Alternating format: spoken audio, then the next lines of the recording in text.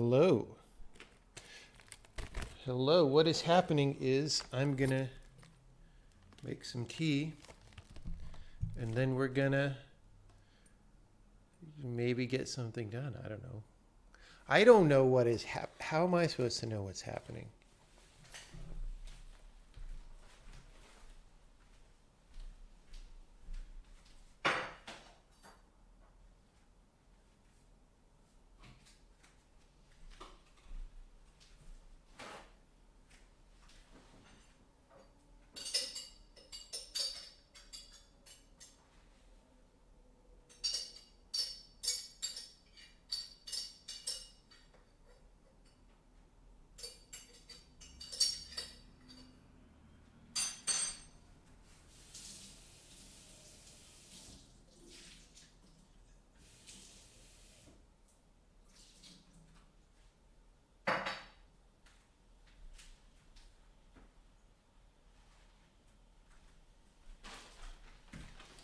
Also, for my healthy breakfast, I'm going to eat a giant bag of cinnamon roasted almonds, so that's good.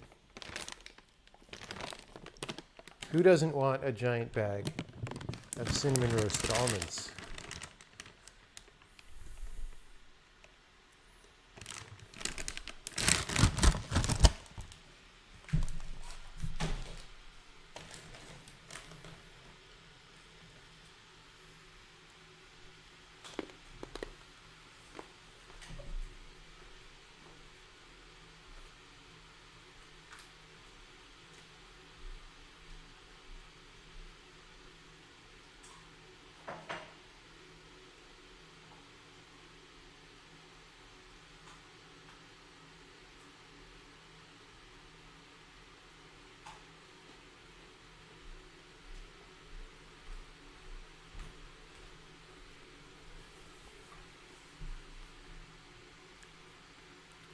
Too crunchy.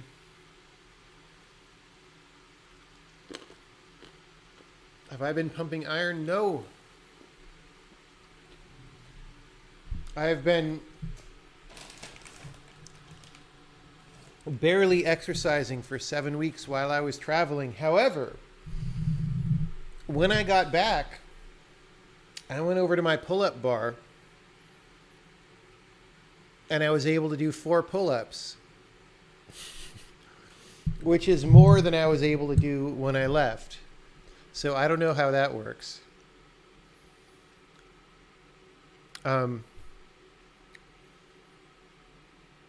Lost weight. I don't feel like I feel like I gained a little bit of weight. So I don't know what it is.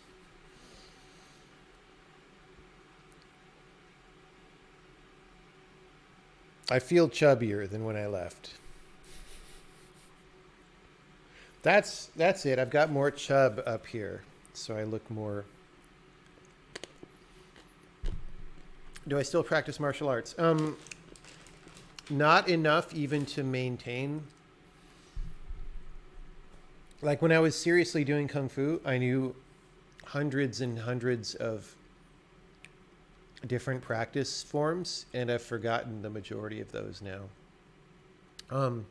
But I do still, like I was on the beach last week. So one of the reasons I didn't stream for a while was I was in a hotel with pretty bad Wi-Fi, but it was on the beach in South Carolina, and I did a little bit of Kung Fu practice on the beach. That was good times.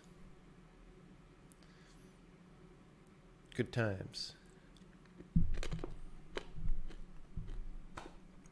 But again, it's not enough to maintain. I'm getting slowly worse over time.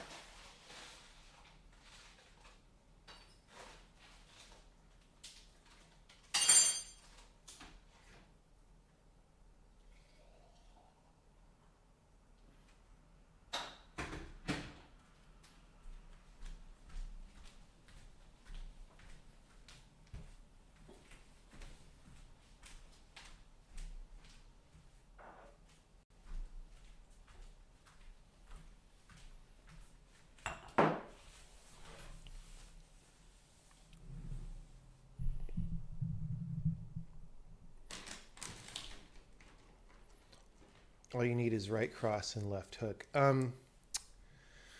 That's not correct. That you need to use your whole body, but you know.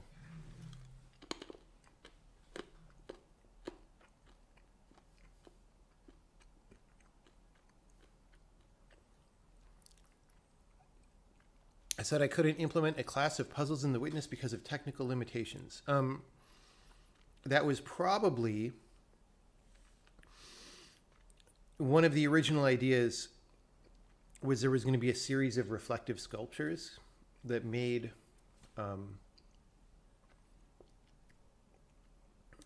solvable patterns out of things in the room around them. But the problem is with back projected 3D rendering, which is what still games use almost exclusively, you can't really do that kind of thing. Like you can do this thing called environment mapping, but environment mapping is not physically correct, and it's incorrect in a way such that if we were to design those puzzles so that they worked, we would have to design them intentionally incorrectly, and that would have been against the spirit of the game. Like we could have made the puzzles. I think a lot of game developers would have just gone ahead and made the puzzles and fudged them, but they would have not been about what happens actually in nature, and so they would have been deeply wrong in some way that I didn't want in that game.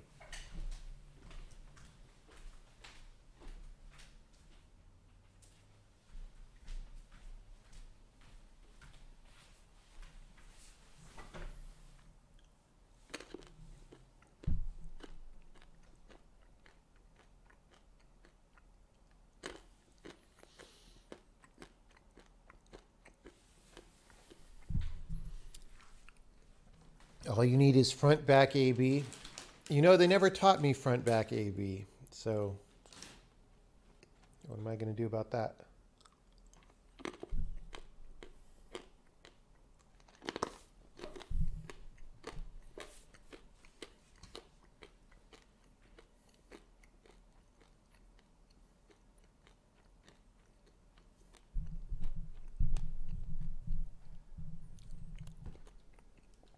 Did we talk about M1 Max? I don't really know anything about them,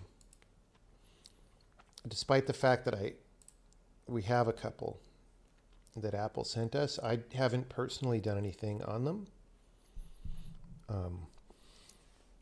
I will say that Mac OS, I don't find it very usable, and it keeps getting worse. So there is that part of it, but the hardware might be really good.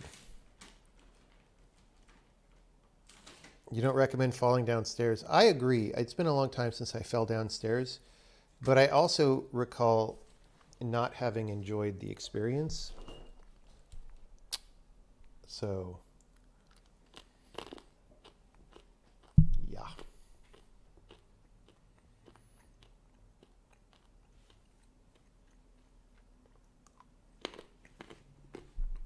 It's been a long time since I streamed from here.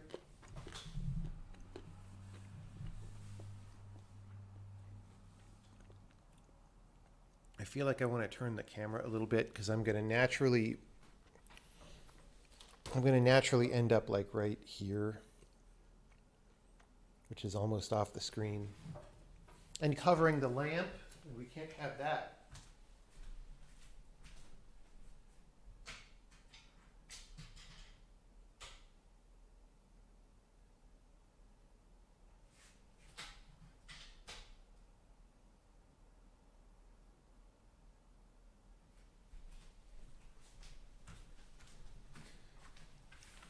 I don't know if that'll help. Probably not.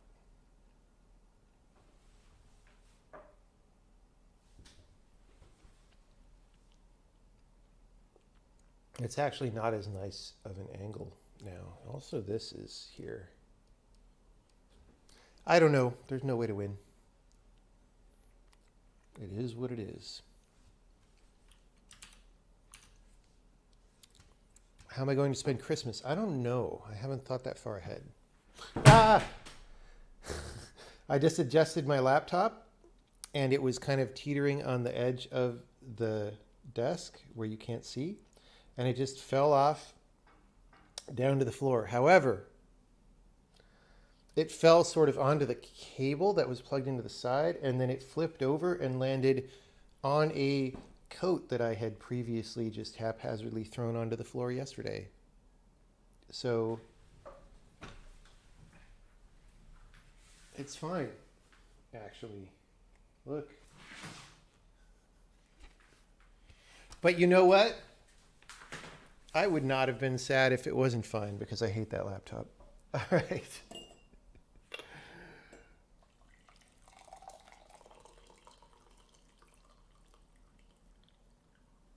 Did I ever find a laptop I like? No. All modern laptops are bad, unfortunately. My main hope, honestly, is that like the non-gamer slash Optimus laptops get fast enough GPUs, which they might be there, that I could sort of use them for regular work. And once that happens, I have a lot more choice. And I might actually be able to find something with trackpad buttons and a 4K matte screen. The problem right now is that like what I have available to choose from is a small subset, because I'm trying to get a discrete GPU, right? And they're all trash.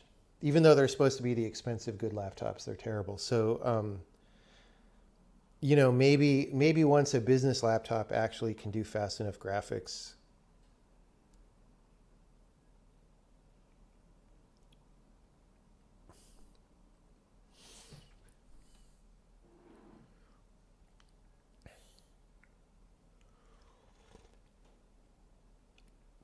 Did I manage to hide environment puzzles in programmer art? We did a little bit, but really there were like 10 of them in the game for a long time. just to just to be there, and then we sort of built out the rest of the game. And then once the visuals were mostly finalized, I started doing them. Like, because you can't really do them for real with programmer art. It just doesn't, like, you could somehow tune them for programmer art, but then when you do the final ones, it's going to be really different. So yeah, the programming was sort of put in place early on, but then we didn't really design the actual puzzles till the end of development.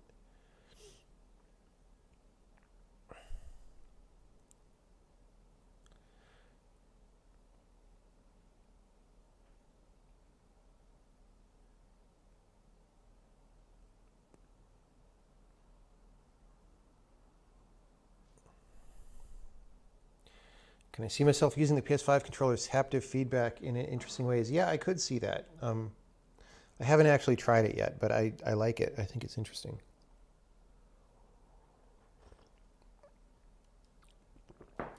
Okay. Yeah, you'll have the best lockpick mini games. Why didn't they advertise that? PS5. It has the best lockpicking mini game of any platform.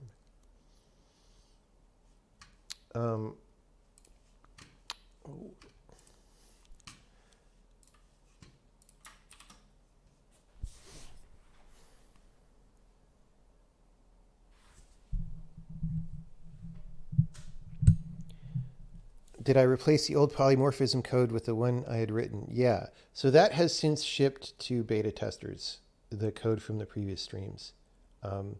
There's more stuff that I need to do on polymorphism, but it actually is an extra feature finally, and not, not reworking invisible internals, which is nice. It is an extra feature that maybe people sort of expect. Like they feel like it's a lack to not have that feature, but that's fine. It's expanding the capabilities of the programming language. Dude, look at this.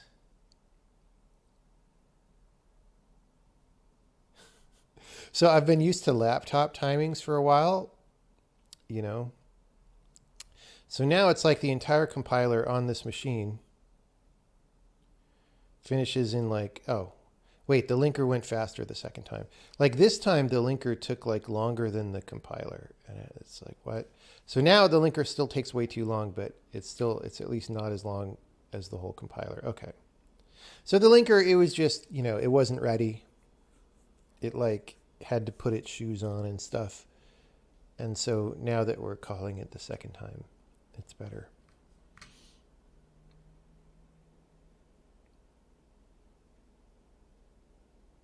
So yeah, the laptop clocks in at like 1.01 seconds for what's like 0.87 seconds here. This really can be a lot lower, probably. It's just, again, I haven't done a performance sweep. Sometime in my copious free time, ha ha ha, we might do one and try to get that number to go down.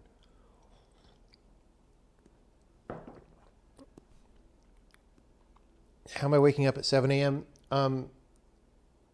Because I've been on East Coast time. You'll note that my Windows computer thinks it's almost 9 a.m. If that's still wrong. Wait, where's my actual phone? Oh, I can look on my non-broken laptop. Yeah. Windows just somehow doesn't understand that the time changed, even though the computer's been on for more than 24 hours.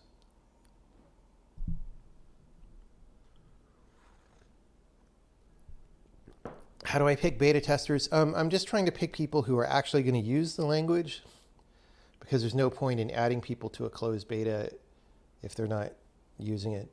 And then people who are going to actually try and do interesting, non-trivial things with it.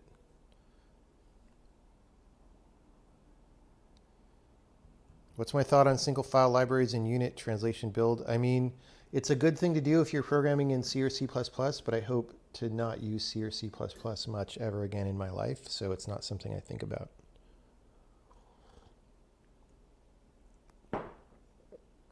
Okay.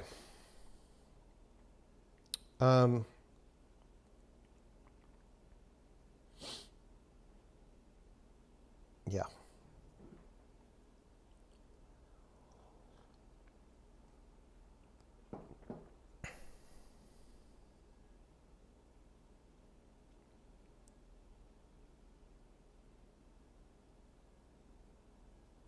I might need to change my NTP time server to force Windows to update the time. Nope. I do not mess with computers that aren't working. If they're not working, I just let them not work. My time, I value my own time too much to spend it doing things like that. If computers are broken, they're broken, and you can observe that they're broken, and that is what it is.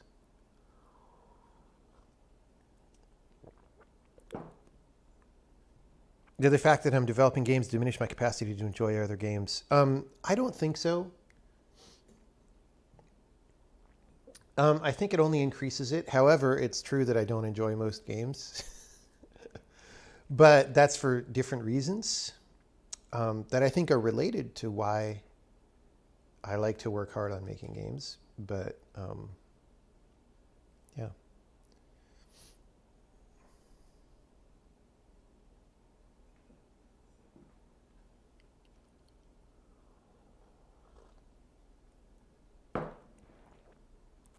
Okay.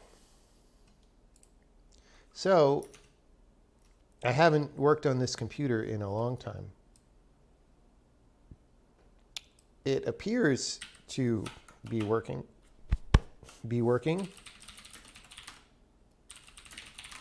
But we're just going to run the tests real fast. And then, so the first thing I want to do is make error messages better, because there's something about error messages that we know has, it's just something where I was like, oh, it's fine. And I left it that way for a while. But at some point, right? At some point, you go back to those things and say, okay, let's actually do the good job on that, because we've done all the more important things, right? So yeah, it's interesting. On my birthday, for some reason, I decided to expand the beta. I double the size again. So we've got, I think, a little over 40 people in the beta. Not all those people are actively using the language, but a lot of them are. And so that gave me a week or two of like a big burst of bug reports, including, and that's also what prompted that polymorphism thing. But now that that initial burst is turned around, I mean, unless I got a lot of bad emails like last night and this morning, it's mostly people are hitting smaller scale stuff now. And so error message quality is one of those things.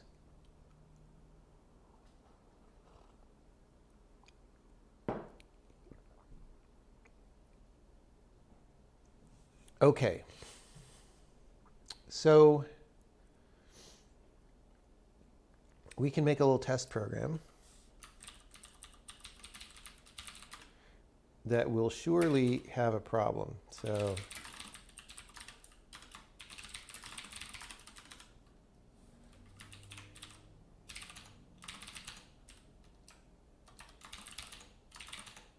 it's called hash table. I need to be more consistent about this naming. Okay, so I can make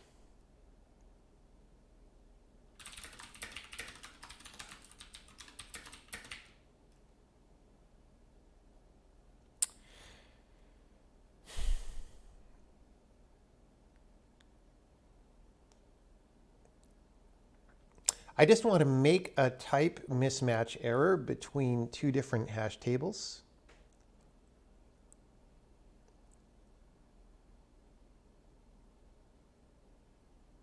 Let's actually do something that's even a little bit, well, no, we'll start simple and then we'll make it more realistic. Right now, I'm just going to be really dumb. I'm going to say X is a table from string to int, right? So like I'm looking up a resource handle, right? Right.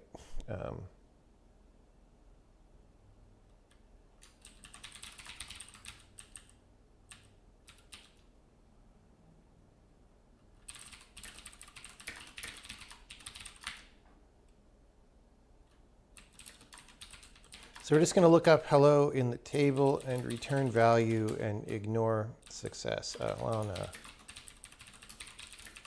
Okay. So this is a stupid function. All right. And now I'm going to say T is a table from string to int. We're going to actually use it correctly, right? So we're going to go table add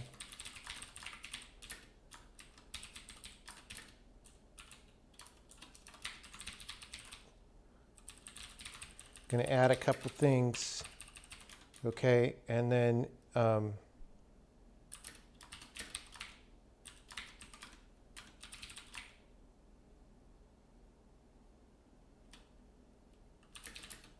oops. Okay, so that's a program that maybe will compile. There we go. Y is 101.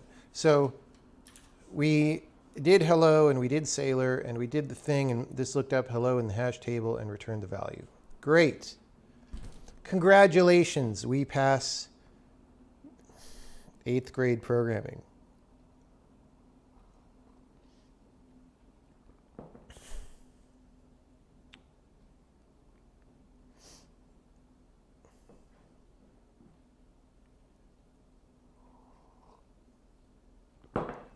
Okay, obviously it needs to be a hash table because of the massive amount of big web scale data that we are putting in the hash table. Okay, so now we're going to do T2 judgment day is just a table from float to int, and we're just going to go, okay, and that's going to give us an error, and the error is not going to be as helpful as it should be, right? So the problem is, oh, actually, this is a good error.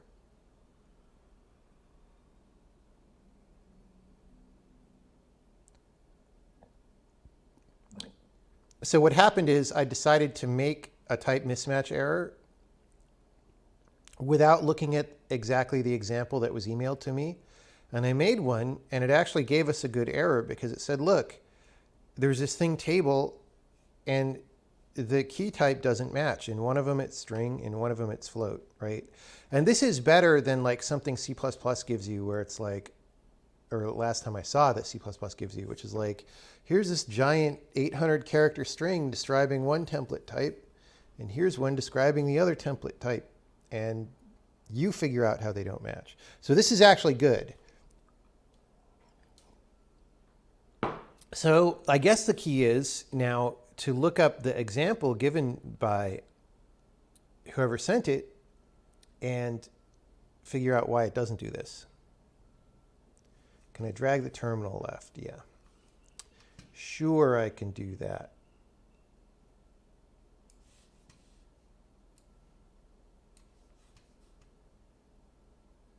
Okay, so maybe you can see the whole error message now. Let's put it. You know, it's probably better to have the camera at the top. No, I don't know. Like for editing, it's probably better to have it at the bottom, but for console output, it's better to have it at the top. I don't know. There's no way to win.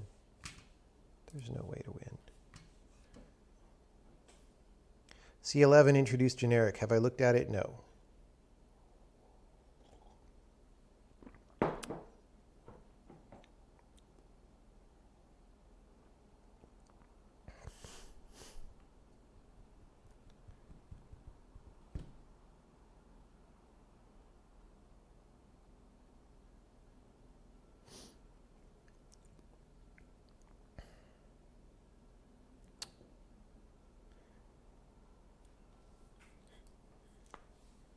Okay. Now what? Well, let me look up in my email whatever was sent.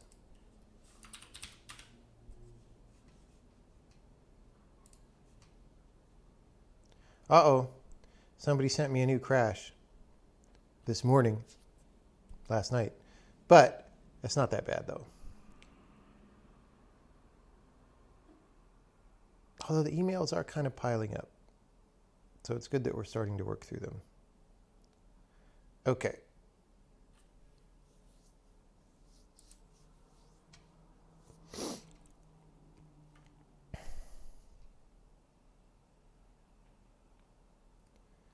Okay, so this is weird. Let's do this specific example.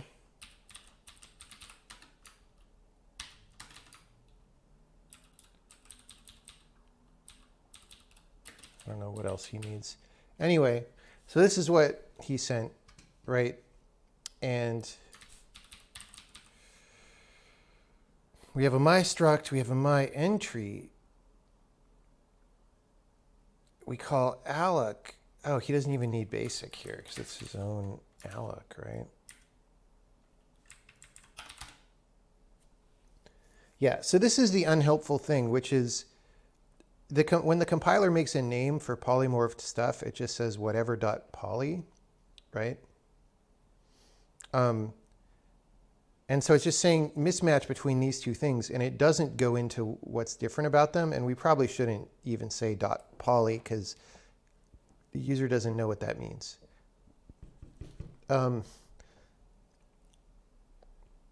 So the question is it easy to make this just understand that it could call this code that says this, or do we need to do something fancier?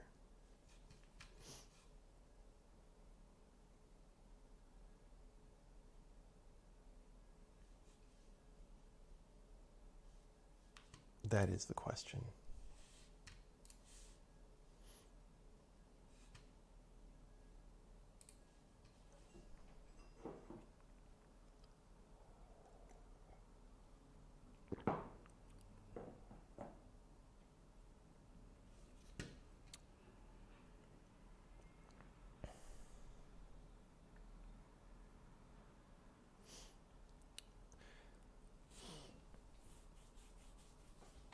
So that code that is just saying type mismatch : is probably in typer.cpp. Yep. Well, there's a lot of things that say type mismatch colon. But it's going to be like maybe this one. Let's make a debug build.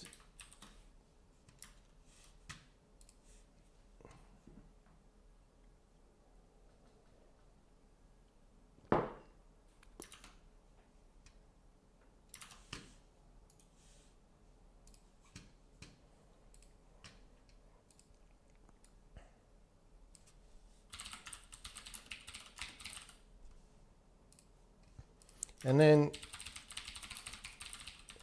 who says incompatible specializations? Okay, that's also in typer. So, right, so we get to that if we're comparing two structs and they're the same. And they don't match. Okay, so like in the type checking, there's some code that says, look, if the type we want is a struct and the type we're given is a struct, well, if they're exactly the same, then they match because they're the same type, right? Now, if it's something where we have a switchable expression, then we try harder. There's more cases in which things match, like maybe if one of them is using the other one, right? Or if we're down here, well, if we get down here, they don't match. But this is about trying to provide better information. So, you know, if they're both polymorphed from the same thing, right? Like if they both have polymorph source structs that are the same, or if this one is the thing that this was polymorphed from, right?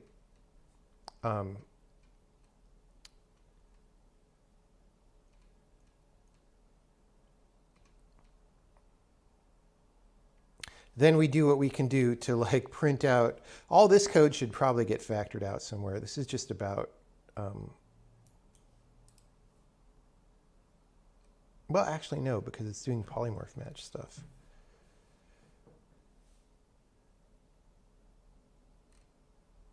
Oh, no, no, no. Okay. When I said above that we knew they don't match, that's actually not true. Because this one doesn't have to be concrete. So this code actually gets engaged when we're actually doing polymorphism, all right? It's when we get down here, if matching doesn't get set to true, okay? Okay. There we go. Okay, so I was a little bit fake news when I was saying what was happening. If matching is not true, this is the part, right? Okay.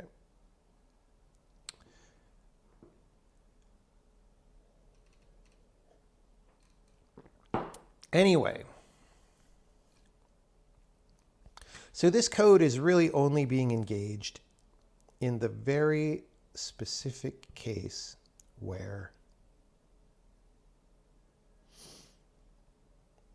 we're matching two structs with a switchable expression, and a switchable expression means, what switchable expression means, oh, here's a place where we could insert a cast, for example, if an implicit cast would let type A match type B. So the deal is when you're doing things like this, when you have a pointer to some type, those don't cast to each other. Those don't, like, there's no implicit cast that will cast a pointer of one thing. Or no, that's not, okay. Programming languages are complicated. It's hard to explain. If you have a pointer to A and a pointer to B, right? Then the time when we check, there are some cases that implicitly cast, like if B is like using A or something, right? That's our analogy for C++ style, what do you call it? Inheritance. So we cast at that time, but we cast when we're checking the pointer, right? If none of those are the case, then what we do is we say, okay, well, the pointer part matches. And then we recursively go down and see if the part past the pointer matches, right? If that part doesn't match, you can't really insert a cast there. It doesn't like make sense because you'd be casting a large piece of memory. And we don't want that anyway. The semantics of our language are not such that you want to cast a large piece of memory in order to make one pointer cast to another. You know what I mean? So the problem is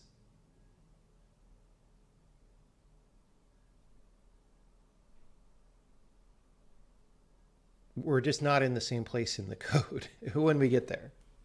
That's all. Okay, so we're going to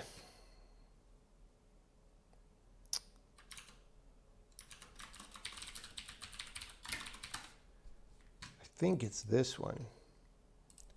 So I'm sure I've got a trillion breakpoints from like 2 years ago that are in here. Yep. Let's get rid of all these. Whatever we were doing. No, stop. Whatever we were doing a long time ago. Okay. That one is the one we want. And then these we do not want. Okay, and now what?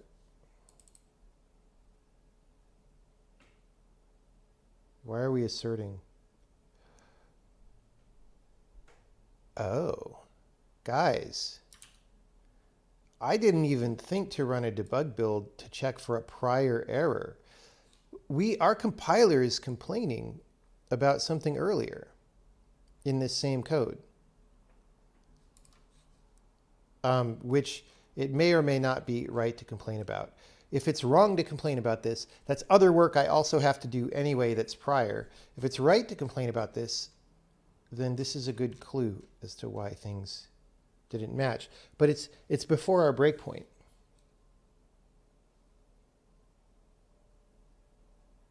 Okay. But why? Oh, the program counter is down here. So we don't want it to be polymorphic, but it is.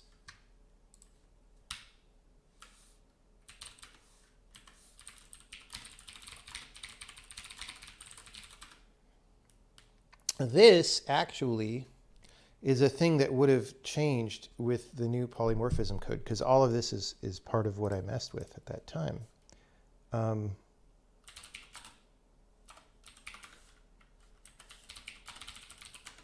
Line 9 of B.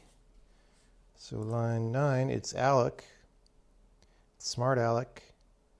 So it's polymorphic.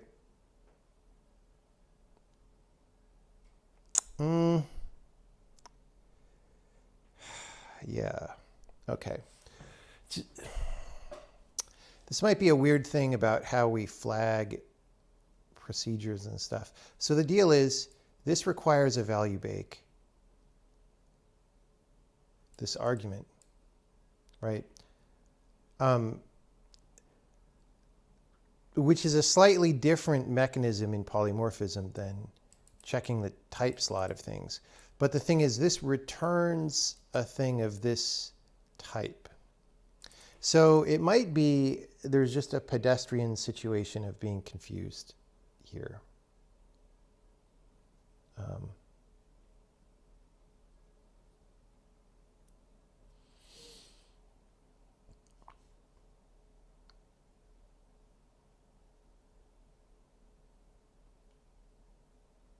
I'm actually not sure. So this code, I guess, should be correct, shouldn't it? I didn't even stop to think about that. So we have a mystruct with TA is S32. So that declares entries as a pointer to my entry of S32, right? And what are we complaining about?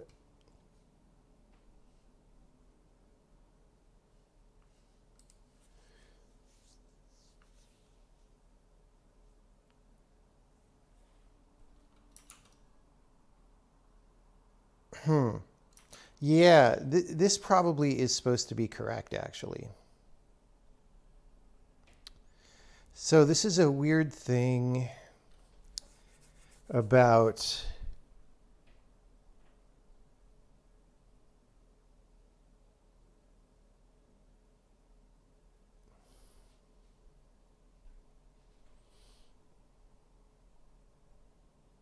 like, I wonder if this fixes if I say there's an unused argument of type $X, which is 0, because that might make it go through a different pathway.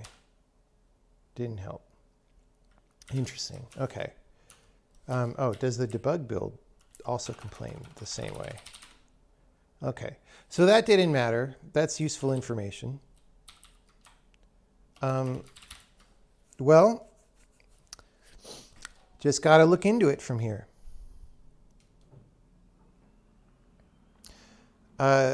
Someone is saying pointers can be projections of other pointers when they have a compatible memory layout between types but cannot cast and change memory in summary. Well, not exactly. No, it's actually more strict than that.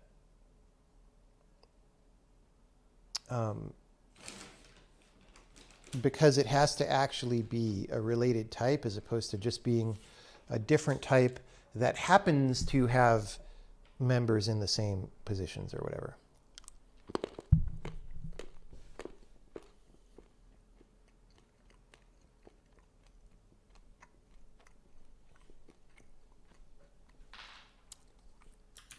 Did it fail to deduce the type of the parameter? Well, this is before I think we would have done that.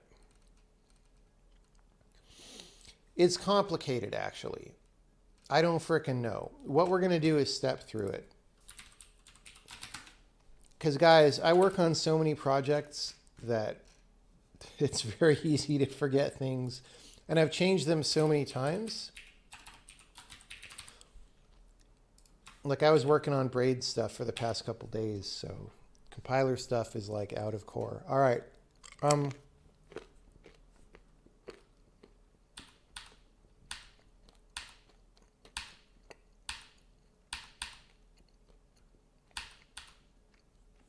Okay. So first call, it wasn't ready. That's no surprise. It's nonlinear compilation. So we're going to move our breakpoint to here.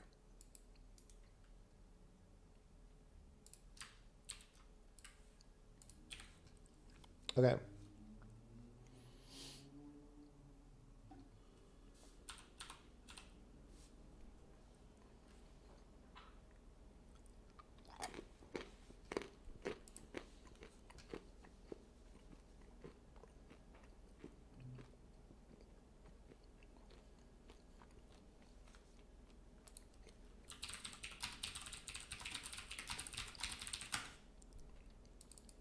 Oh, this is not inferred yet. Oh.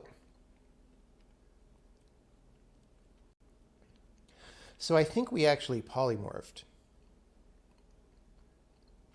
Because, well, let's see. Maybe not. This is the lambda we got back from resolved potential overloads. Yeah, it's polymorphed. So, is the problem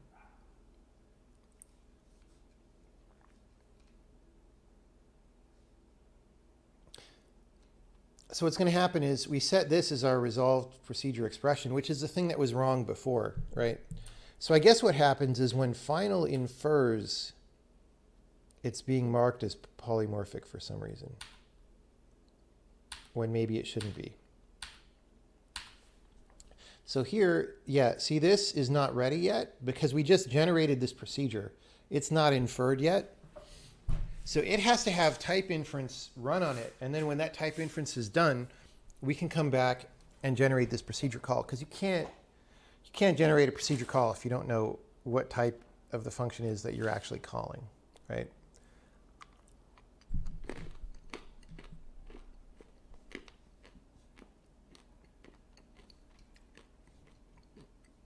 So this is going to return us.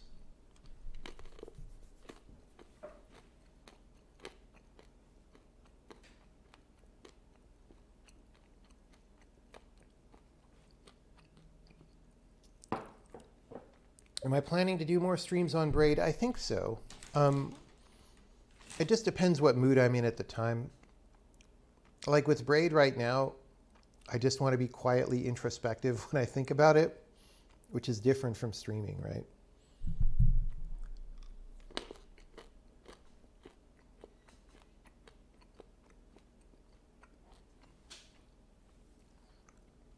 Was this bug caused by a change or a fix?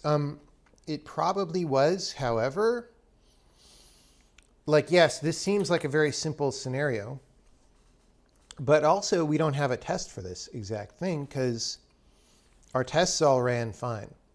So whatever is the problem here, even though it seems simple, it's something that we somehow aren't doing in a 100,000 line program and then many, many lines of tests, however they are, right? So, you know, sometimes you can miss things.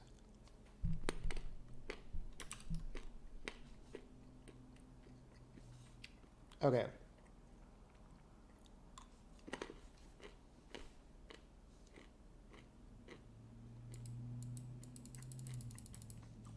Visual Studio is terrible.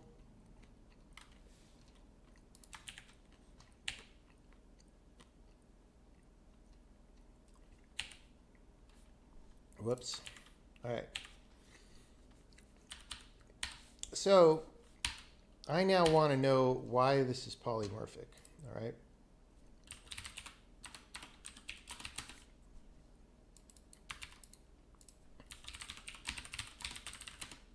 Yeah. So this would get set in this routine called check function header.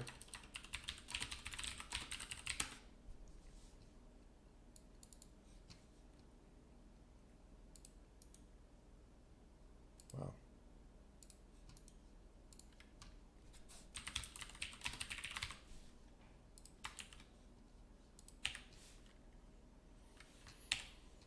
Okay. Here we go.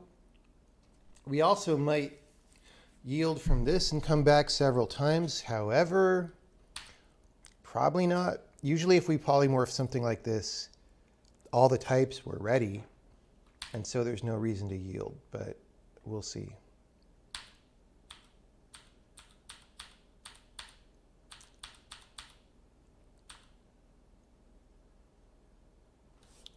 I feel like this is going to be where it happens. Let's see.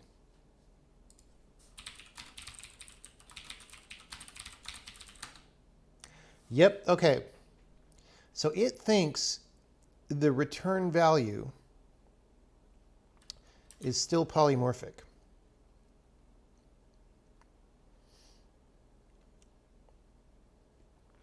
For some reason.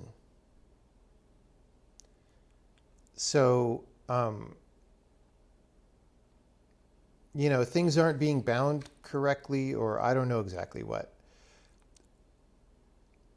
So now we just get to look at this for a second, like what is the state of things? So if this is auto-baked, which it should be at this point, I guess, it should be a procedure with two arguments, one return value, and then there should be an entry in the constants block, which is t bound to whatever type this was, which is this thing, right?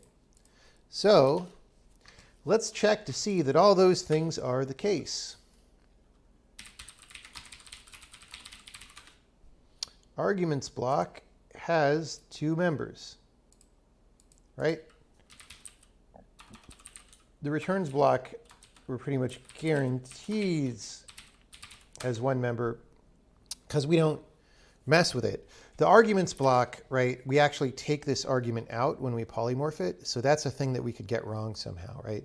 The returns block was just the same. So yeah, one member, great. And then, well, constants block.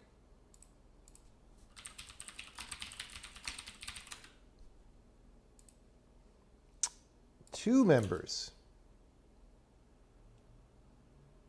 That doesn't seem right.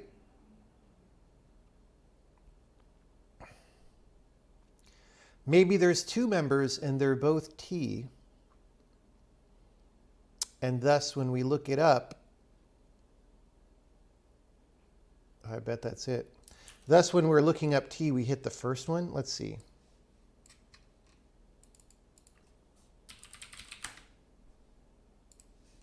Okay.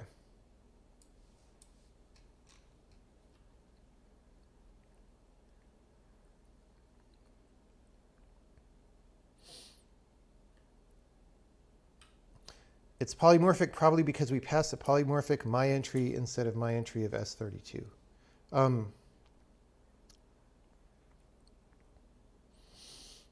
Oh, yeah, I didn't notice that.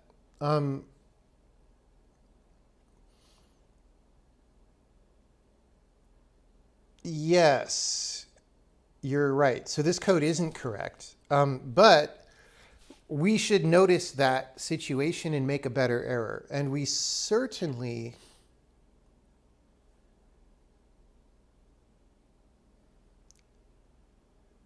I mean, yeah.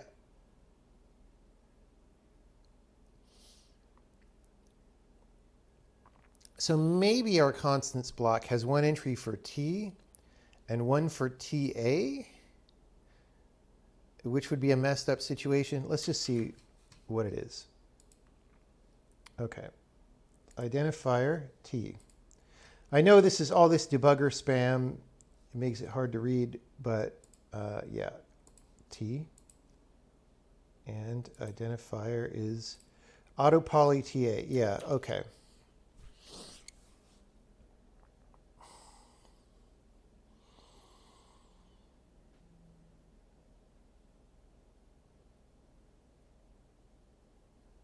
So T got bound to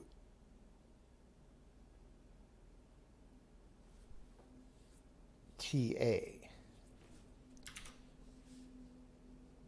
Let's see. So if we go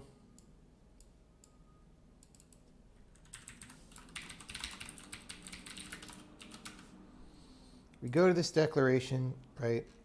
The expression is a type definition. Is it just polyuse?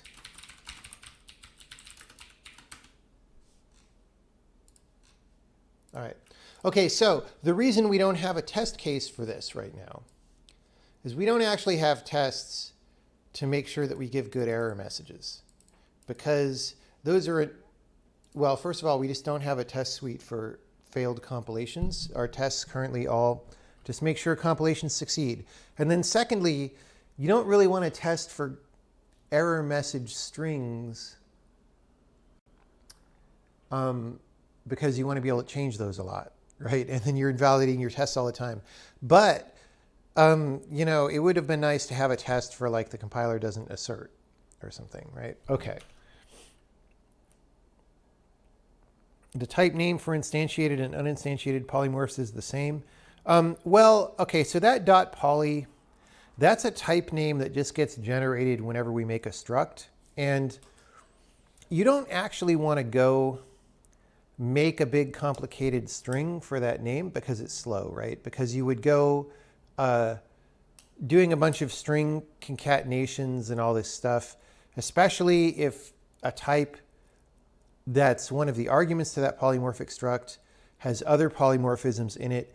You could end up doing all this work that I'm sure your C++ compiler does to build this string that a correct program would never use, right? And do it many, many times over the course of compilation.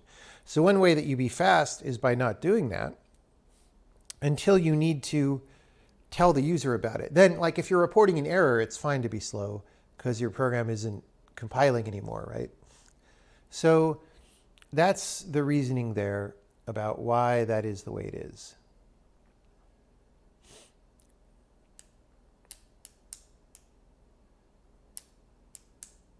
Yeah, dude, like the whole point of this was to fix that error message. So yes, that's what we're doing. That's what we're doing.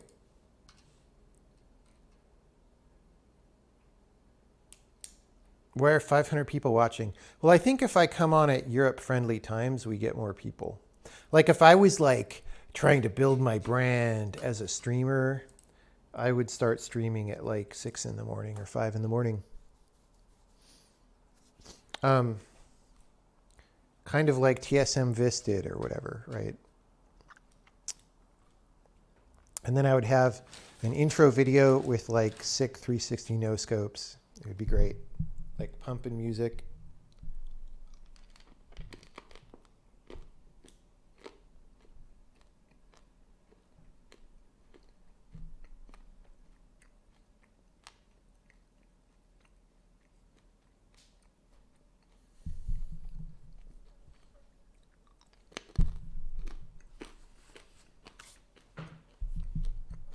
Okay.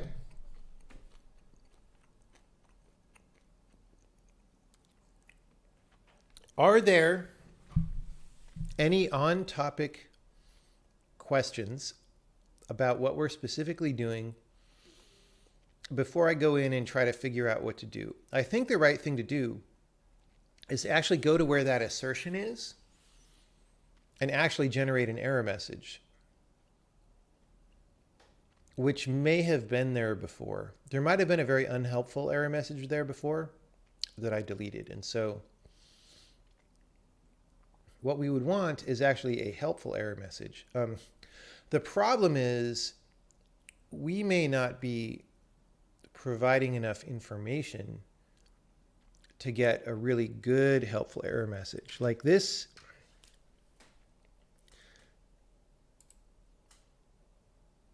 Oh. Right. Okay. So that type is still bound to a polymorphic struct. So what we could do is we could make an error message and say, hey, dude, you're trying to call this procedure. It's still polymorphic, and you can't do that. Here are the arguments that are still polymorphic, right? So that'll be step one, is say, here are the arguments that'll still polymorphic, and then you could probably use that to figure out the problem.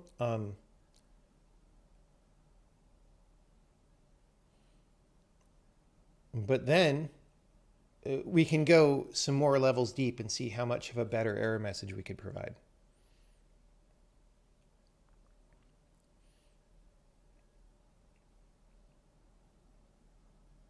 The annoyed close-up mic thing would be a great Twitch meme. Do I have any fear about low-level languages be outscaled by computing power? Everyone, that has been the operating thesis since the 1980s, is that higher level languages, is that computers would be so fast that a much, quote, higher level language would just be universally better. It hasn't happened in 40 years, and computers have stopped getting faster, so good luck with that.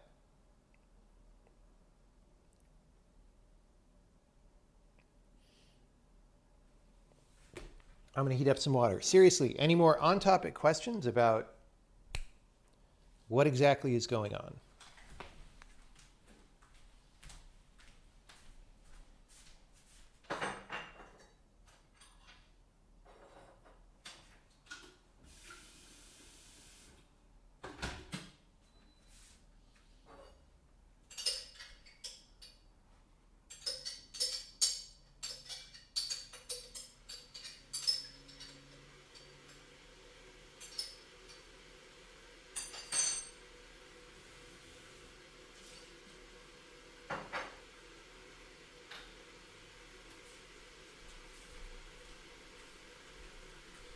The water is going sizzle, sizzle.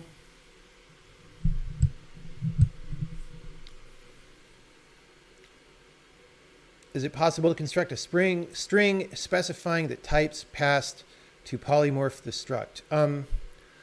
Probably. It's easier to say, here's argument one of the call that is, by the way, still polymorphic, right?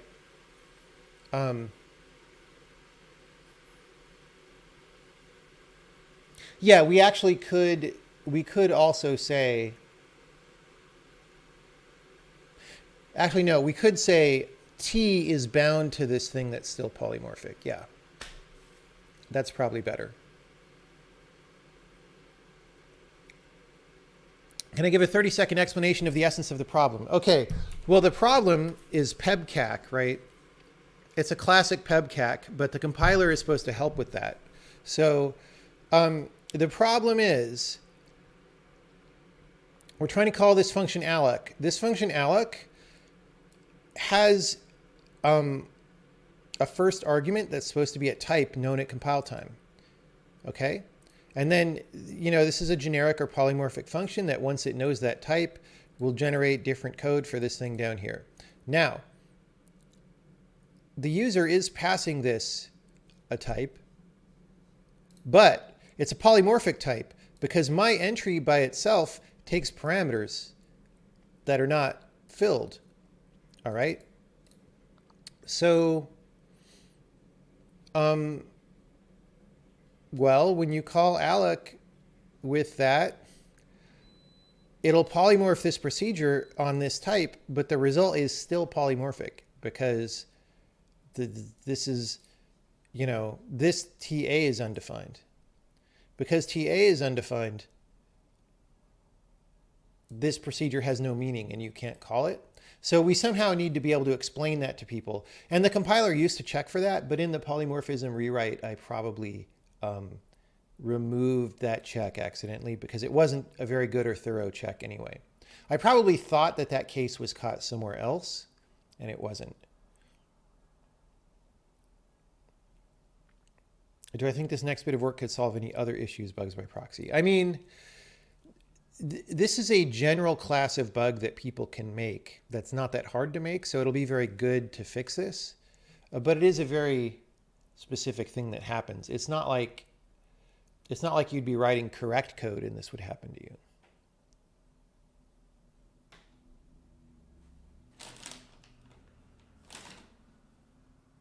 So my entry by itself is not a real type. Well, it is a real type at compile time, but it's not, because this is a strongly typed, statically typed language. It's not a type that you can have at runtime. Like you can't put that type into your compiled program, right?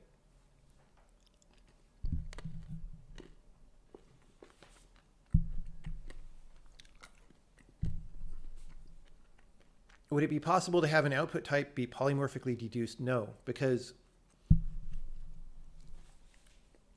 there simply isn't enough information.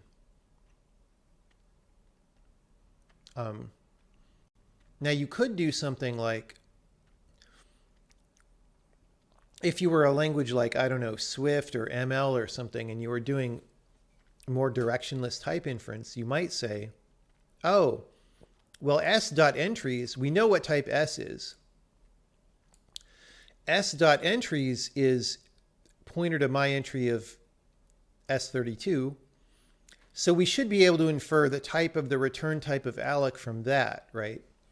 But that's not the way that type inference in this language works. It always flows in a specific direction. It always flows from the parameters to the procedure, then to the return value. So we don't go in the opposite direction. So you could imagine that your programming language should be that way, but I think there are lots of reasons not to do that.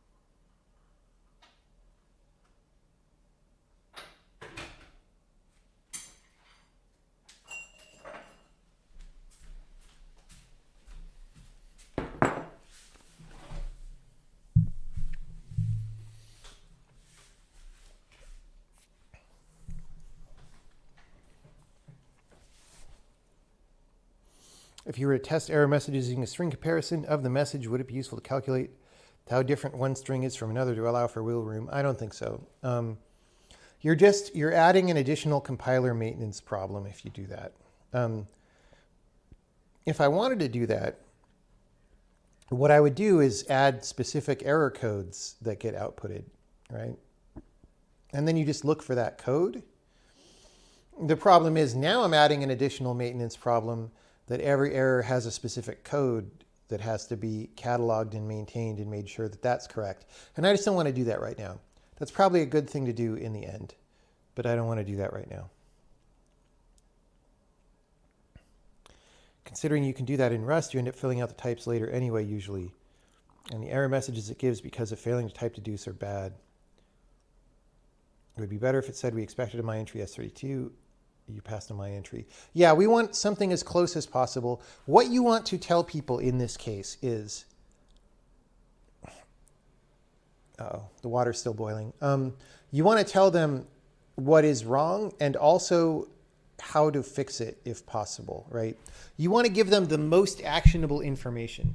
You don't want to just like hand wave and say some things are wrong, right? Because this is your user interface to your programming language. So you want to be as good as you can about telling people what exactly they can do to make their program work, right? When possible. Sometimes the compiler just doesn't know, but when it does know, you should do that.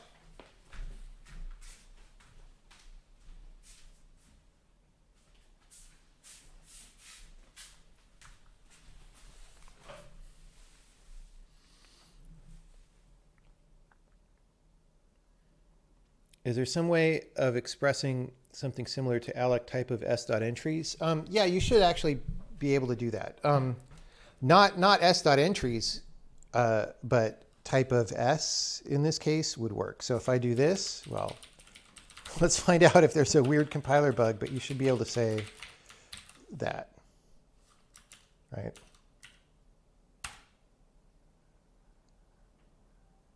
Oh, that's weird. Well, it's not asserting anymore. Oh, wait. Did I? Oh, no, you're right. It's, right?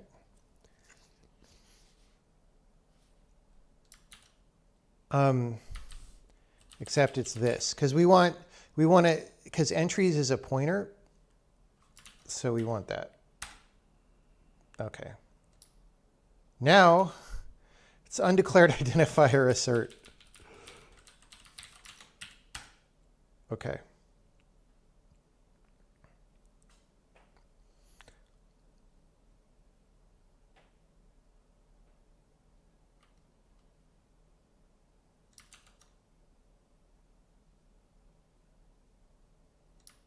I'm actually not sure. So now we're in the place where we're past the initial problem. And so the question is this also wrong, or is this a further compiler problem? Expression is not a bakeable literal. Count times size of t.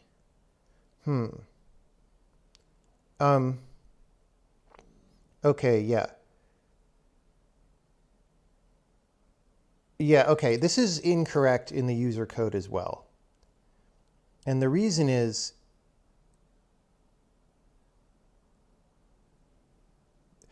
okay. So the reason is this alloc is obviously trying to call the lower level basic.alloc, but it's actually calling itself because that's the only alloc that's defined. Actually, if I import basic, maybe it'll get the overload. Yeah. So it was trying to call itself. So it was trying to pass this as the type, right? But when you have the other overload for alloc, then it matches. So yes, you can do this, right? Or if you don't like that operator, you could do that, right? Both of those are fine. But that is not, in fact, what the user did in this case. They did this.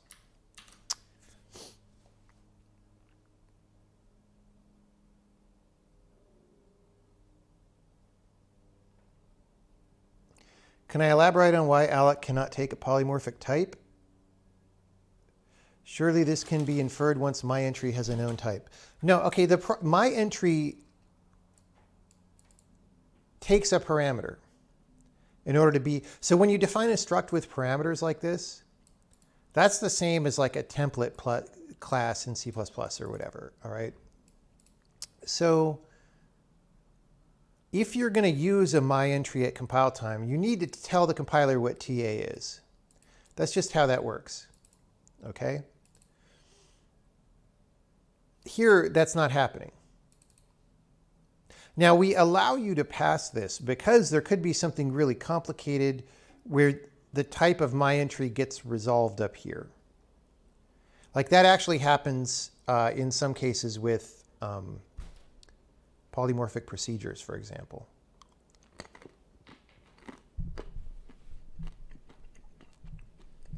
In this case, though,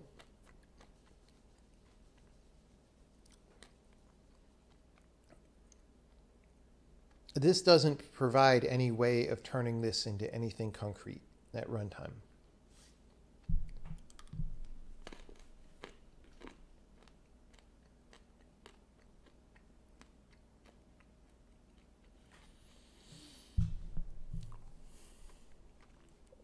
Would it be possible to have something like s.entries equals alec10? Then the metaprogram poke or pre-bake a polymorphic, which is essentially alec type of whatever times count. You could do that. I really don't recommend that because that's going to be hard for people to understand what is going on when they read the program. Don't underestimate how important that is. You also would need to do something like the way that kind of metaprogramming works is things need to type check correctly initially, and then you can modify them to something else. So you'd have to come up with a way where it resolved to a valid type initially, even if that type is void or something. Which probably would, I don't know. Like I haven't tried to do that kind of thing. It might be messy. It might be messy. Okay, anyway, back to what we're doing here. I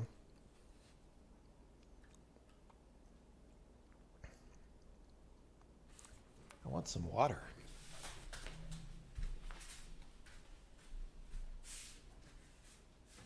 I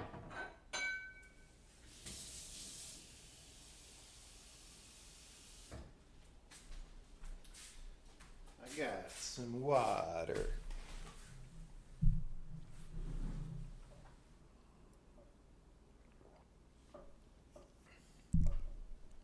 Does pointer to any work with any pointer? No, it does not. Again, any is not, any doesn't mean any type, which is why I'm thinking of changing the name, because it's a little bit misleading.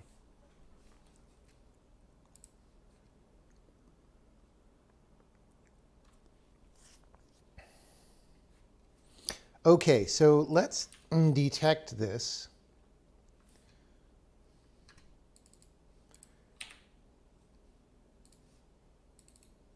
So where this assertion is, instead, we're going to report an error.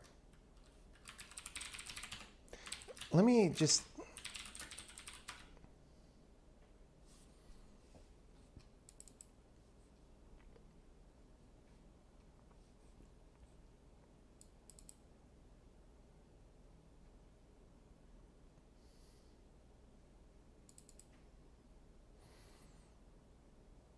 So we have a couple of things where we report this kind of a problem.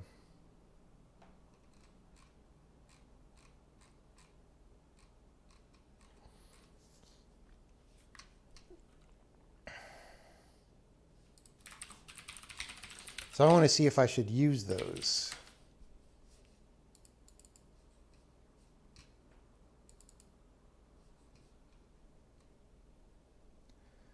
Okay, there's this incomplete polymorphism thing. Oh, I actually turned this off.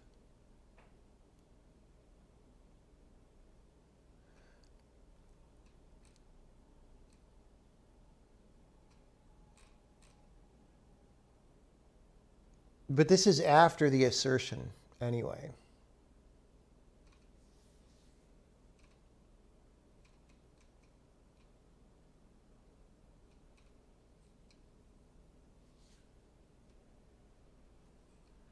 Okay.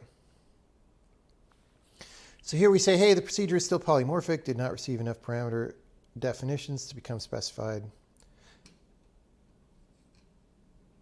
Yeah, and so I turned off setting this incomplete polymorphism flag, which I don't think matters because that assert, which may have been recently added, but that assert would prevent us from getting here anyway, at least in a debug build. In a release build, it wouldn't.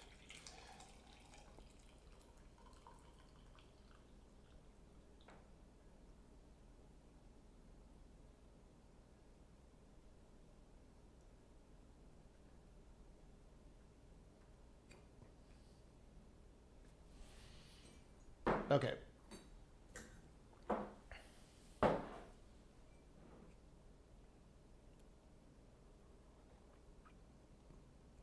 This tea is so good. It's so good. Okay.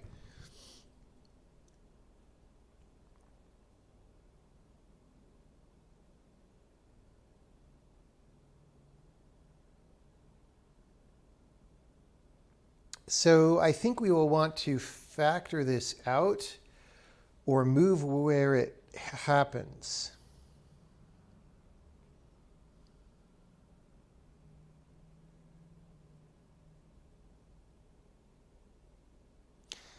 And we might want to just, I don't know, we'll see what the output of this is then, and we'll see if we like it. Or what? Okay, so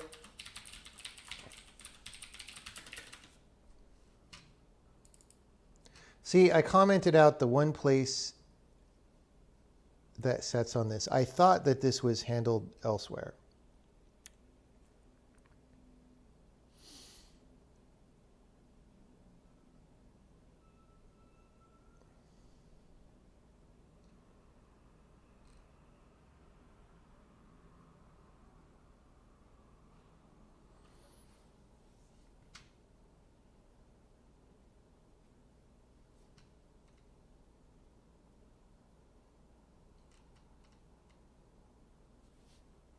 Now, that said, this is like, I think, in the wrong...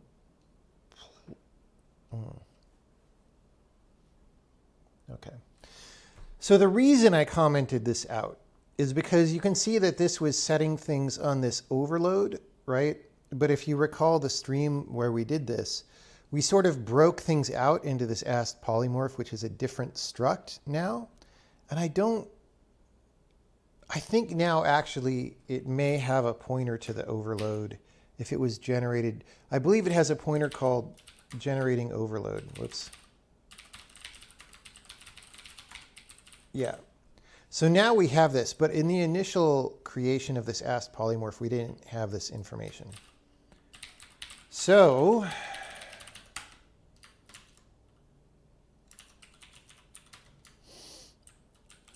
here's what we're going to do. We're going to set incomplete polymorphism, except we're not, because you know what? This doesn't, it doesn't help us any to do that there anyway. What we do want to do is go to this place where our assertion is going off. Oh, wait.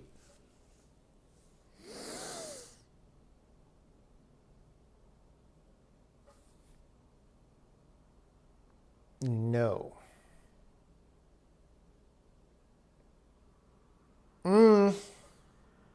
We do want to detect it here. The reason why is because, like, calling a procedure is one way to invoke polymorphism, but there might be other ones. For example, general expression matching, which is a thing that we don't do right now, but we will do soon in 1 or 2 betas. That was the feature adding that I was talking about before. So we do want to detect it here because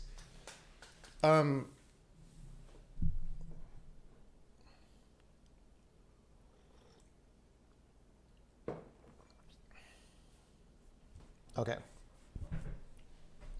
Whoops. I did say generating overload before. Okay, anyway.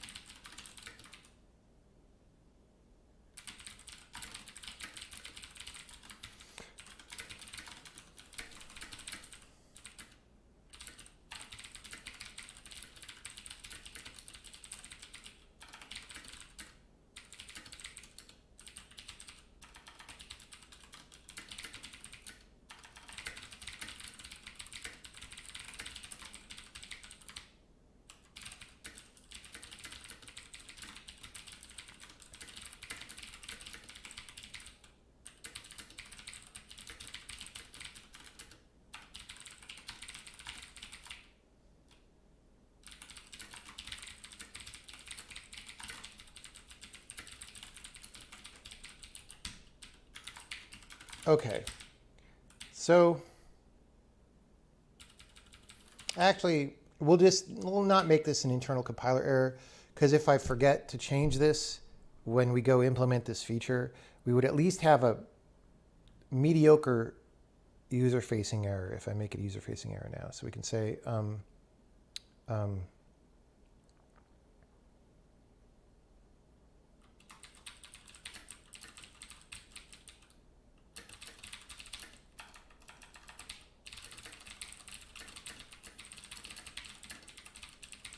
that's fine. So, you know, at some point later when this is implemented, we can look at that and make it better. But for now, we're just going to set this.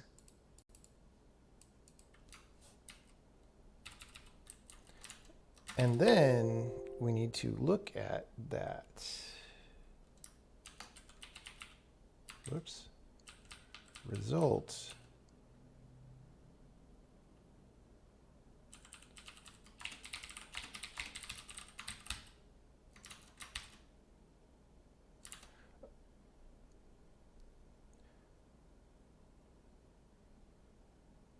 Oh no.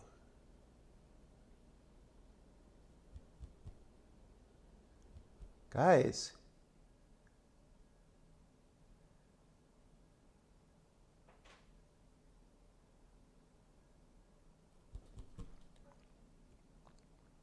See, compilers are complicated. Okay.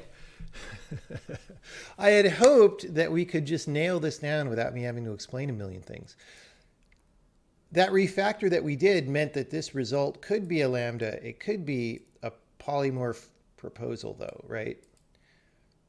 Which is, I think, what it is in the case where we're doing. So even like doing this is actually not gonna help.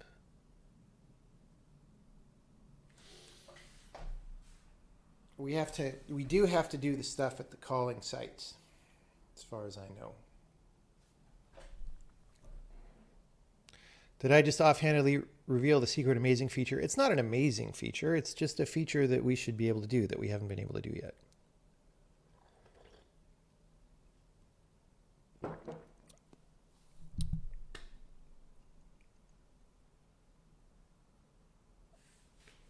Okay. Let me think about this, guys.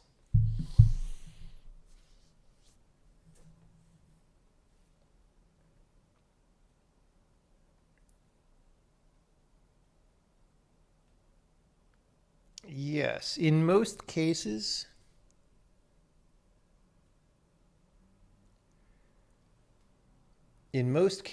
this will be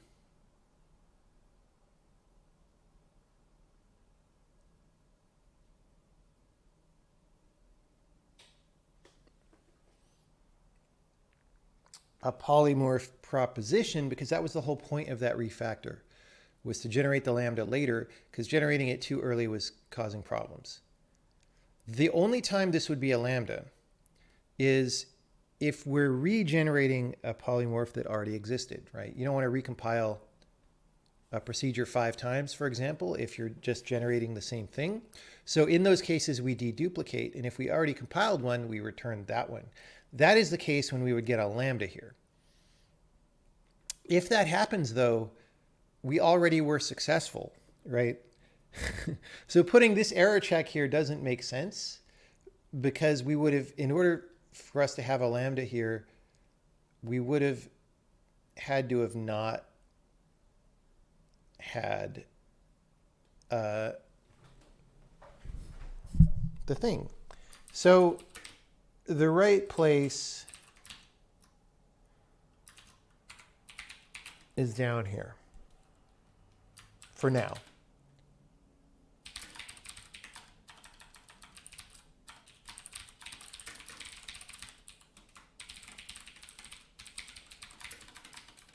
Okay. So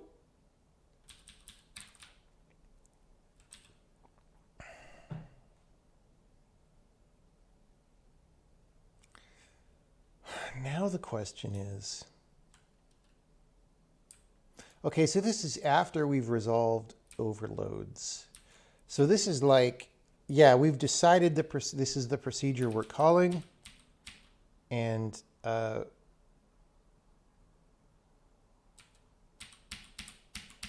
so that's not even a problem.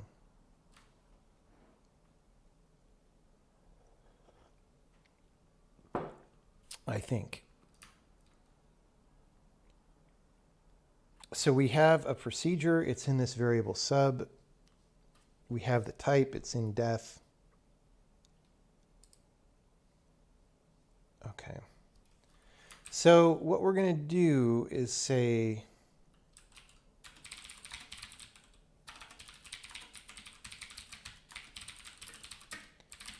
we're just going to factor this out. And what this is going to be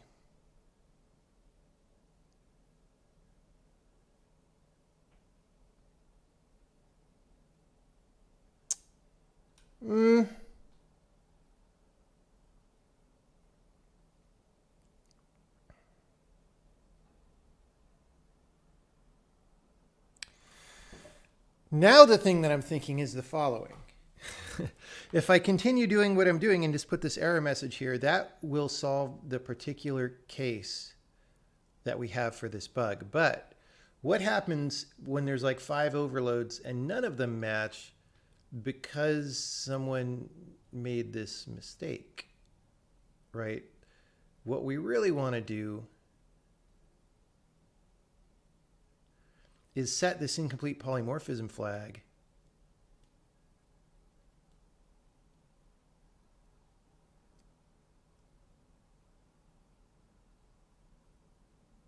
on particular overloads. We just need to set it in a different place than we did.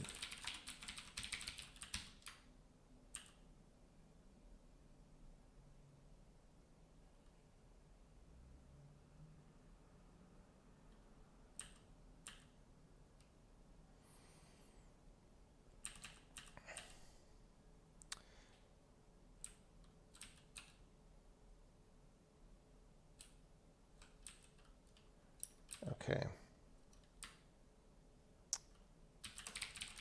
I'm just looking for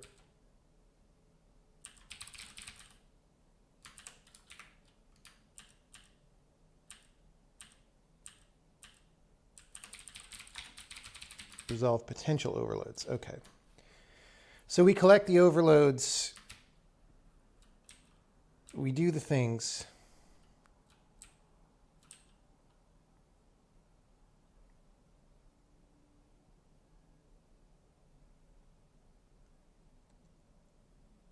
Okay. This is where we want to do it.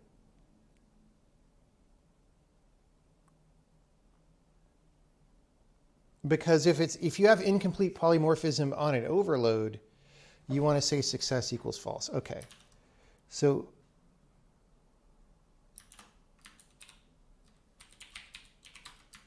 let's yoink this for a second. Let's put this assertion back. See, sometimes, okay. So on the one hand, it looks like I'm vacillating heavily and changing my mind all the time about what I'm going to do. And that is what's happening. However, this is actually good programming because if you don't do this and you just kind of implement the thing that just kind of sort of works, that's how you make problems for yourself later, and those problems compound, right? Like what I'm doing is honing in on like, okay, that's good, this is better, etc. Okay.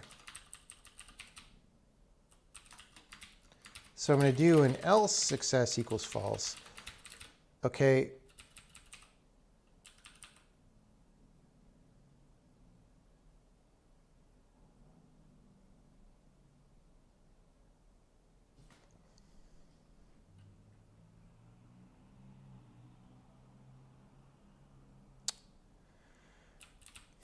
This still isn't the right place. It's still not the right place. Okay, so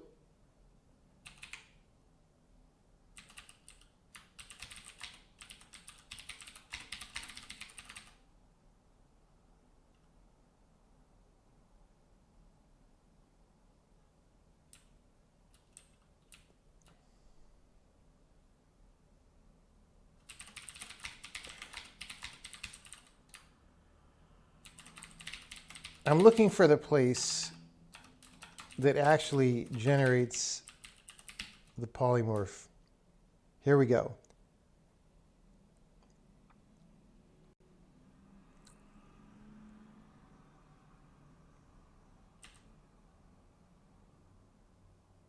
Ensure any proposal is converted to lambda. That is the place.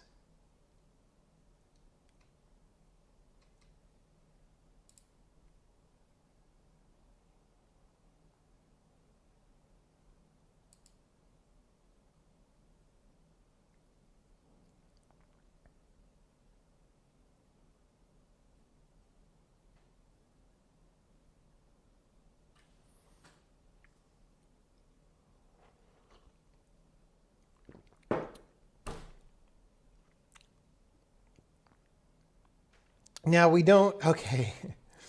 We also don't know here because we get back this lambda, and like I was saying, if it's a newly generated lambda, it doesn't have a type yet. So we do this push and flatten.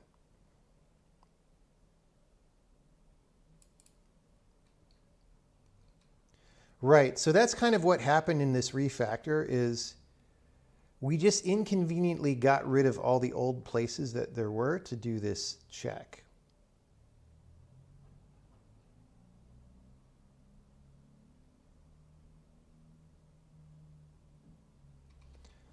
Because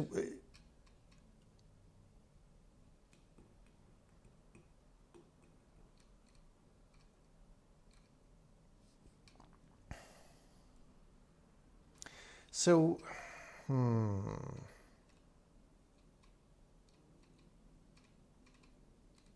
we could add another phase onto this.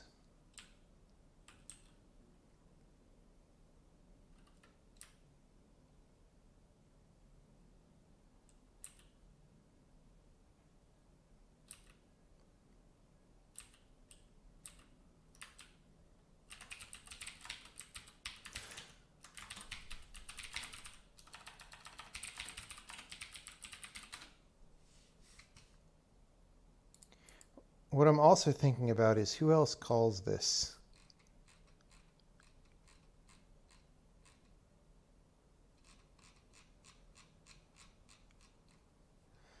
Okay, this is going to go away later when we have the other feature.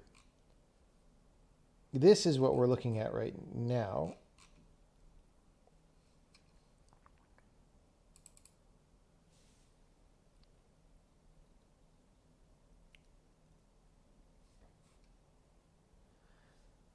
And this is for bake.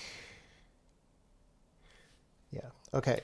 So here's the issue, is that, okay, if this gives us back a lambda, which it will in this case, we call push and flatten, which push and flatten is a way of saying we need the lambda to get inferred so that we can do something with it. And until that happens, we can't do anything. So like push it on this stack of stuff that we need to do, right?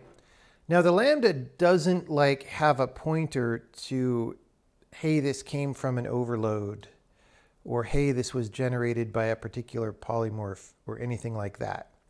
So the lambda, when it's inferring, can't check that, and that might not be the best place to do it anyway, but it doesn't have that information right now.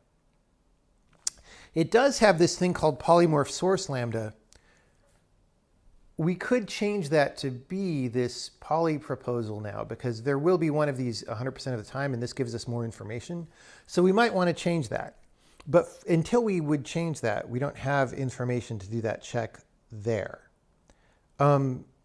So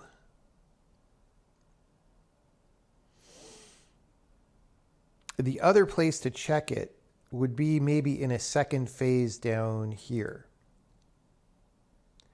where it's like, okay,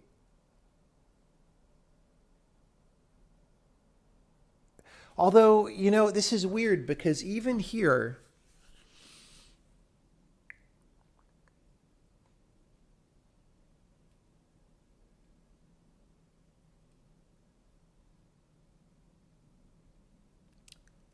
the way that we're doing things now. Remember when I said, what if the overload doesn't match because of incomplete polymorphism? That's not even a thing. anymore. Because again, since we have the poly proposal now, we don't actually generate the lambda, so there can't be incomplete polymorphism in an overload. Which is actually a change to the language semantics in some way that I hadn't been thinking about. It's very subtle. It probably doesn't matter for most people, but it is a thing. Okay, so what I'm concluding is, you know what? We're just...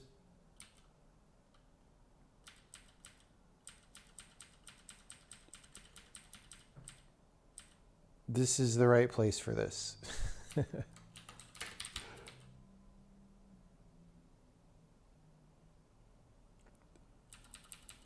See, I thought it would be better to put it in the overload checking, but that doesn't actually make sense.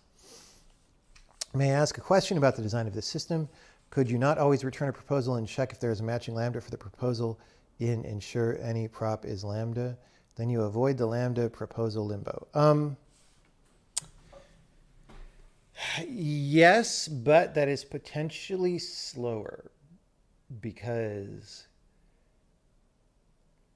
like, you could imagine that right at the time that you request a polymorph, we don't actually do this right now, but you can imagine that right at the time you request a polymorph, you do a quick hash of the arguments or something, and you look that up in a hash table to see if it exists. And if it exists, you just return the lambda and you don't ever make this proposal data structure. Well, although if we do that, the thing that I just said about there always being a proposal to put on the lambda would not be true. Who knows? Yeah, that is how it could potentially happen. It's just I felt like I didn't want to do it that way initially. And I don't remember what other reasons I may have had.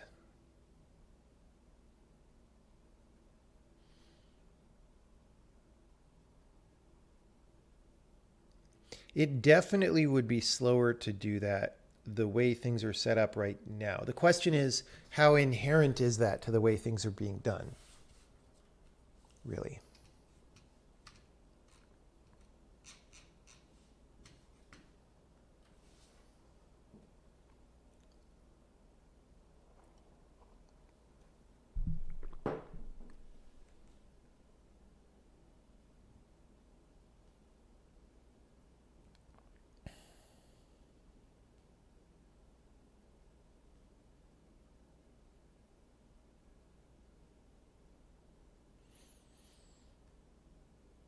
Okay, so we're going to do this right here, like we were doing 10 minutes ago.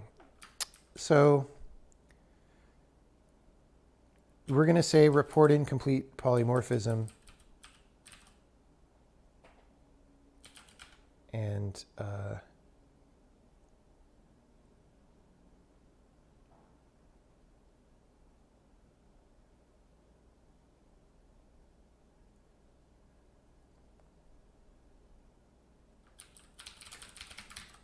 that will report an error. This is a big procedure. I don't have a hotkey to skip to the top. Okay. Okay, so we're going to do this.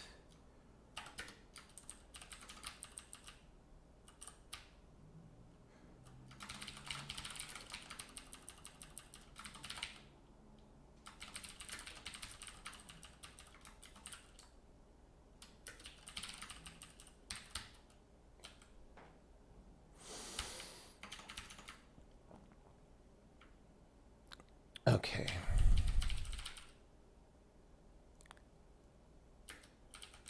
So I don't actually need any of this stuff that I pasted anyway, because what we really want is this stuff.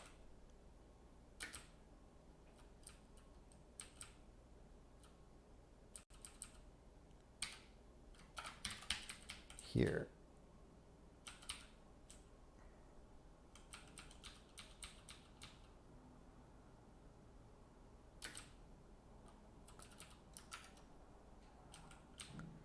This is really what we wanted.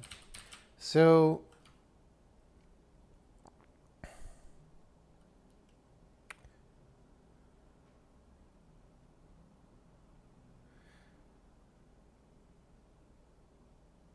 we need this definition site thing, which I think is just this.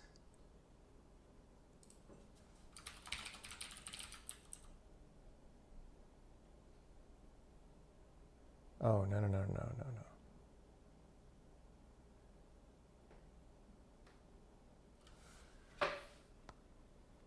We're going to have to look at how we got that before.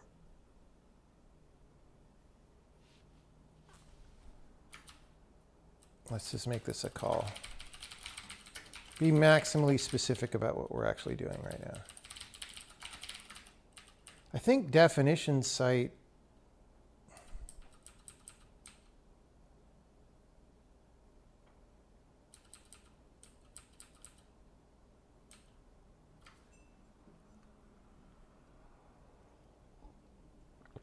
Okay, so this is just going to be the lambda. This code has changed a lot.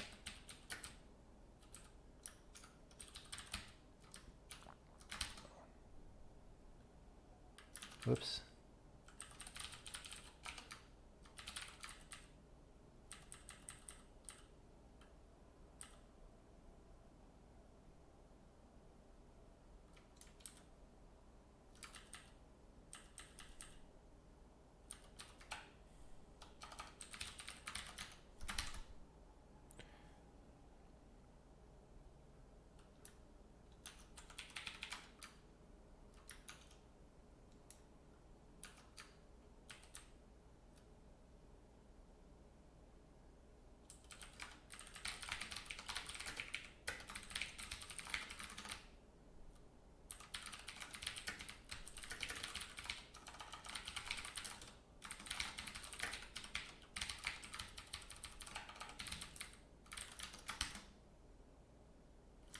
Okay.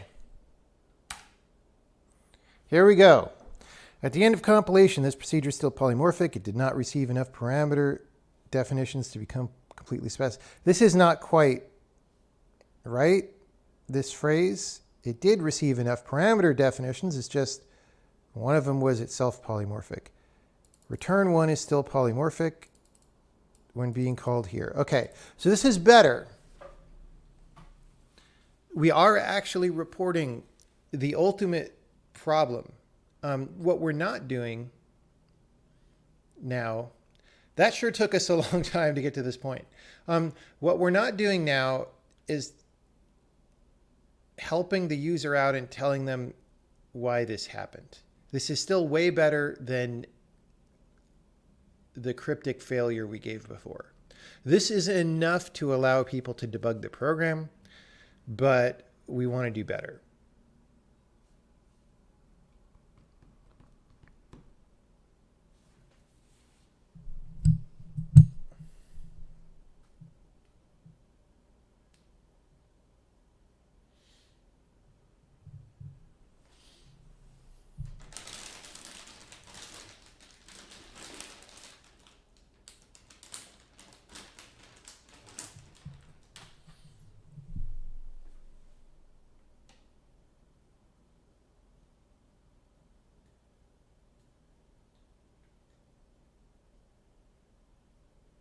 Okay, any questions about what is happening?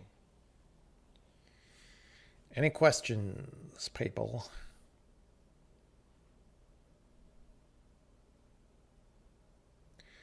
Where I cut the code for the report function, that place does not call report error anymore. Code is gone. You are correct, but the reason I did that was because it was checking, that old error report code was checking the incomplete polymorphism Boolean on the overload, and nobody sets that anymore.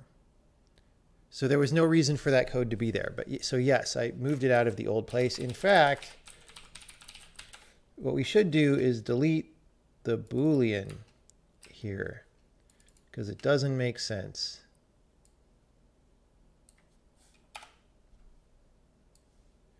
It's just like things have changed.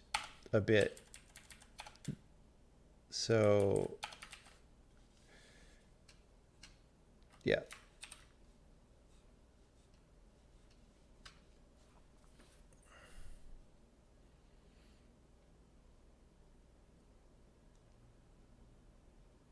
Guys, I don't know what to do about my internet connection. It's really, we don't like Fs. Although it doesn't really say that we had any dropped frames, so maybe that's Twitch's fault. I don't know.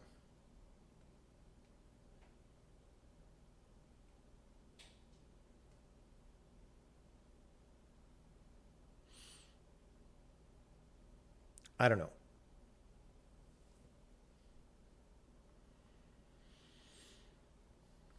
Didn't was it Comcast who just announced a 1.2 terabyte per month cap or something?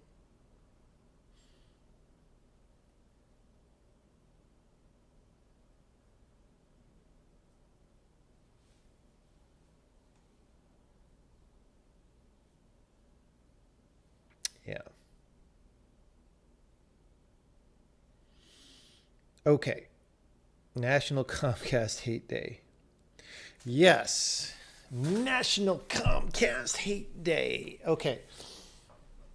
So this is good. This is a good improvement now, but it's not that good.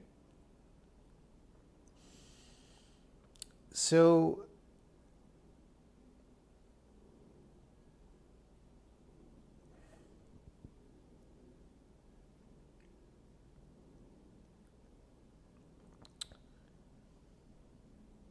like, I think this error message was written a long time ago when it was possible to, for example, not have a binding for T to come out of this or something. But that can't really happen now. Like, if there's no binding for T, that would get caught elsewhere. So the thing that we need to catch is really just specifically this case. And so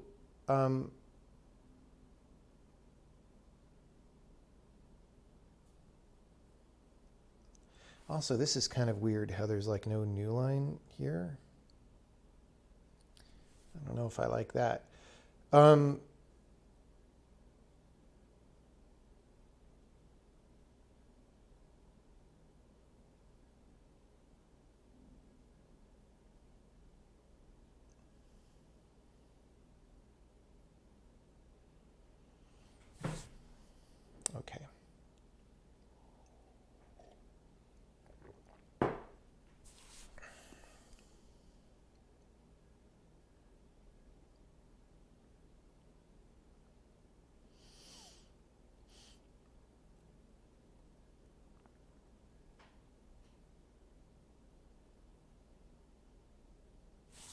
Let's just start by putting a more human error message.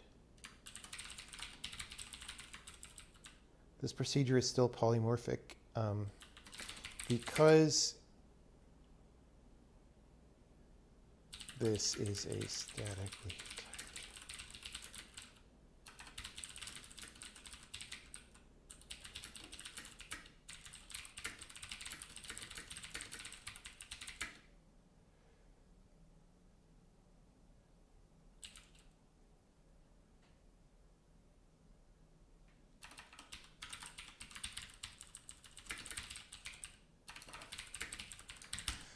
something like that.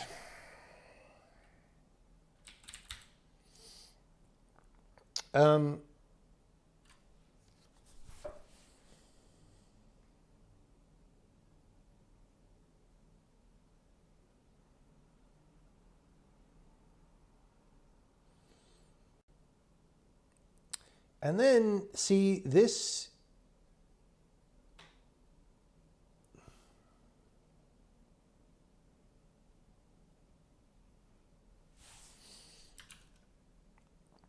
Is not really the best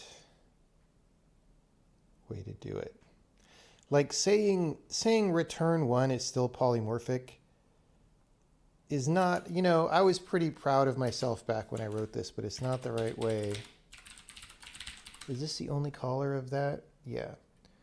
Okay, so really what we want to do is just go through the constants block and say like, hey, this thing is not defined. So let's try that.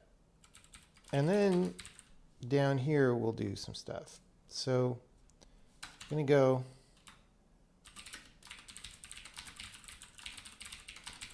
for everything in the constants block.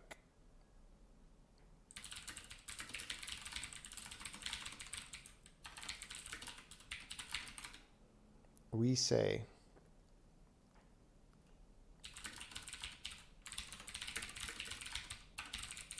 we're going to get the type of every declaration, and if it's polymorphic,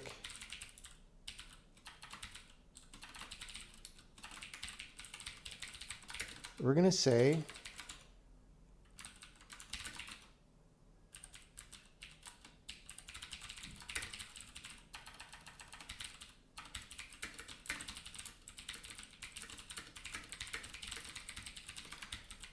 okay, if it's polymorphic, we will say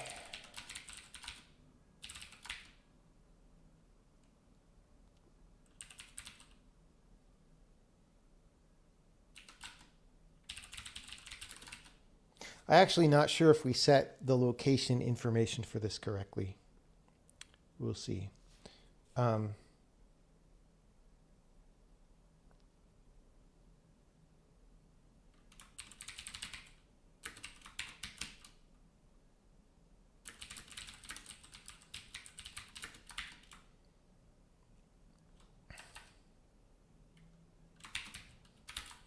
So we're going to say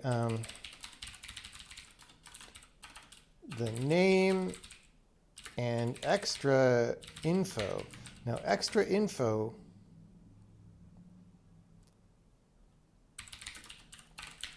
is going to start as the empty string. But if we see an opportunity, like if this is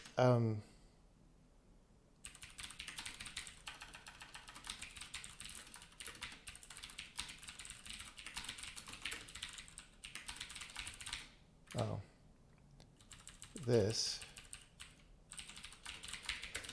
See, this is just a generic thing that we do in some cases when things get substituted for other stuff that's polymorphic, but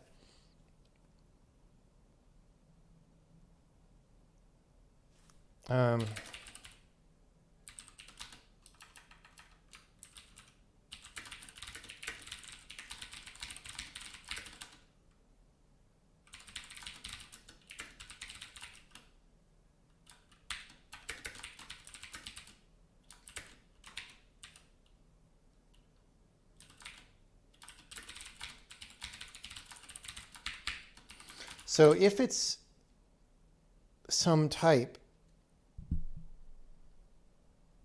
oh, not of defen, but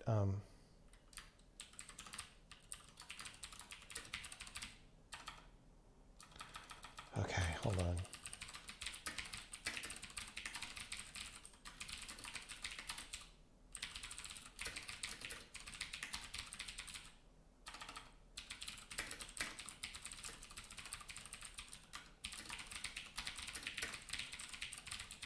If it's bound to a type, then we do the following thing.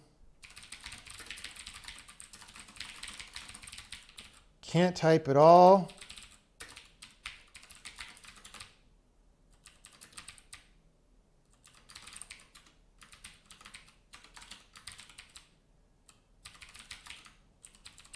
Okay.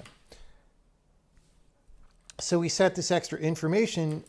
If it's bound to a type,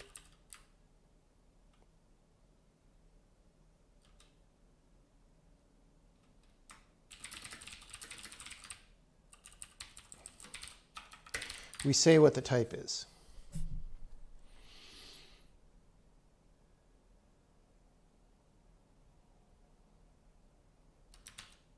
Something like that. Oh.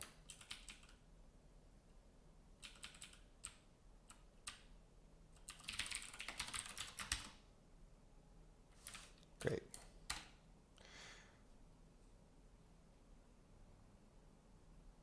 Okay, well, this was not great.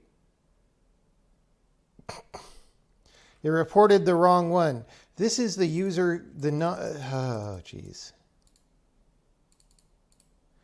Now I'm confused. Wait, what?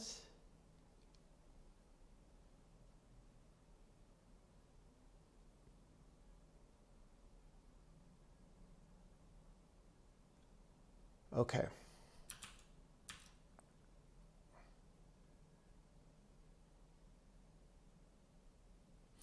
This is not, okay.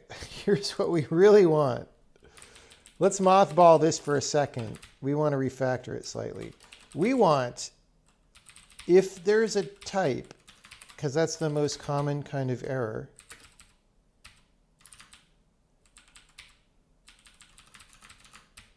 we do this. And then we say, we check that for polymorphism.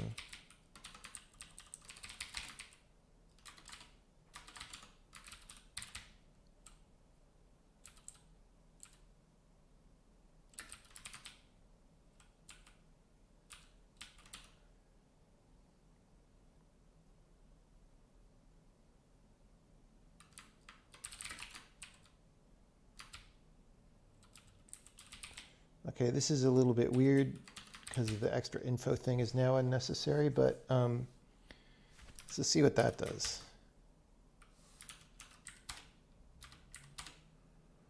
All right. Variable t is still polymorphic. It is bound to the type myEntry.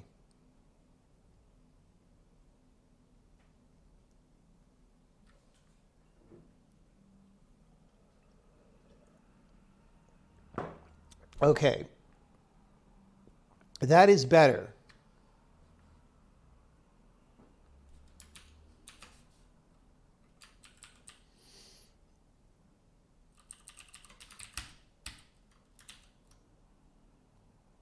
This lack of new line is still a problem. But that is better. We're saying, look,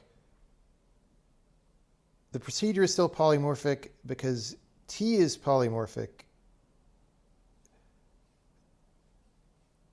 And we were called here. What people might still be confused about is they might not understand that myEntry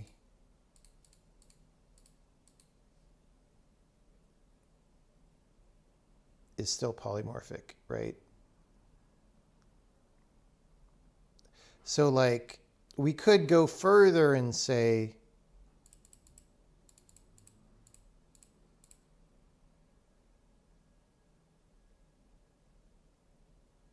why.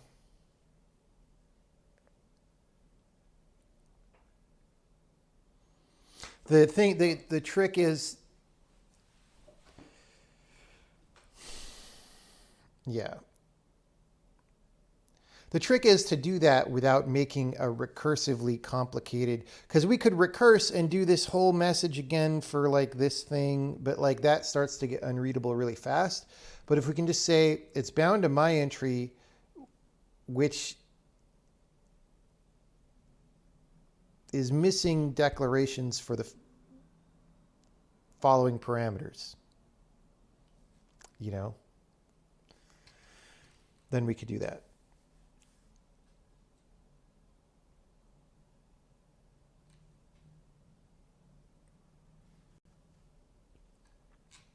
How's it going, everybody?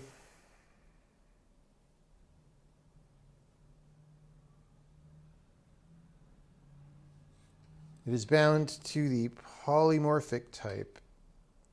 Yes, okay, that probably helps. Okay, so what we're going to do, though, is we're going to do this ting-tangler again. We're going to put this, well, hold on. That's not going to be the extra info anymore.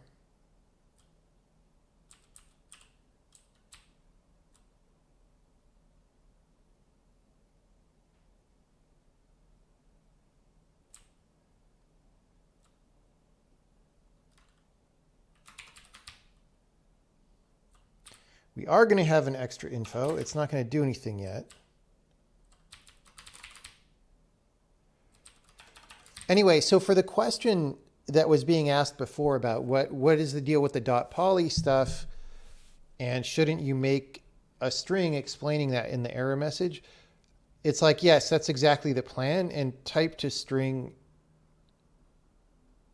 will probably do that, right? Eventually. We just don't do that in type to string. But the only time you should ever call type to string is when you're reporting an error message, and so you don't care about performance in that case, right? Okay, so we're going to do the same thing. I just refactored it a little bit.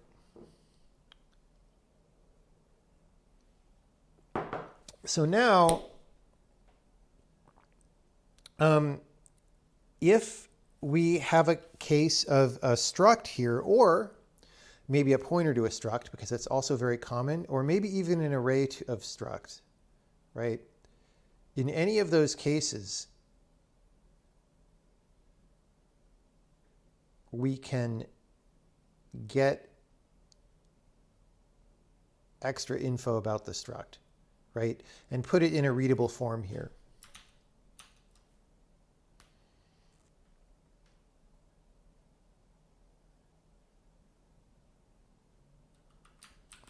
Okay, so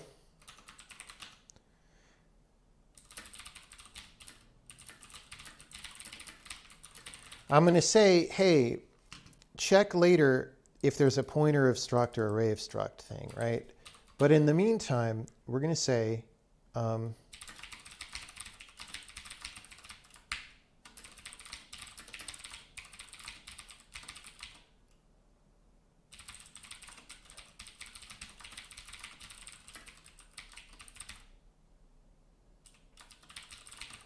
right? We're just going to have this function here.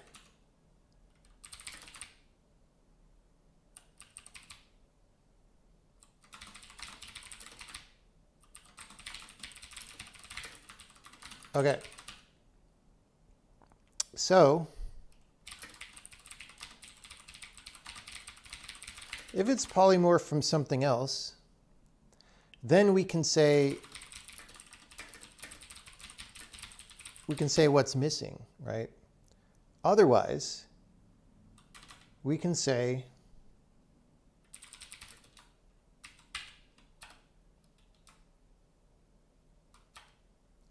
the problem is I want to use parentheses or something, but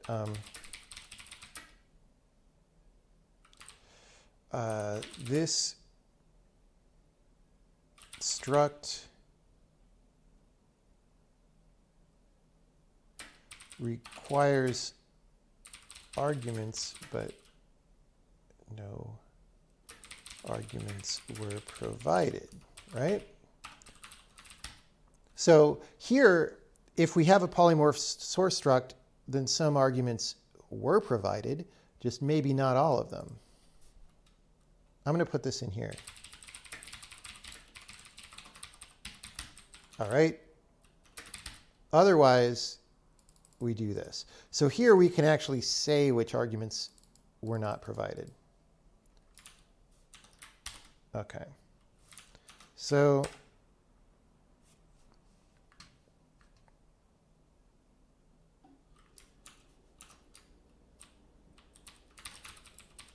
just going to put a period in there. This is the kind of thing that doesn't really survive internationalization, so we're going to have to think about that later. But one problem at a time. It is bound to the polymorphic type. My entry, this struct requires arguments, but no arguments were provided. I shouldn't put a frickin' new line there.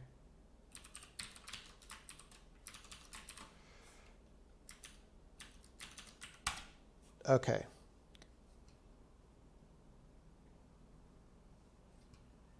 Great. That really tells people what the problem is.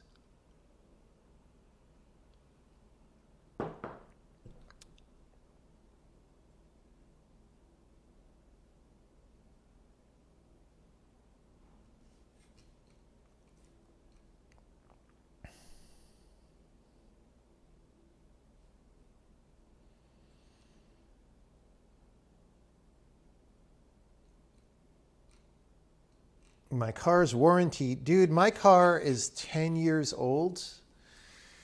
At this point, more than 10 years and a couple of months old. It is so far out of warranty, you wouldn't believe it.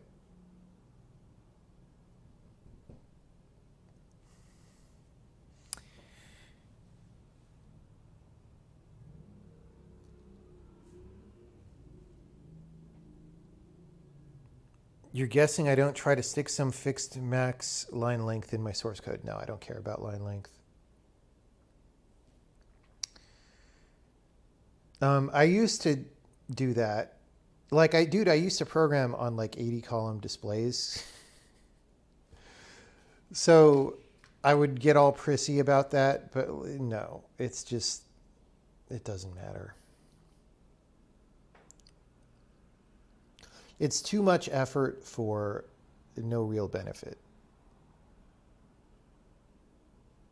Camera quality is good. Yes, this is a Sony Alpha 7 III camera, which is slightly better than the webcam on the laptop. Just a little bit. Can you even have partially baked types? Yes, you can. You just, if you're going to use them, you have to bake them all the way the rest of the time. What we're going to do in a minute, I'll show you that happening because we're going to want to test this now, right? And to test this, we actually need to partially bake a type. So let's go back to our other example that we were making of the hash table, right?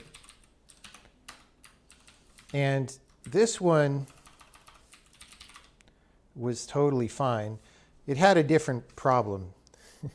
So we're going to rewrite this to have an incomplete polymorphism problem, right? So for example, this would do it, right?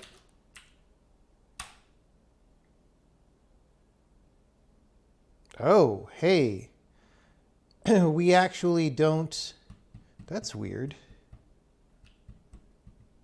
Oh, okay, right. So this is a place, this is a separate thing, but see, this error is not generating incomplete polymorphism because F doesn't get generated because the types don't like match at all. Because this is a very specific table and this is a table. So for this one to be good, we're going to want, we're going to want to print table of string comma int, right? Oh, well, okay. There's so many problems here. Like I'm trying to pass table, which is a type. Yeah. And this is like, ugh, this is no. Okay. So let's put this in mothballs for now because we want to make that error message better as well before we're done. But let's go over here. Whoops. We're going to keep that because that's the thing that was actually submitted to us by people, but we're copying it over here so I can mangle it. And I think we're just going to want to add another parameter. We're going to make, oh, geez. Let's try that. Okay.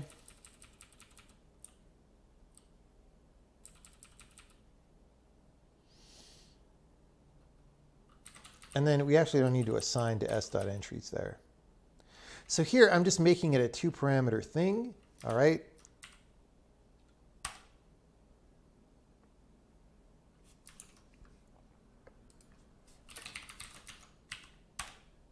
Okay. So here I just didn't provide that second parameter when I made the struct. All right. So now I did, and this procedure is still polymorphic, blah, blah, blah. Okay. Variable t is still polymorphic. It is bound to the polymorphic type my entry. So we're getting the same error as before. Okay. Now we want we want to say my entry, okay. We could say entry type is bake, what's it called? Dude, I don't use bake enough. There's bake arguments, oh, bake constants. Bake constants of my struct of n equals 44. All right. Now, this gives us a partially instantiated struct where we know n, but we don't know TA, right? So now if I pass this, it's not true that no arguments were provided. Attempt, oh, dude. Bake const, I never made bake constants work on structs, bro. Okay, well, that's for the to-do list. That happened because polymorphing structs and polymorphing procedures used to be way different, and now they've been made the same mostly. Can I actually make a struct? I know there's a way to do it.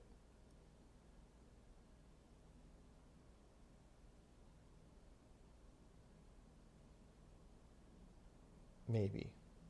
How do I do it? How do I make a partially complete struct now?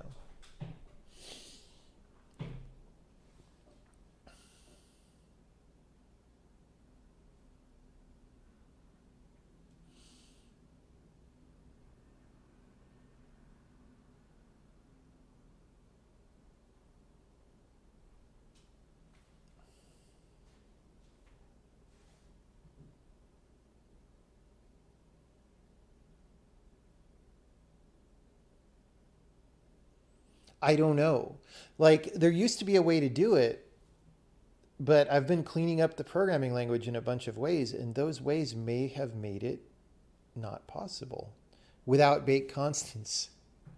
Like, it used to be like, you know, if you could use something polymorphic.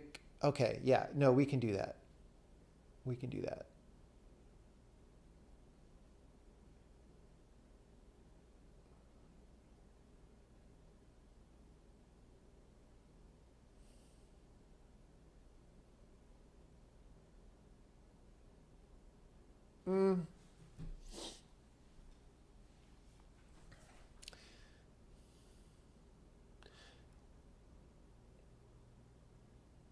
Like, we could, of course, pass another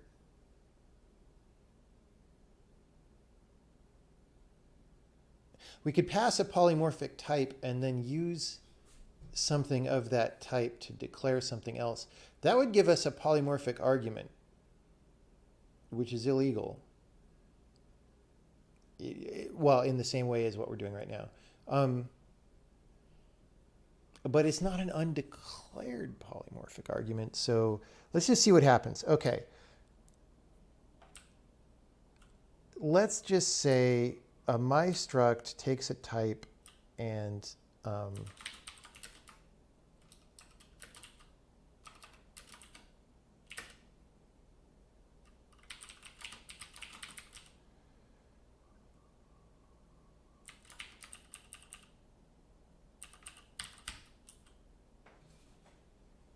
like, right?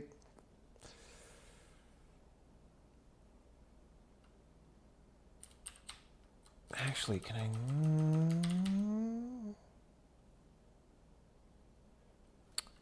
So many questions. All right. We're going to change this back because we didn't need n anymore.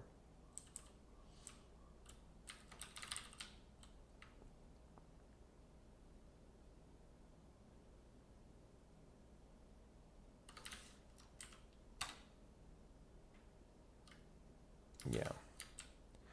This actually should be legal, but it's not right now. That's like a whole different story. It maybe should be legal. Like I was up in the air about whether to make this legal, but I think I've decided to make it legal.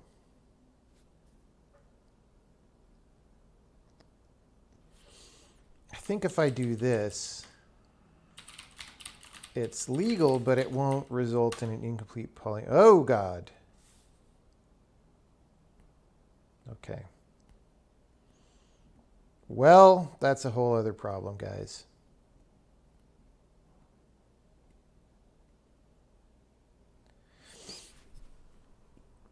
So the problem here is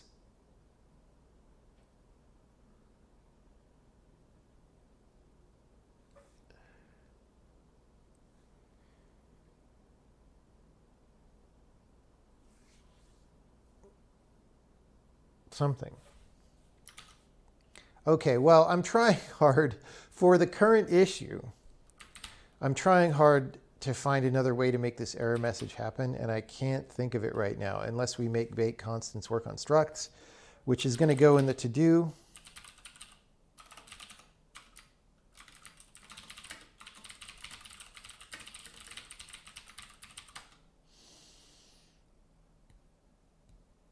You think it should require a type of? Yeah. I mean, there's this funny thing where you don't, like, if this were a procedure, you would have to do this. And then this colon equal couldn't be a thing. But because it's, because it's struct parameters and we know that they're all fixed at compile time, we just say, well, you should elide that. But then this looks weird, even though really what happens is this happens at compile time. Like it's a little bit of a gray area in terms of how to think about things. Okay, what we're actually going to do, because we don't know how to generate this right now, we're going to say not all arguments to this struct were provided, or some of those arguments have incomplete polymorphism, or at least one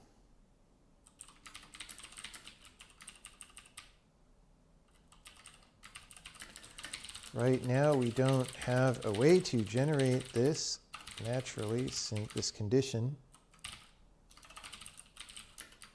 since bake constants doesn't work on structs. However,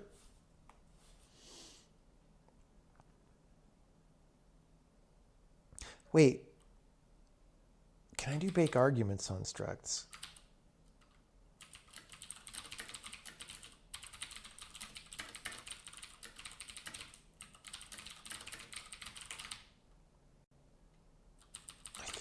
I think I'm dumb. Okay, I mean, we know I'm dumb, but hold on.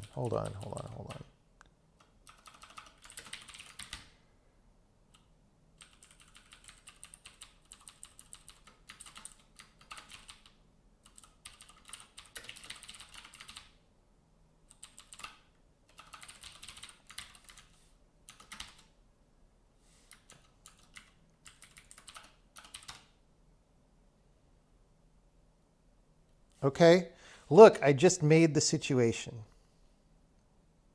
Wait, no, I didn't. It says no arguments were provided. Hold on.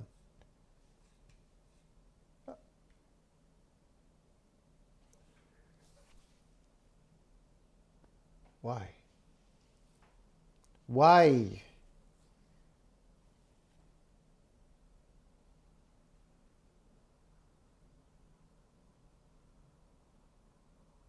Oh, is it? Okay, never mind. It's because this is my entry. Yeah. Like this has the extra level of indirection because of the my entry thing. So it's reporting errors on my entry, not on the other thing. All right. What happens if I do that?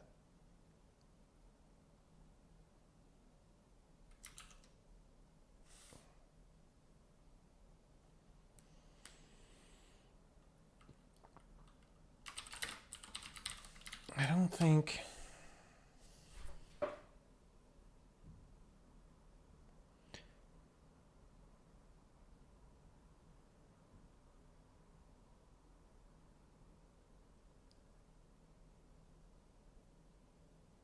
I'm editing the wrong file, guys. If you want to succeed in the game industry, and you copy a file to another file that looks just like it, like edit the, okay. Well, or I could just compile this other one.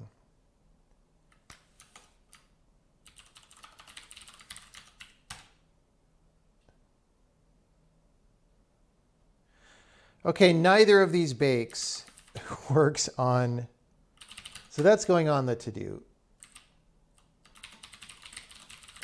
We might do that later today, honestly, because it's just filling in a hole in the semantics that just should be taken care of. What is the difference between bake arguments and bake constants?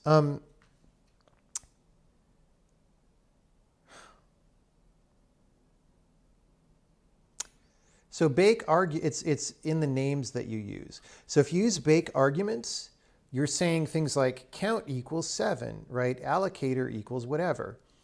The same way that you would call a procedure with named arguments, right? Bake constants says you could straight up say t equals whatever, even if it's not an argument. So in these cases, right, this polymorphism is an argument name, so there's not much of a difference. But let's say you had like f is x of dollar, let's say r or some whatever, right, returns r. And you have some function there, right? Whatever. So you could say, G is bake arguments of f with x equals 7, right? Or you could say G is bake constants of f with r equals string, right? And these do two very different things, right? So this makes a version of f with x hard-coded to 7, so it becomes a 0-parameter procedure. Then r becomes int because 7 is of type int, right? And this just becomes a function that returns 7. This one says, well, it's a one-argument function, but it wants a string and returns a string, right? So that's the difference between those two.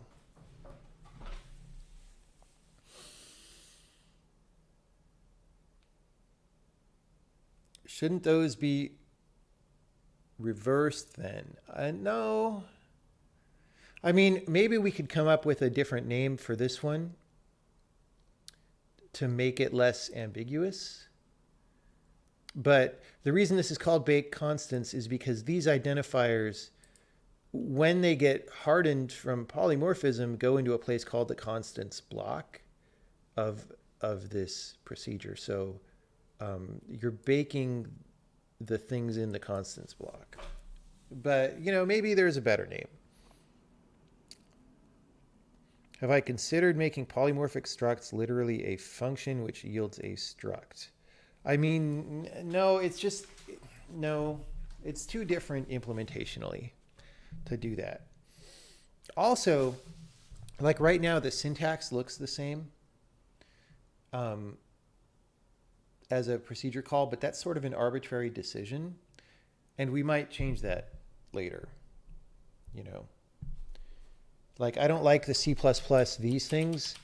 I've had so much pain in my life from those that I don't want to use that just on basic principle, but who knows what else it could be. What happens when a polymorphic struct has a polymorphic member? Do you have to repeat the member arguments in the outer struct? No, what happens is that struct just has to provide enough information to define that member in some way, whether it comes in through the struct arguments, you know, or some other way. It just has to give the information. $T:type counts as a constant in regards to baking. Yes.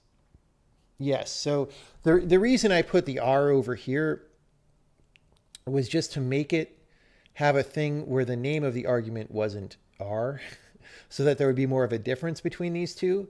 But for this up here, yes, you could bake constants of T for sure. Hopefully we catch that correctly. If we don't, we should.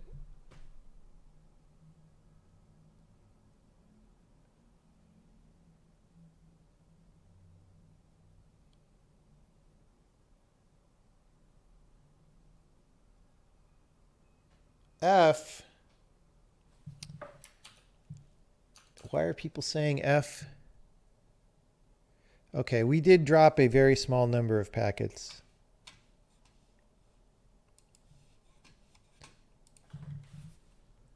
What I'm going to do is heat up a very nutritious post-almond breakfast.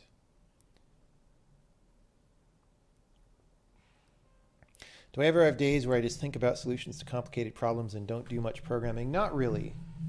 Sometimes, but honestly, like an entire day of thinking about how to solve something is usually actually not very productive. Like, I think if people do that, they're actually procrastinating. Because I haven't found it to take that much thinking to solve problems. Or even like, look, if it's a really hard problem and you just don't know the answer, the best thing to do is to experiment and become better at the space around the problem, right? And the way you do that is by programming. So if I don't know, I might think for a couple hours about like, okay, what am I going to do? But like anything that I would think for a day or more about, it's just the wrong approach, in my opinion. Okay. Well, we have a few more things to fix here, clearly. We're not going to do the bake arguments thing on structs. That'll be a different stream.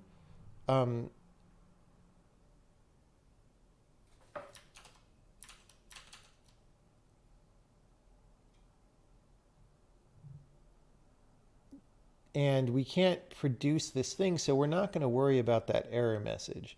So we're going to pop the stack a little bit to, I think, just checking in this change initially if it doesn't break anything. And then we'll work on some of this other stuff that came up. But we have fixed, so this was the user bug that was submitted to us. And we have, oh, I should fix this new line. But then after that, we'll check it in. It's just my body is telling me, eat breakfast, dude. Like a real breakfast. So let's see who's sponsoring the stream tonight. Let me go into the freezer. I feel like having another. I bought all this frozen food months ago, and it'll get too old if I keep not eating it. So let me see.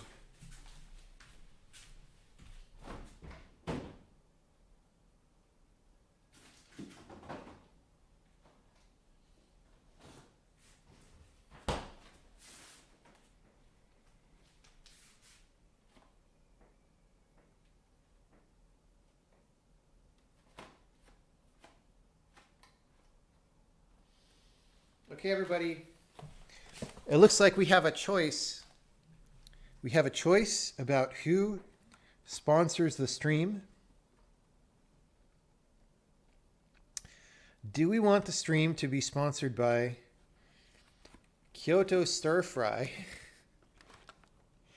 Or do we want it to be sponsored by Irresistible Indian Cuisine? We have like a world choice. This is 1, this is 2. You could type which one you want. 1, 2. 1, 1, 1. Everyone says 1. Oh, wait, we've got some 2s coming in. 2. Wait, now the 2s are winning. Now the 1s are winning. Okay, we got to do an actual poll. How do I do a poll? There's too many. I thought it would just be obvious. Okay. Manage a poll. Create a new poll. Who is sponsoring the stream this morning?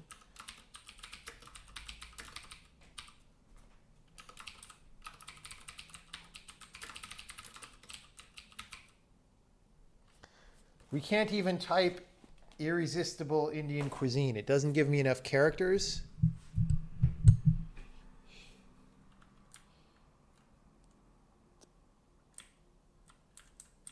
So we're going to go camel case with the Indian cuisine. Duration 1 minute, 2 minutes. All right, start poll. Okay, hopefully you got a poll.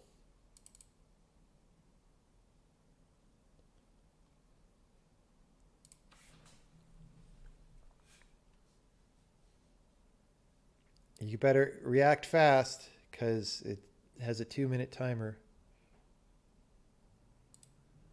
You're right, it is Pascal case. It does look like Kyoto Stir Fry is winning. Oh, wait. Wait. Is it possible to isolate the previous error to my entry and not involve alloc? Not really. Because the thing is, some procedures may be able to provide the extra information. Like, this is actually probably a valid thing to do sometimes. It's just in more complex situations than this. We need to wait until all the votes are counted. No, I'm going to file a lawsuit to prevent counting of late votes.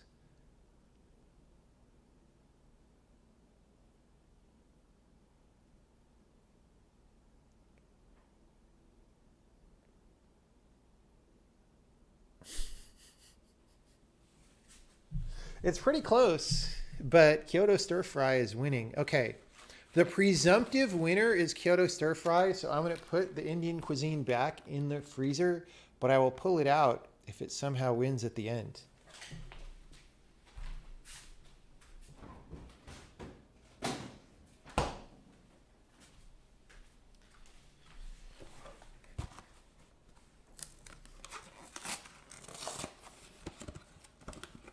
Oh, I guess it ended. All right, it's Kyoto Stir Fry has the winner, 55 to 45.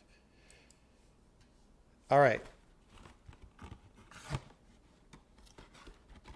I hope it's microwavable. Microwave oven. Please remove lid entirely and cover with paper towel. Cook on high for 3 minutes and 45 seconds. That's a long time. I'm going to starve. All right.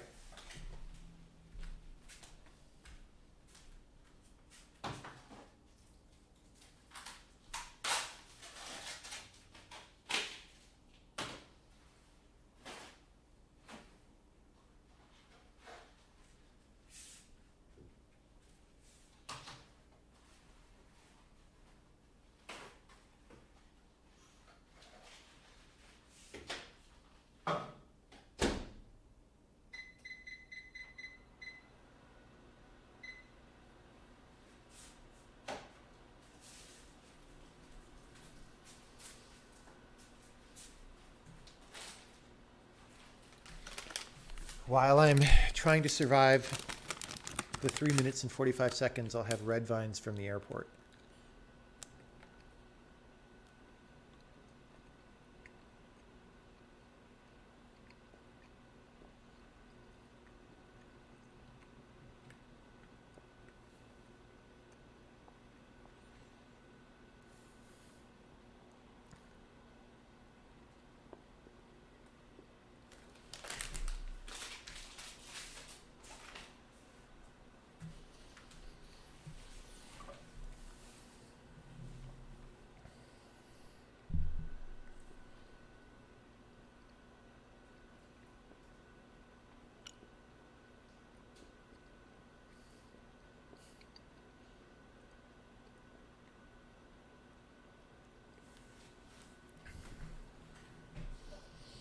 Okay.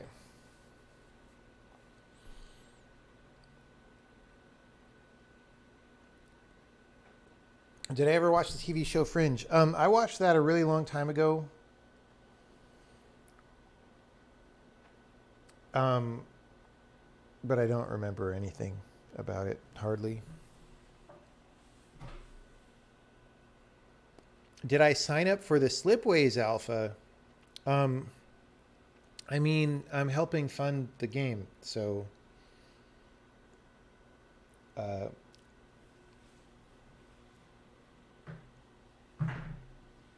yeah. What do I think about Doom Emacs on VS Code? I mean, whatever. I have no idea what that means. That's just buzzwords.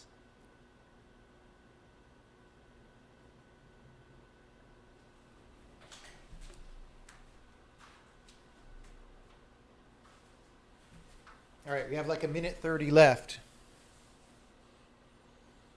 I'm kind of surprised it doesn't want me to like stop it in the middle and mix it up.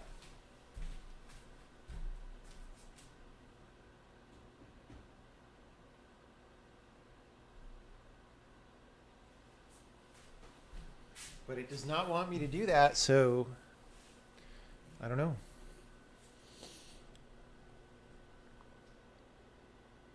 Okay. So this is a weird, I guess I'm just always going to output a new line in the error reporting. All right, let's start telling people what we're doing here.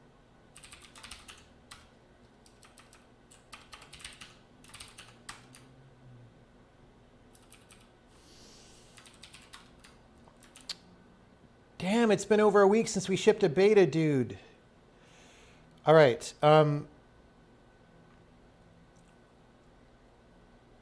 That's pretty good that we don't have that many error reports.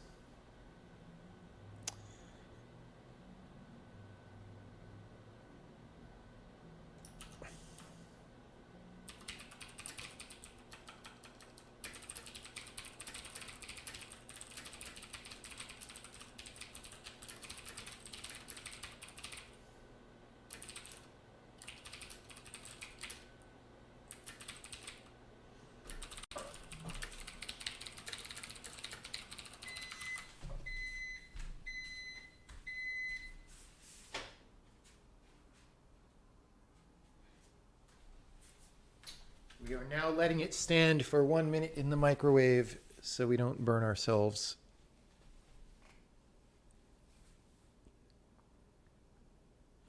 Or very bad because no one's using it. No, people are using it because notice that these betas are 4 days apart, and these are mostly fixes to emails I got. So like, yeah.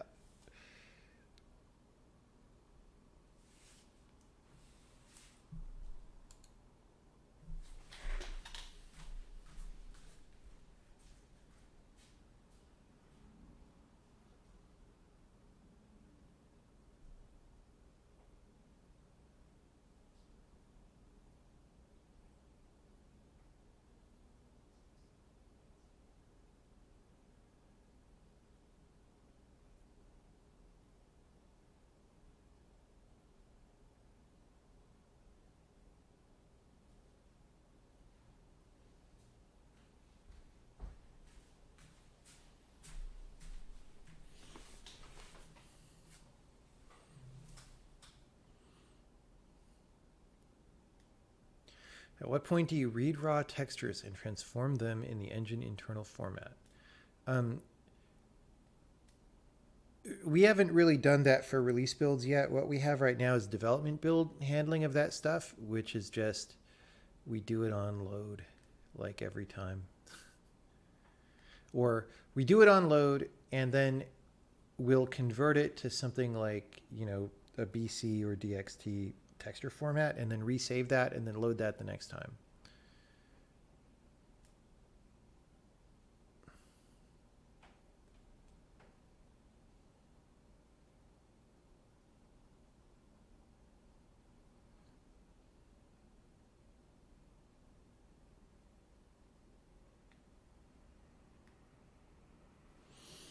How do I know which language features are most popular with beta participants? I don't know. I don't really design things that way anyway. Like, this isn't a design by popularity the same way I don't design games by popularity. Which doesn't mean we don't solicit feedback. We definitely do, and we definitely listen to beta testers' opinions about things. It's just That's not exactly the primary driver of what gets done. Um,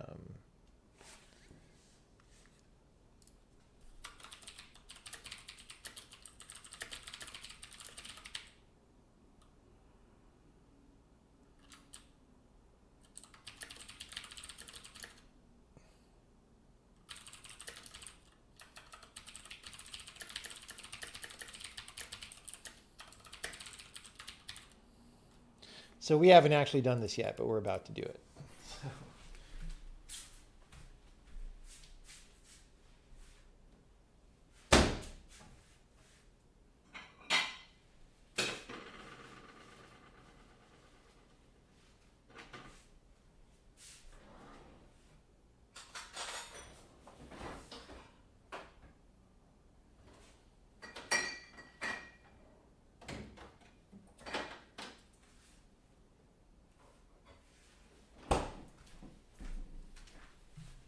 Mmm.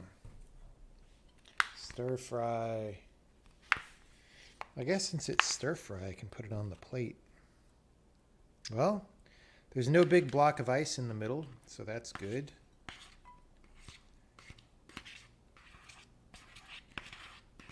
Let's get it out on a plate.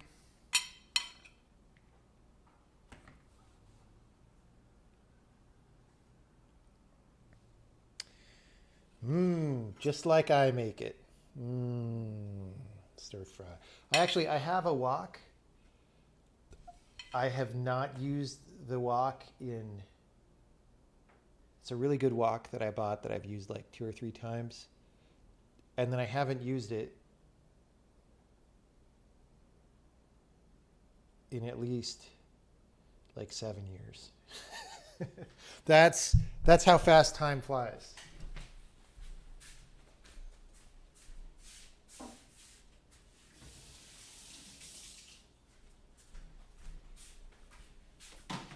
I haven't used it since I was in the apartment where I lived during Indie Game the movie. Is that the Cash Fund website? Let me see. Yes.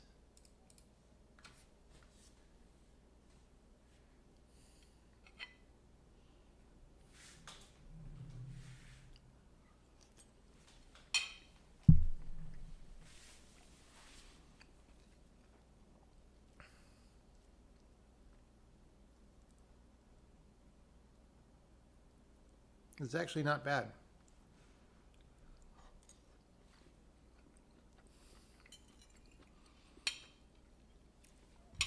Does Indie Game the movie feel recent? No, it does not.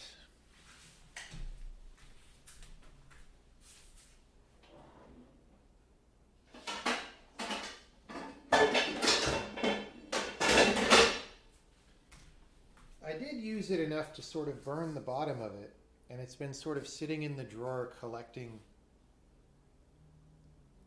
I guess I used it more than I remembered.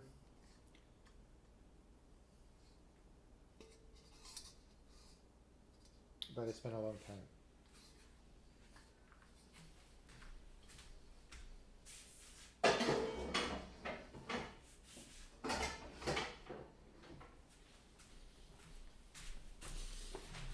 Indie Game the movie was before I got grossed out by the mainstream, quote, indie game, unquote, community. That's how long ago that was.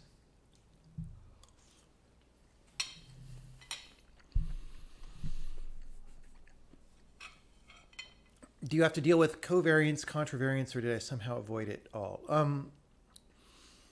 No, I mean, that's still like, what that's talking about is a basic thing. But I mean, what you do is you just say certain kind of casts are legal and other ones aren't, and that's it. Like, it's not like if you're not having a cow about trying to be object oriented, it's not a big deal.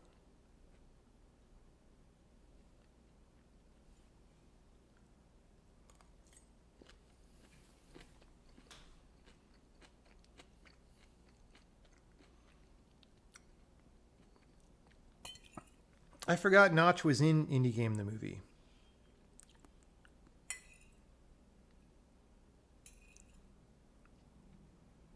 I mean, he's definitely in the extended interviews and stuff, but is he in the main? Is he like at PAX or something? He's not in the main movie. Okay.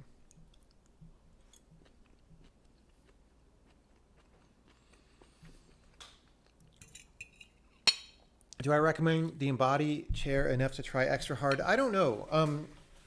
I really like this chair. I like it a lot more than the Herman Miller. By the way, we're just doing questions and answers while I eat, and then we'll resume programming at the end. I like it a lot more than like the Aeron and stuff. But like, how good is this compared to the weird gaming chairs that you see Twitch streamers have? I don't actually know. I've never tried those. I've never tried a racing car chair.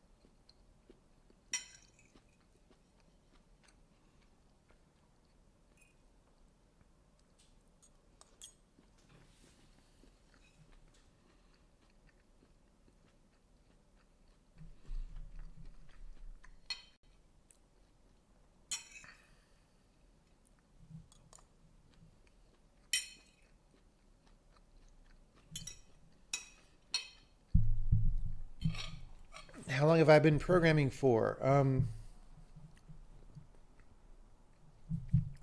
39 years. Long time. Long time.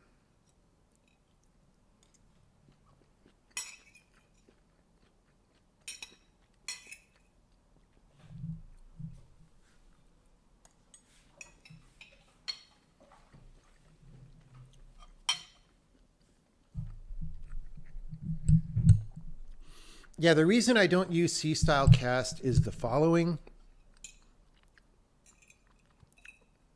I like for casts to be searchable because in theory you can make an error with a cast that is really bad and hard to find. And so at least if they're big and searchable, then if you suspect that you might have a bad cast somewhere, you could look for it that way. That said, since I adopted the policy, I have never once had to do that. So who knows? Maybe I should go back to C-style cast. I don't know.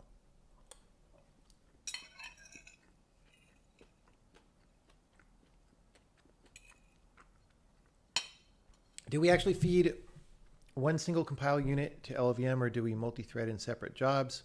LLVM really is too slow to feed it one compile unit. So Josh did do this thing where we break it up into 4 separate jobs right now.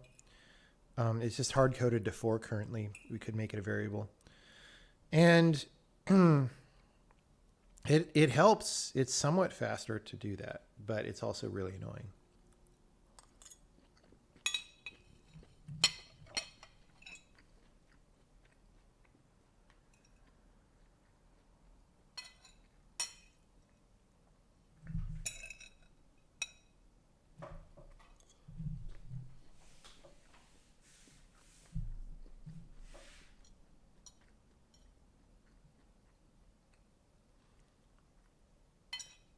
Why is it a cast a special syntax instead of a compiler intrinsic procedure, as in cast A, B?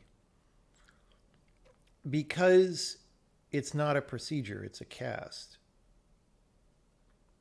Like if you want to be all C++ about it and say, well, we want to have all these implicit casts that you can define as a user that generate arbitrary amounts of code, then that would make sense. But that is not what it is.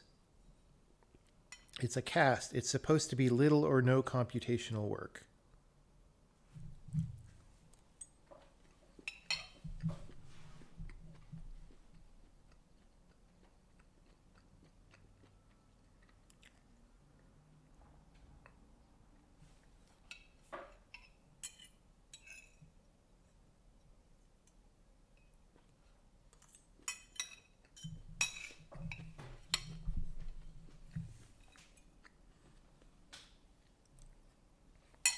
How big am I planning on growing the alpha? I don't know. Definitely, there's some things we want to do before we make it open beta, but I don't know how that correlates to number of users.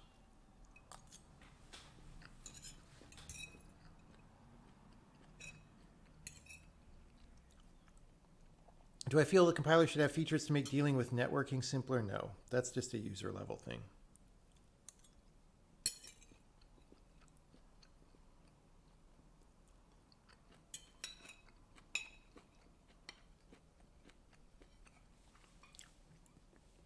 Is there anything special about the way we handle pointers in multi-threaded code? You just dealt with the nightmare of smart pointers in multi-threaded code. Yeah, we don't make it very easy to do smart pointers. That's how we do that. Quote smart unquote pointers, which I don't think are very smart.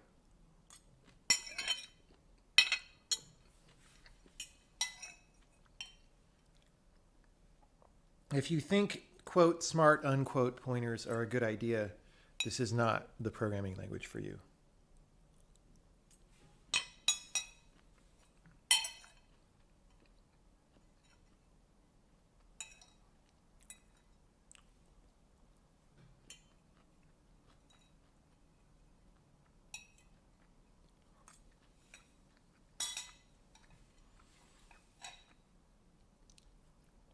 You ran into a bug where compile time gets n squared when optimizing, so now you can't compile your game and release. That's too bad. Can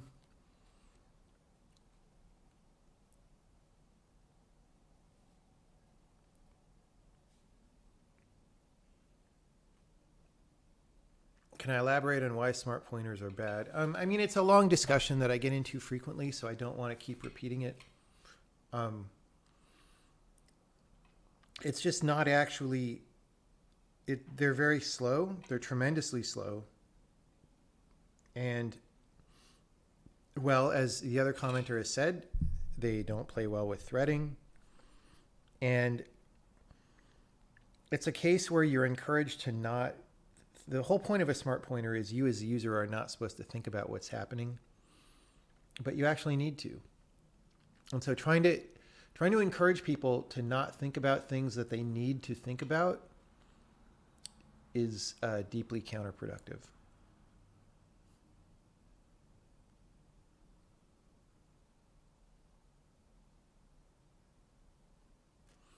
Yeah, somebody reported to me there is a performance bug report somebody reported. I don't know if it's somehow an LLVM issue or if it's a front end issue. That is on the list of things to look into.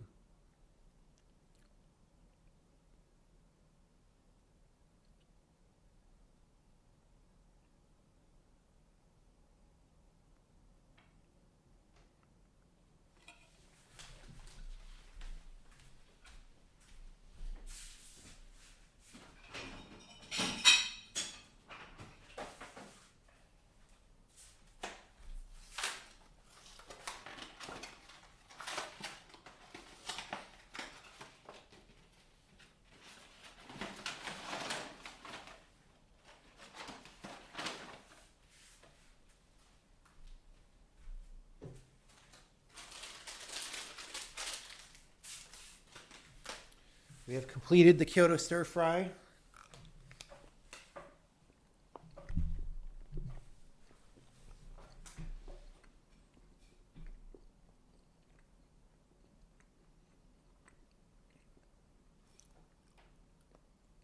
Is there anything about this focus that would make the language worse in other fields, design or performance-wise? Performance-wise, no. Design-wise, it just depends on who you're designing for. Like, This language is not a language for people who program in Jupyter notebooks. That's just like not a thing, right?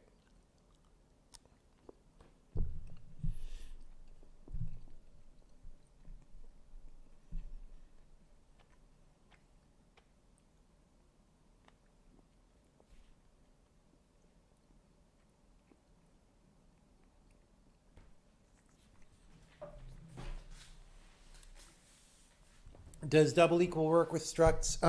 Currently it does not. We may make it work. It depends.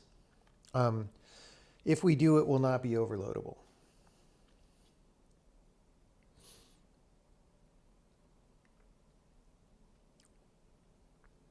It's not overloadable with strings either.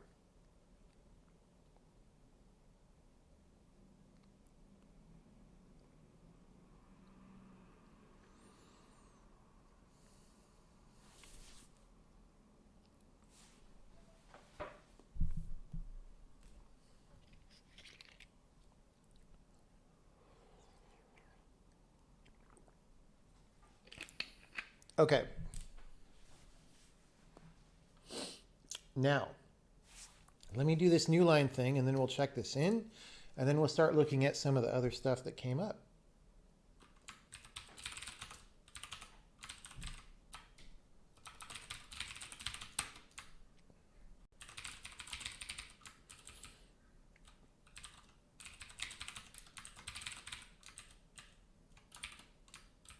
So when we show error context here,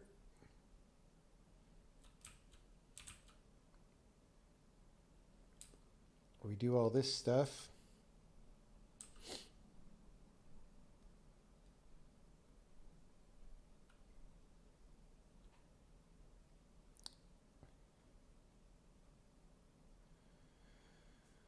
I guess if we do a caret, that counts as a new line.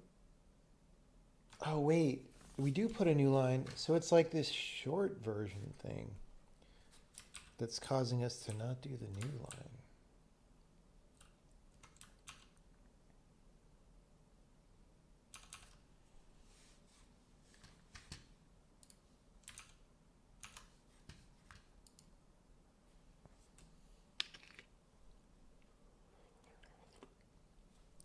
A string is agnostic of encoding. Yeah, string just means array of bytes.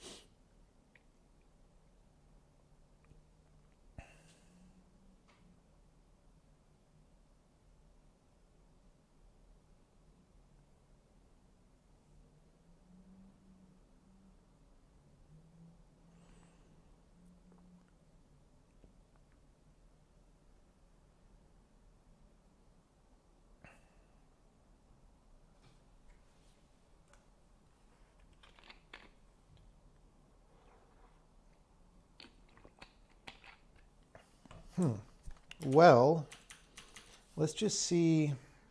I don't remember, honestly, what short version versus non is for. So we're just going to run. I think we're still on B, right? We're still running B, and B is doing this. So, like, what's the deal?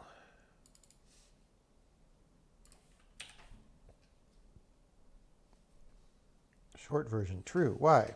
What does that mean? Short context is true.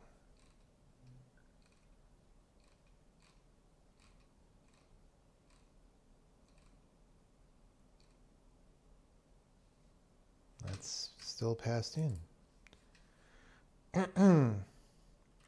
Short context is, it's a lambda.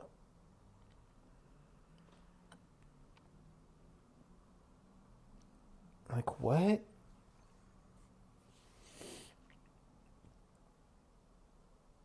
Oh, that's because,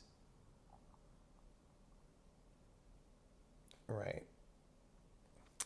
That's because we really, like, if it's a procedure, you generally do only want the line of the procedure. Like showing context around it doesn't really help because procedures don't like follow the logic of the block that they're in or whatever, right?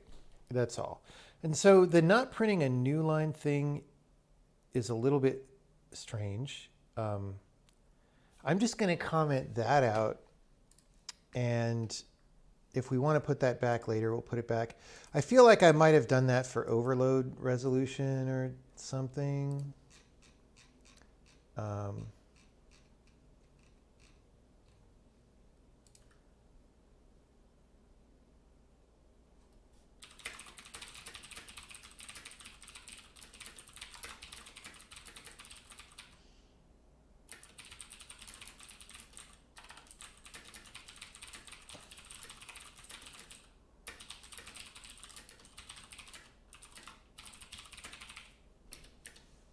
Okay. So this is there.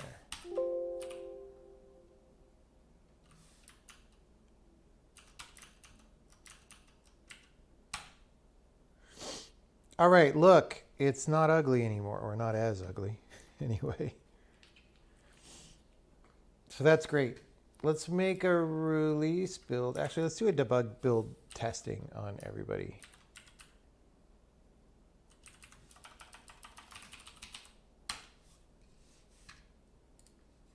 Because that way we would see any new assertions.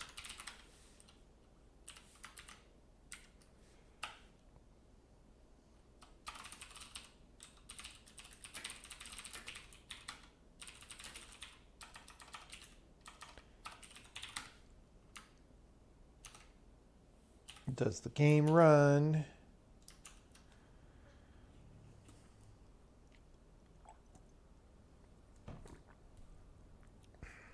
Does the game run?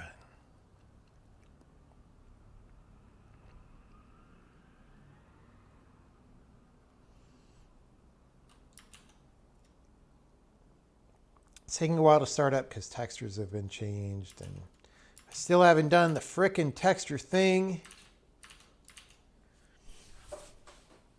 Oh no.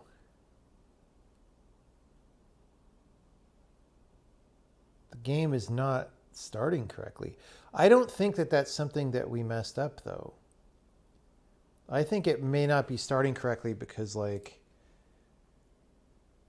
I left it modified or... See, this is the problem is I haven't run this game on this computer in a couple months.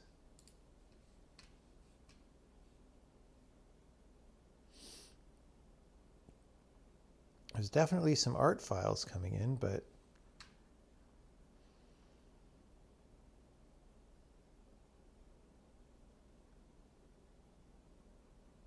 we'll see. I did see crash reports coming. So I feel like this may be a bug in the game, but it's probably not related to anything that we're doing.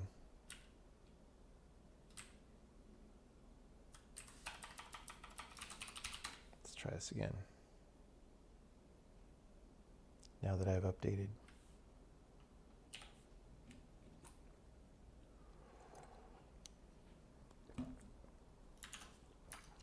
What's the count for the game? Well, it's what you see here. About 100,000 non-blank and 150 including blanks and comments. All right, well, now we get to see.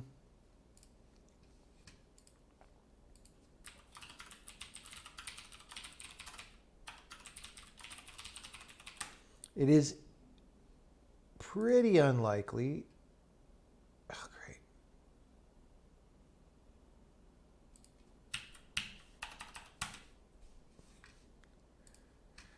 I also have an updated remedy and it crashes, so let's try on LLVM output. That's going to take 30 seconds because debug LLVM is quite slow.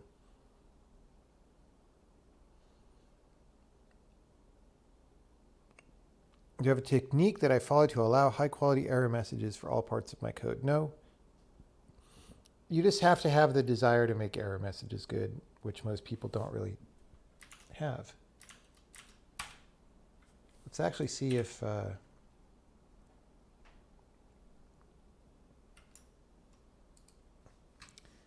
access violation and okay. Right, this is a save game loading problem. It's my fault, but it is not my fault related to anything that we are doing right now.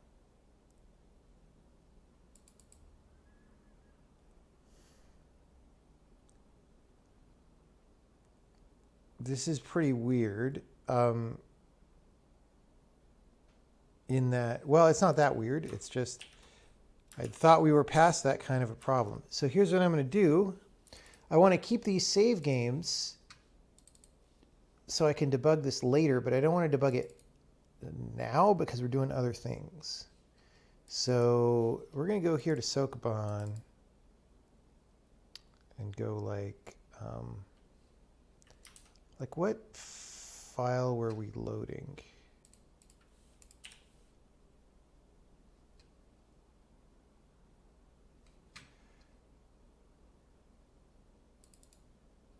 Actually, this is probably fine. We are loading level name. Print level name. Oh, right, just level name. Promised one. Oh, this might have been me copying the promised one save that was crashing from someone, and then I just never did that or something.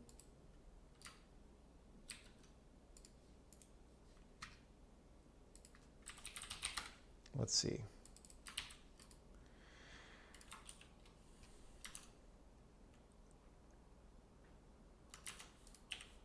So now I've just moved that save game out of the folder. So probably we then just load, but probably we'll do a lot more annoying texture processing because promised one has a ton of textures. Oh, no. All right. So the game works. It's just I have a serialization save game bug that I need to track down that is unrelated to what we are currently doing. Okay, great. Great. Good news. How'd the other tests go? Did they finish? What? Yes. Okay. Great. Great. So commit.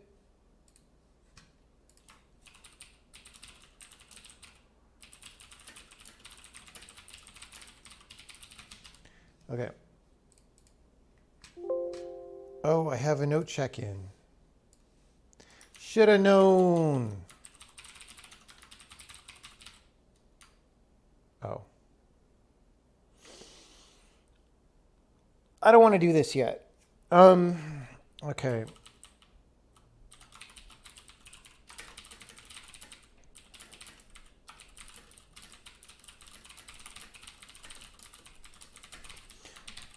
So the reason I don't want to do this yet is because the other stuff that came up seems more important. That's just making an error message slightly better.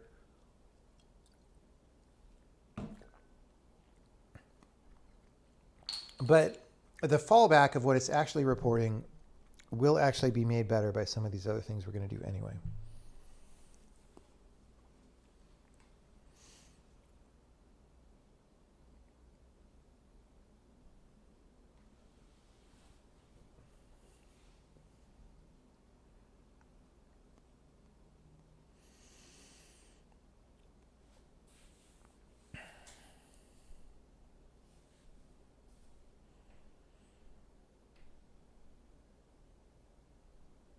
Can it be used for high performance computing? I don't even know.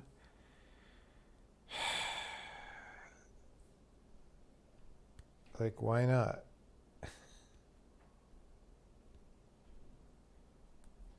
Dude, people think they can use Python for high performance computing. Like, I don't.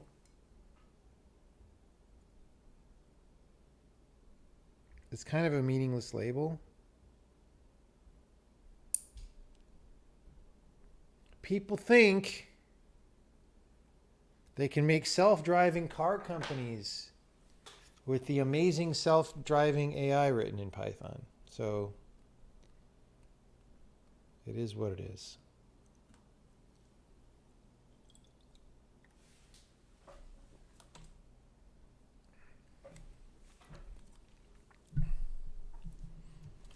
Python works super well in data science. Nope, it does not work super well in data science. What is true is that people are used to using it there, and that they have a set of functions that they routinely call that do what they want.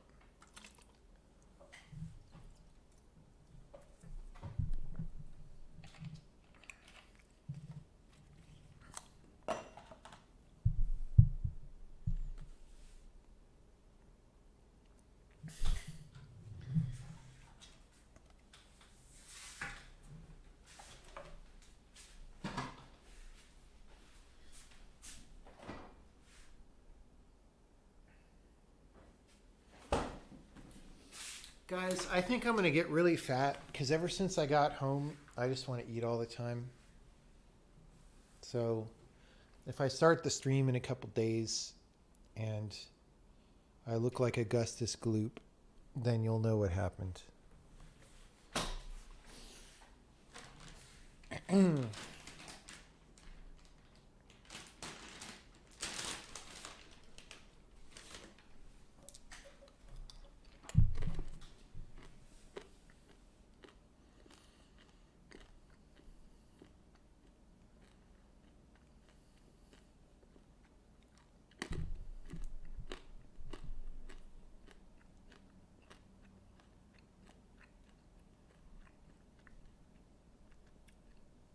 The company where you work, they're replacing C, C++, and Fortran code bases to Python. And when you ask them why, they say because Python is the industry standard.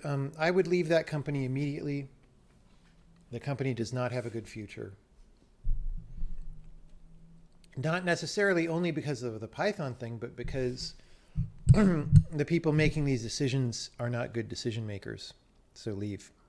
It won't go anywhere good.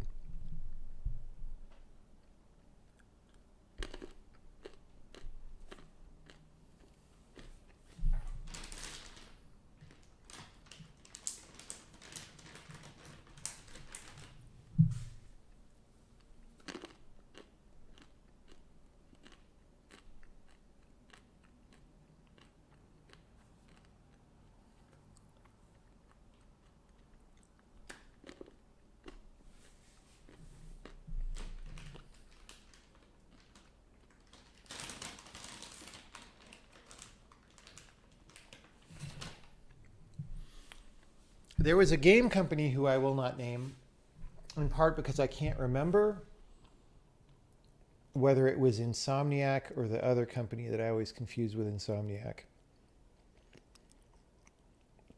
where they had a big whole GDC lecture about how they were switching all their development tool chain over to JavaScript because JavaScript is awesome and gives you rapid productivity and is an industry standard and a lot of people know it.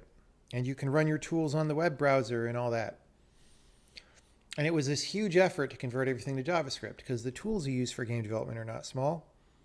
And then after a couple years, they were like, oh my God, this is horrible. And they abandoned all that stuff and switched back. But didn't give a big GDC talk about abandoning it, as far as I know. Maybe they did, actually. I saw that talk live and I was just like, oh my God, this is obviously such a huge mistake. I can't believe they're saying this stuff. And yeah, I was right about that one.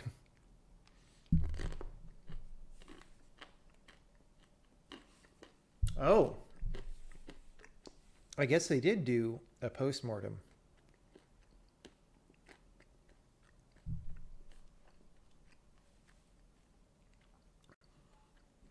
The one I was talking about was the one where they announced that they were going to do it or were in process of doing it.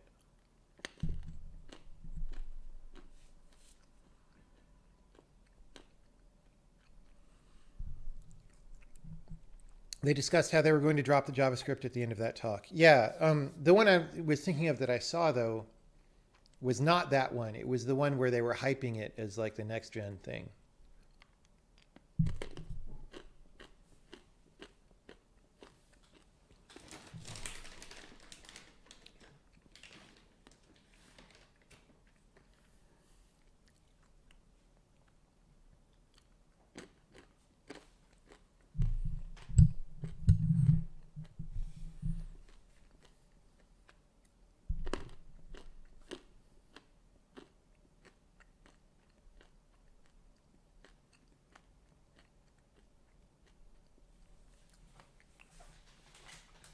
Programmers were manually deleting weak pointer memory.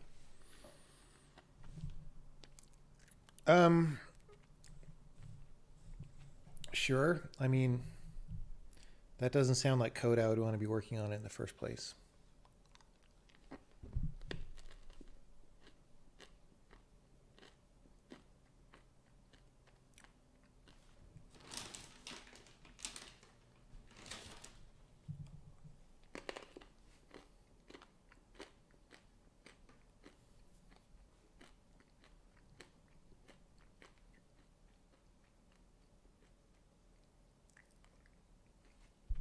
Can I turn up the volume a bit? According to OBS, I have maximum, like I'm in the yellow. What do you want? You want me to redline when I'm talking? That doesn't sound good.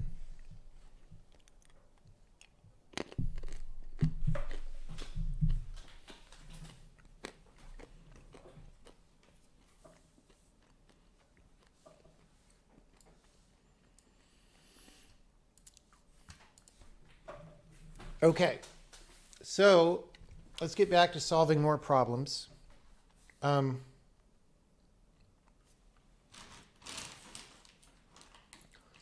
of the things we should do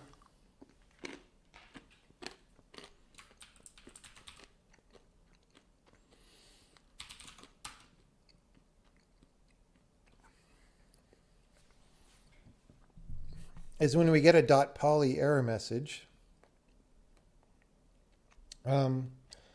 we should actually print the full type. So I want to make a situation that generates that.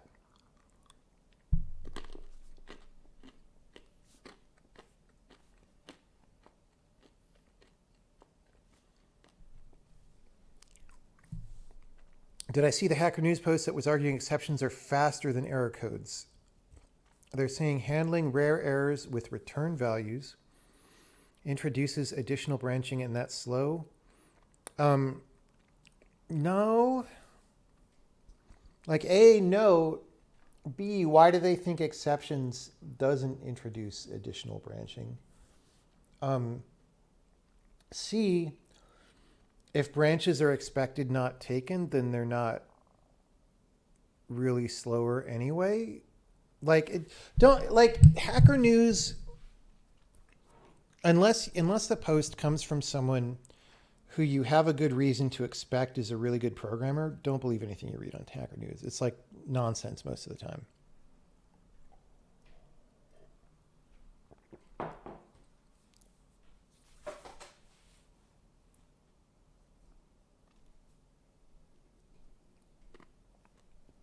It's complete nonsense most of the time.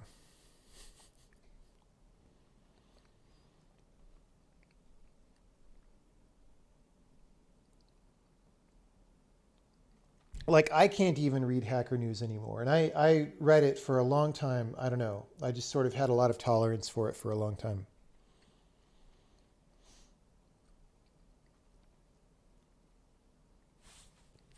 Okay.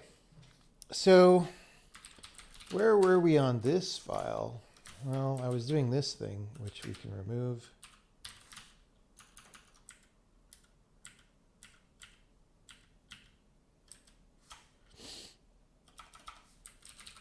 Wait, did I ever even make a release compiler? Let's make a release compiler here. That's a good idea.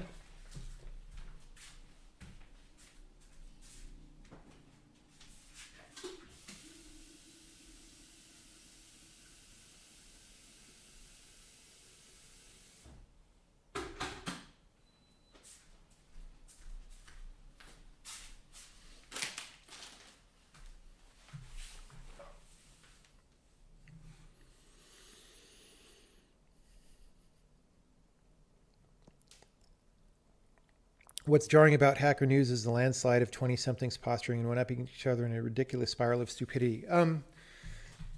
I agree that it's kind of silly, but it's actually not as silly as you think, because like programmer culture always had that kind of thing in it. But what we're sort of seeing is when you forcibly take that out, you lose part of the motor for people to get better and get good. Like, if you take that competitive element out of the culture, the average programmer ends up worse. Sorry about the bag noises of me closing this bag. So what you really want to do, I think the competitive element is okay. It just has to be grounded in reality and has to like the problem is not that people are competitive about how smart they are and how much they know. It's that they're doing that while being severely Dunning-Krugered, right? So if you take out the Dunning-Kruger part, it's not as bad. How much overhead do you think it costs to carry around context for error messages? The problem is that so if you have exceptions, right? The problem is all your code has to be exception safe. And the cost of code being exception safe is pretty large.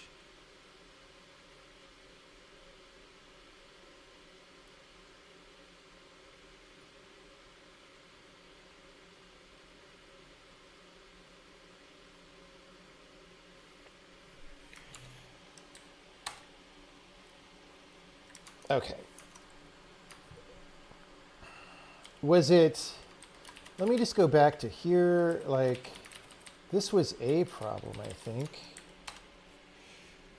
Okay, so here in error messages like this, instead of saying table.poly, we want to say what the full type is.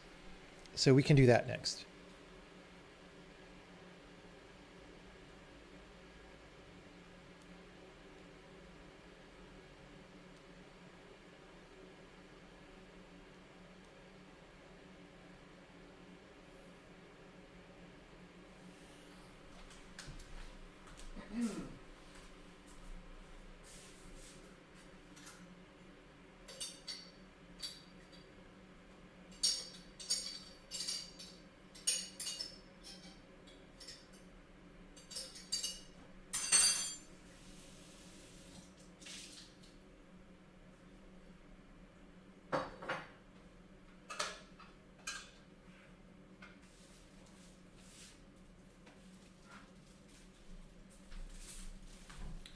Having a lot of tea today.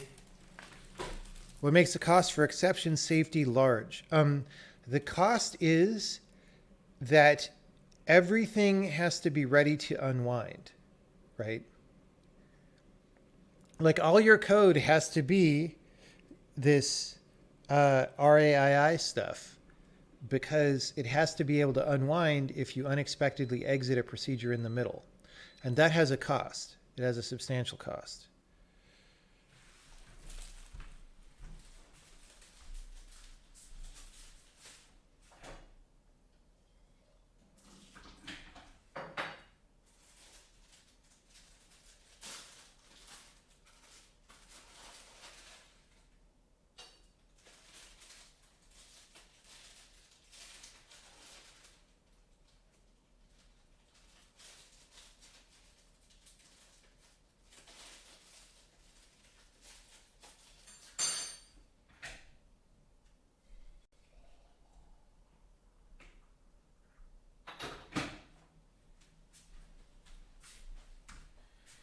But again, you don't have to believe me about that kind of a thing. Just the proof is in the pudding, right? Like if all these things that people are saying make code faster actually make code faster, then why is code so slow? And why does it keep getting slower? Computers are getting faster. So if computers are getting faster and you're doing all these programming techniques that make things faster, then code itself should be getting super fast. Look around. Are like any programs super fast? You tell me. You're taking a first order logic course? Like by first order logic, you mean just like regular Boolean logic, like and or not XOR, that stuff? You definitely need to know those things.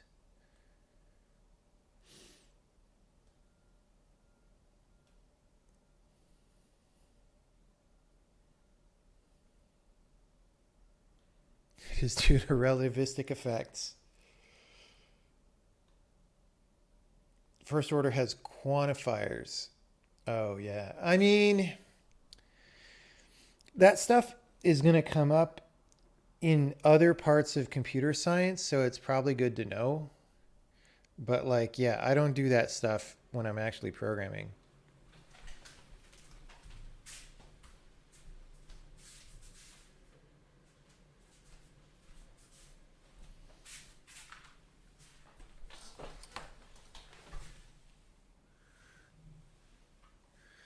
Most programs are slow. Okay, here's the counter argument to what I usually say. Most programs are slow because modern programming languages and frameworks are optimized for developer productivity over performance. No. Well, if they are optimized for developer productivity, then why does developer productivity keep going down instead of up, right? If we're spending all this performance to get amazing developer productivity, then why are programmers barely able to do anything? Why does Twitter need 3,000 programmers to make a Twitter site? Like, explain that.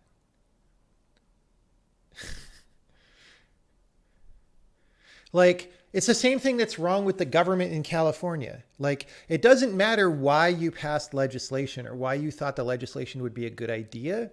What matters is what it actually does and whether it does what you intended it to. So it doesn't matter if you gave up performance in order to increase productivity. What matters is whether you actually increased productivity. And people seem astonishingly uninterested in measuring that in any way. Nobody seems interested at all in measuring that. But the amount by which computers are getting slower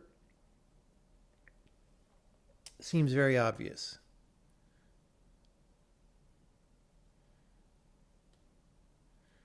We are traveling at the speed of light all the time through space-time. That is true. Where's the proof that developers are barely able to do anything? A single developer can run a SaaS that does things thought impossible 20 years. What? You're just making stuff up, dude. You don't know what programming was like 20 years ago if you're saying a SaaS was thought impossible. Like, what? You sound like a young person who just hasn't been around long enough to know how much easier it was to program, which is fine. Like, that's just where you're at. We need young people because they'll be alive long after my generation is dead. But it'll help tremendously if you understand what programming was like in the year 2000 or 1990 or 1980, and how much of what is done today is just nonsense that doesn't do anything.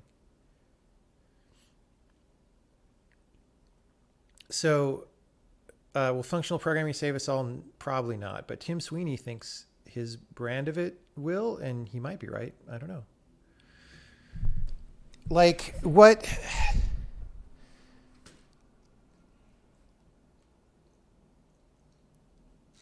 Like the fact that you even said a SaaS, like what is it about the software ostensibly being a service? I it's so weird. Like, dude, when I first had my first professional game company, it was 1996, and me and one other guy wrote from scratch A multiplayer only 3D game that ran over heavily bandwidth constrained modems, drew every pixel on the screen in order to make 3D graphics. Had a 32 player client server drop in, drop out action game where you had hover tanks shooting machine guns at each other and blowing up. This was 23 years ago. So what do you mean you can make a SaaS now that was thought impossible 20 years? That doesn't make any sense to me. Like a 32 player, 64 player drop in, drop out over modems 3D game with every pixel drawn by hand is like way more crazy than any random Hacker News thing site that I could think of. Like what? That's why I'm just so confused by what people think today. It's like people just have really low standards. We didn't have low standards back then.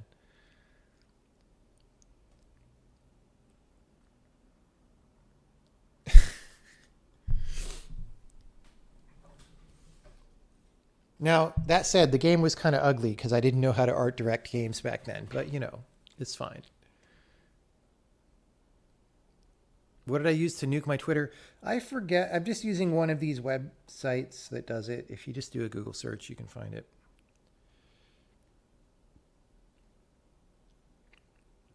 You think the point was that I had to put in a lot of effort to get the end result, whereby this user is saying that the effort to get to that level of output is probably much less.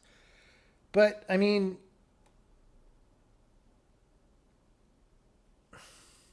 that's not really programming.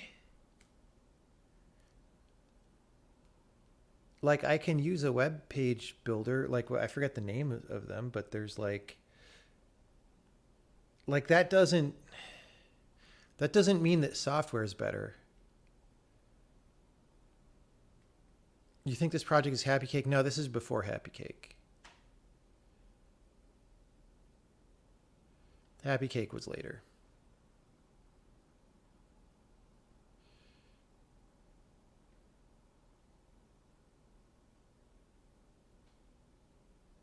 Anyway, that's why, like, this is why I don't like to answer these kind of questions, because I was going to do a short rant or a short answer, and it just turned into a giant rant, and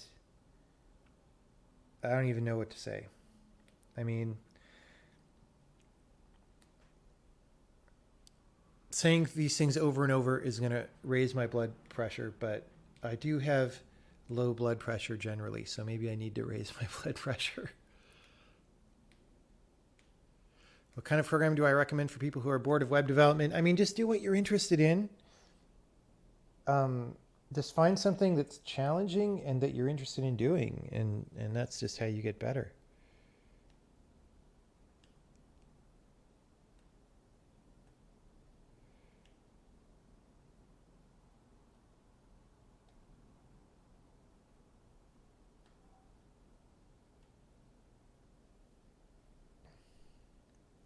Software is more stable now. You remember in the 90s, everything was crashing.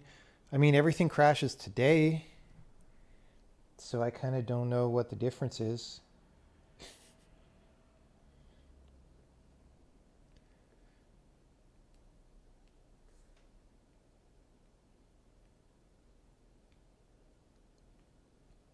Anyway.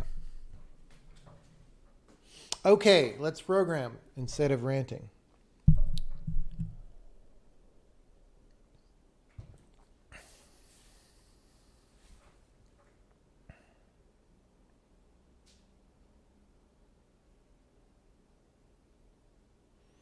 Your Windows machine definitely blue screens far less. That is true. I mean, Windows added memory protection in, Windows NT and whatever. But that's not, again, that's not like that's a software / operating system technology from the 1960s that Microsoft was very slow to implement because it wasn't clear that it would be necessary or helpful for home computers at first. Like that's very different from like end user programs being more reliable or not. What the difference is now if they're unreliable, they won't take down the operating system usually. Although I do get blue screens still sometimes, just not as much.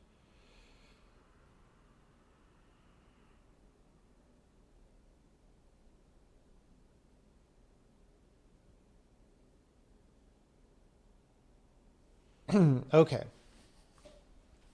So we have this type to string function that we've been talking about.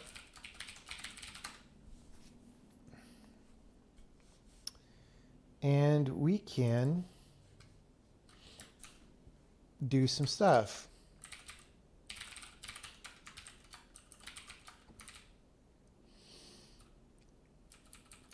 So if it's a struct, we just print the name. This is where that .poly comes from.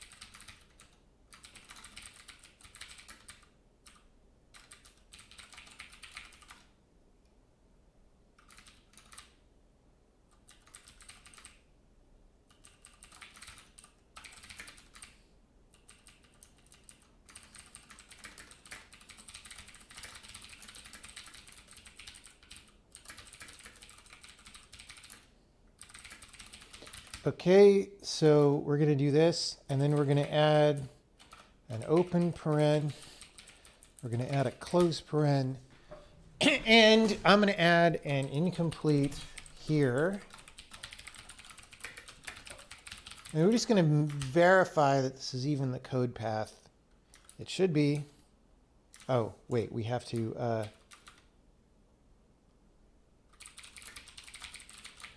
do this. Uh-oh, my tea might be oversteeping.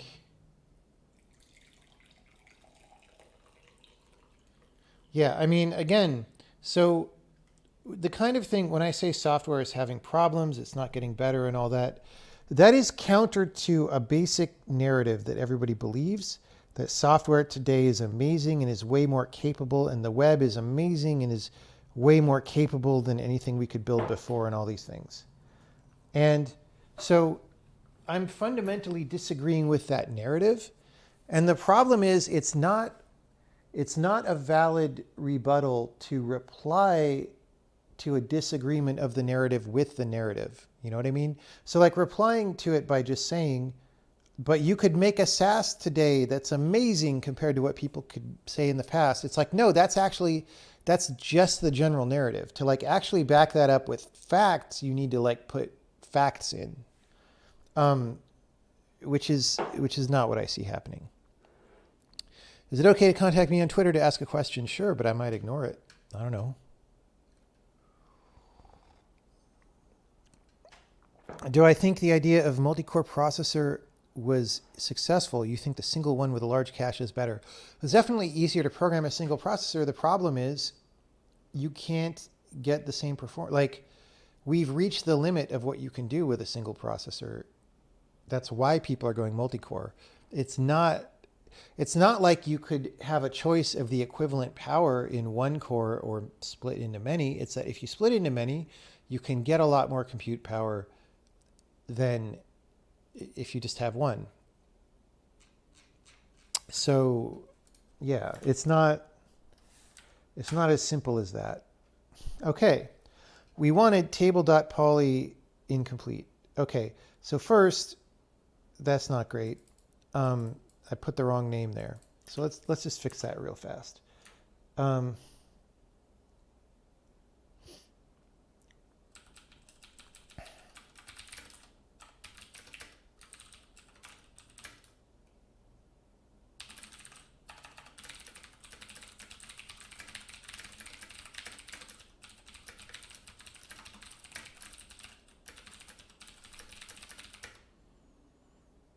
You know what?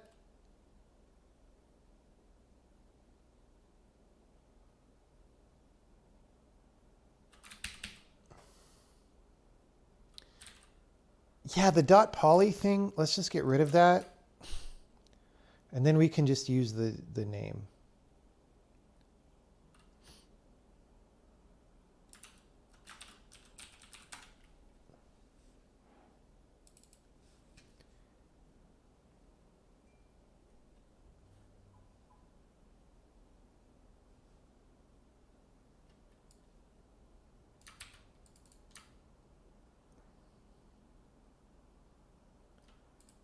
Okay.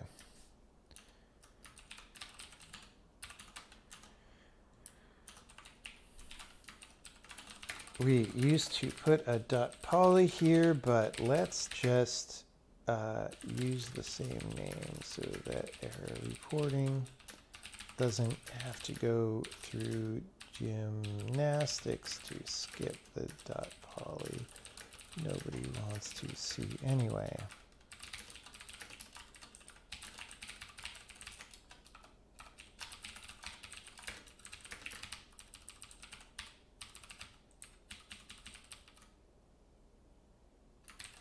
Okay.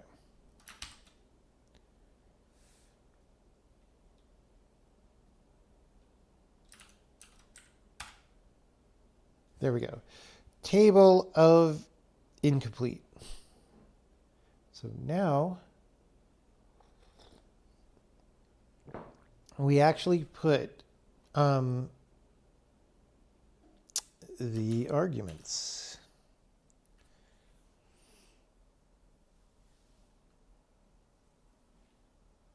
This is annoying. So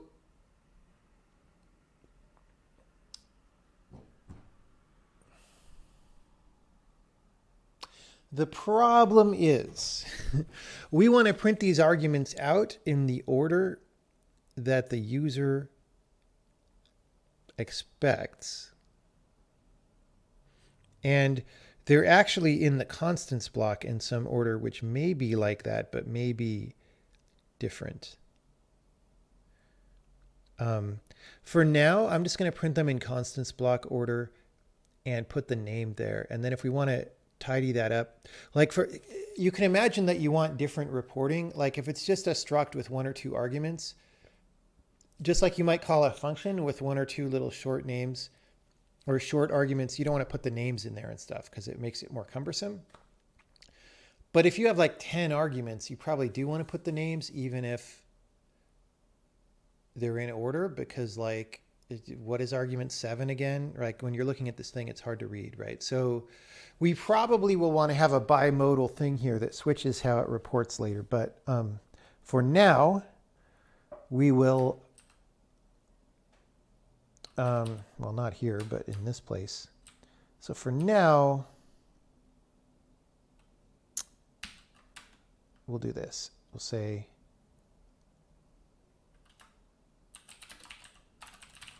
is it called constants block on a struct?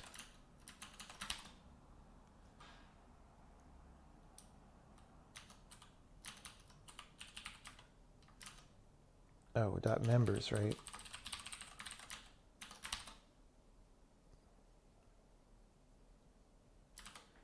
Arrow members, C++. Okay, great.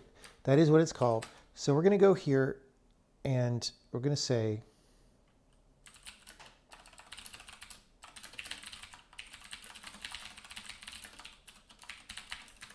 okay.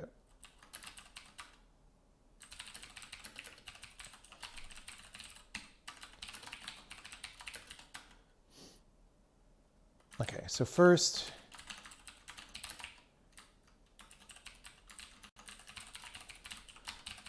everything in the constants block should have an identifier, but we're just going to continue if it's not there. Okay.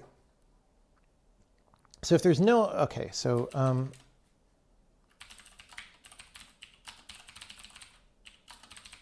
going to put the name, we're going to put an equals, and then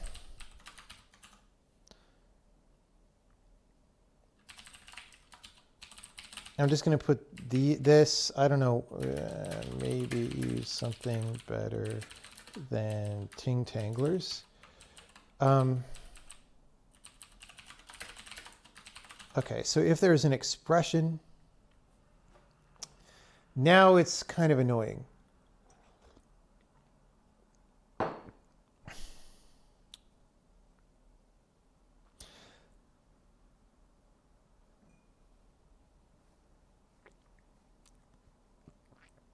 So it could be a type, in which case we call type to string. It could be a value. For now, let's just do the type case and then we'll deal with it later. I probably have, weren't we just looking at some code that prints out bindings?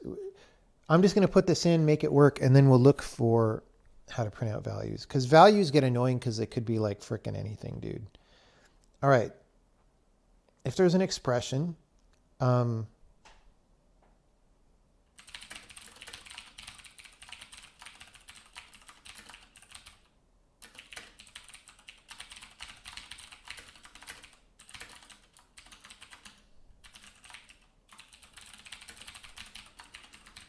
just going to say that's incomplete. Otherwise, we're going to say type to string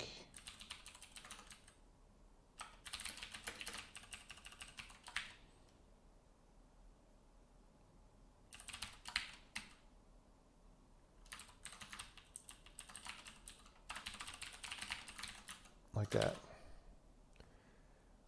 No interp. Oh. We're in interp right now, man. All right. That's great. Do I imagine myself in a future when I am a full-time streamer? No. Okay, we forgot commas, first of all.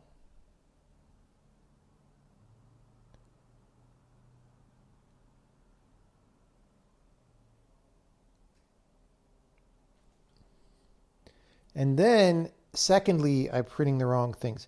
Like this is so much wrong. So much wrong. Okay. So many wrongs are happening.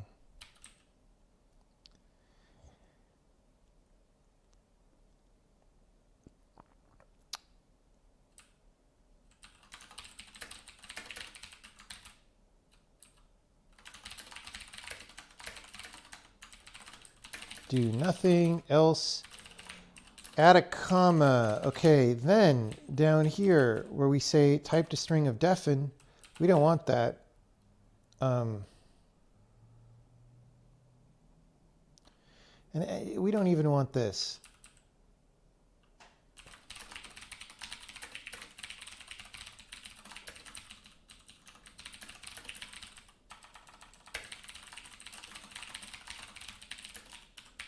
We want that. Okay.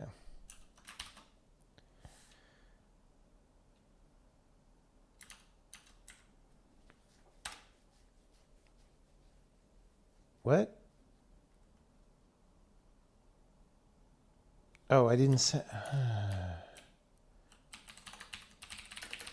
Bro, learn to program.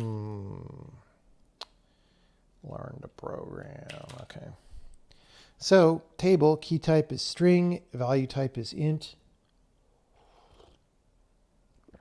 Given hash function is something incomplete because we're not printing those. These are probably null, right? But I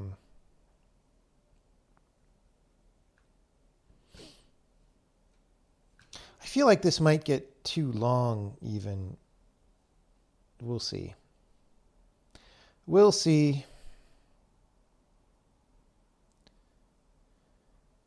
For like 4 arguments, I feel like you could eliminate the names. For more than 4, you probably want the names.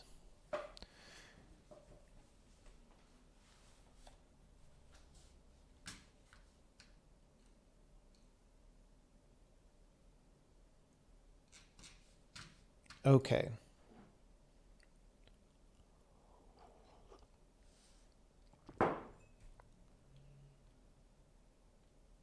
Like, this is also weird. Like, usually I say parentheses wanted and given, but if what's in here is going to have parentheses, then maybe we don't want to put parentheses on the outside. That's a whole different thing, though.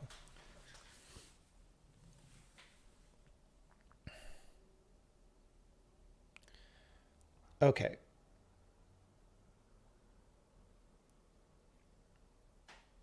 So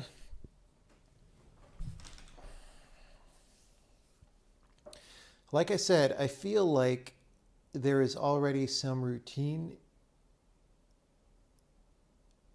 that tries to print things like general values.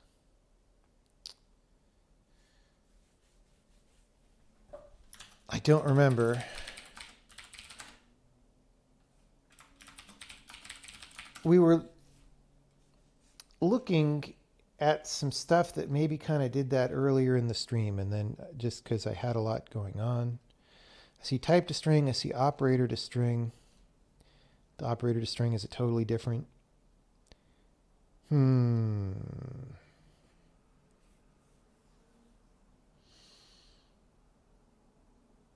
Okay, that first error that we had, remember when I said, oh, this is a good error?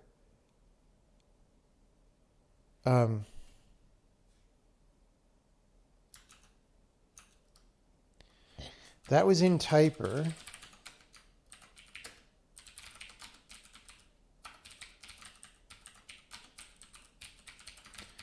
Was it here, right? We had all this checking. We said report arguments block mismatches. Yes, that is what we want. Okay.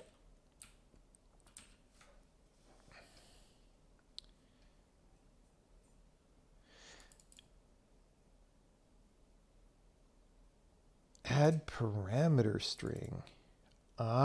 See? Add parameter string. That is a totally intuitive name. Add parameter string. Okay, if it's a literal... Okay, we're just going to use this for now. And if it doesn't handle everything, then we will deal with that. Does this handle types? Yes. Okay. So this is great. We don't need to check if it's a type. We just say add parameter string.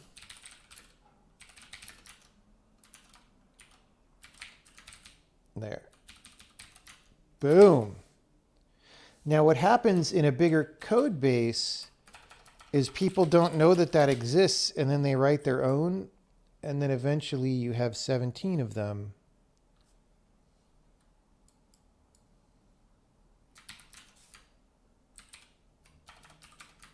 That all do slightly different things. What is going on with all the spam? So much spamming, guys. Okay. Okay, so we're printing question marks, and the reason for that is because these are probably pointer literals.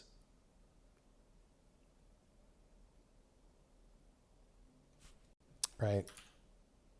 So let's go to that. Pointer literals were added after, yeah, see, we're getting down here.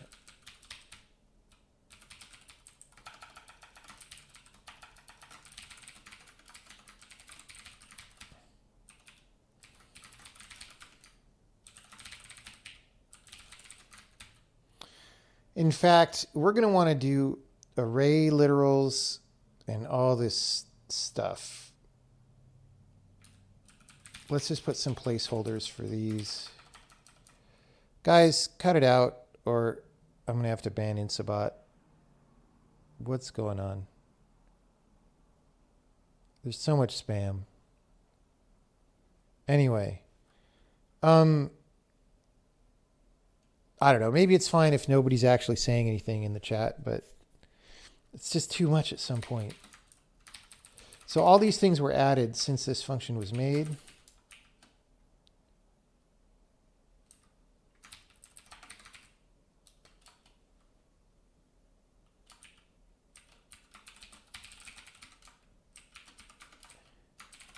We're just going to put some no check-ins here.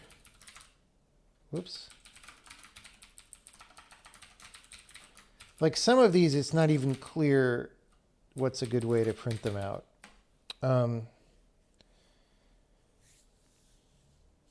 Actually, not too bad. Okay, so for pointer literal,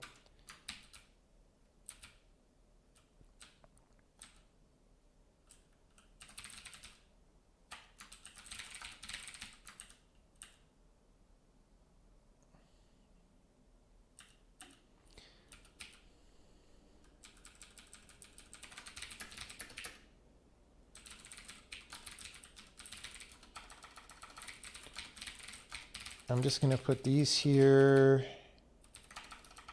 just to give me a start for later opinter. Okay. No. Struct literal info. Is there a pointer lit? Yes, there is.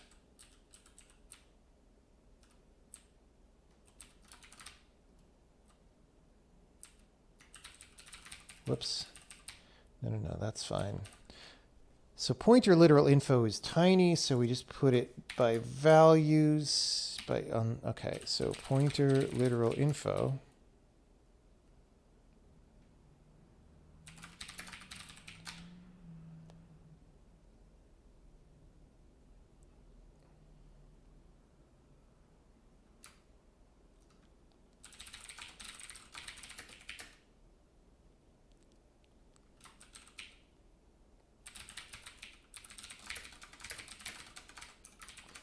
For now, again, we're going to punt.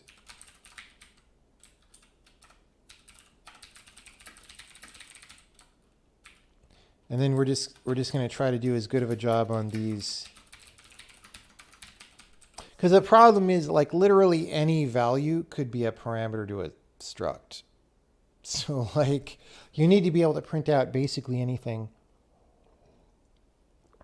which we don't do yet, but it'll be a useful thing to be able to provide people as well. Okay. So if it's a constant value, if info offset from symbol is equal to 0, else offset from symbol, if it's a constant value, just means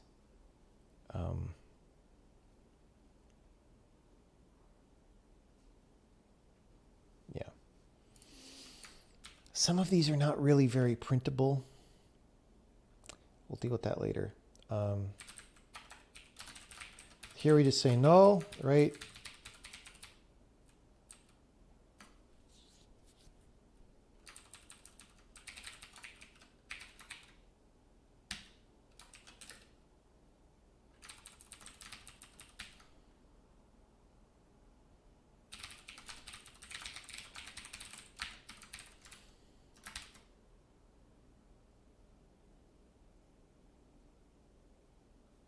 Okay.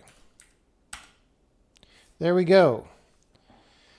So we wanted a table of string int give hash function given compare function, right?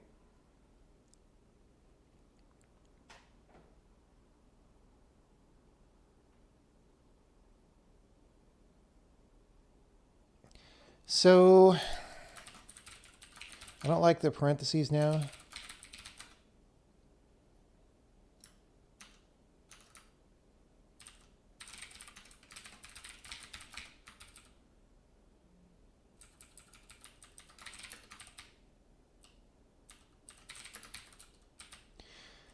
That is not actually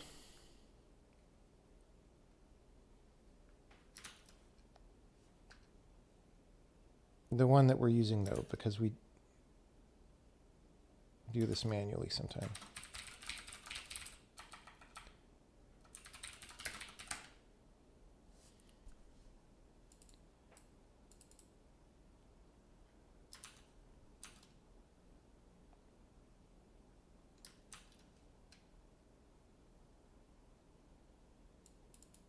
Yeah, so I think here, I think we should call wanted and given string for all these.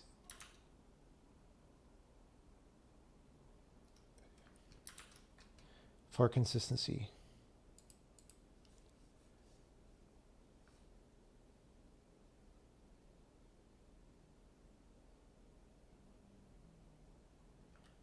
All right.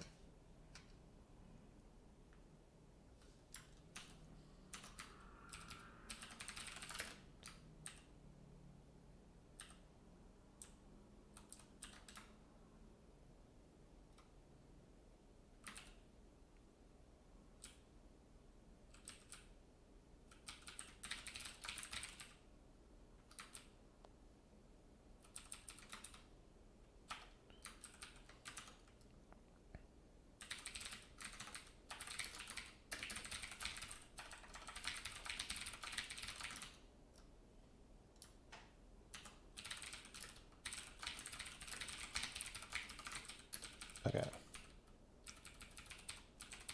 So we're just going to do this, and we're going to have more consistent formatting.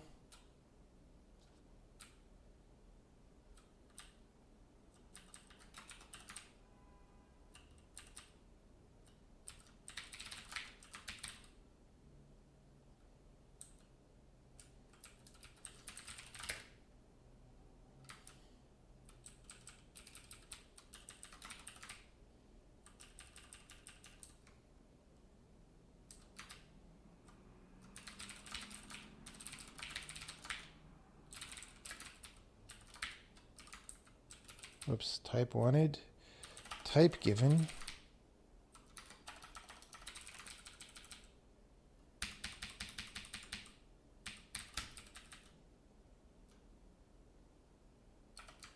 Yeah.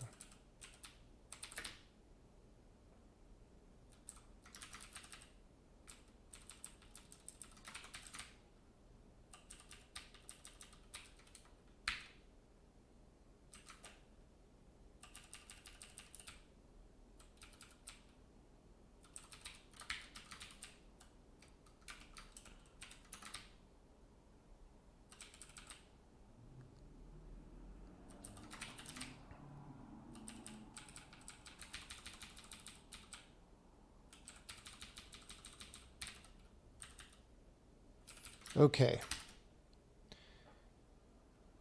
Oh boy. So these are just called wanted and given, not type wanted and type given.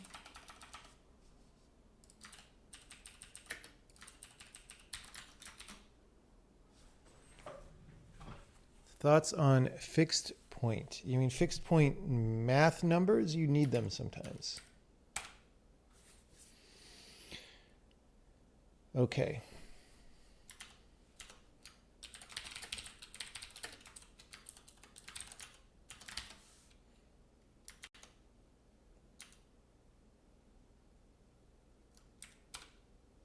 Okay. Table of these things. Type given, type.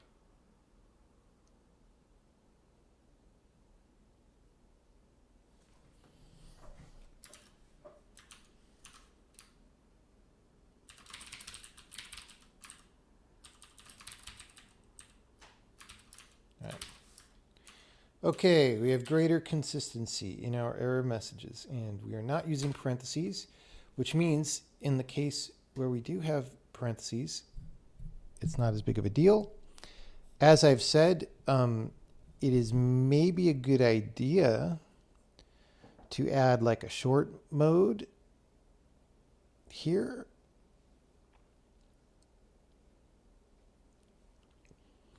That's one thing we can do. And then the other thing we can do is like print out array literals and stuff.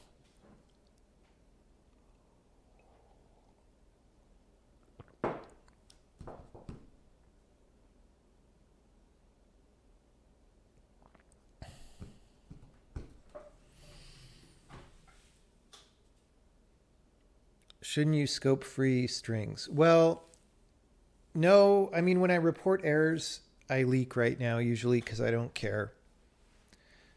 It is the case that maybe in the long term, we want to have like maybe some workspaces start up other workspaces that could have compile errors, and then we want to keep running for a long time. But right now, we just don't care and just leak. if we were to think about that, we would want to change a few things about memory strategy, so it doesn't matter. Are strings null terminated? Depends on which strings you mean. Depends on which strings you mean. Okay, any questions about what we've been doing here? It's pretty straightforward, but it never hurts to make sure people know what's going on.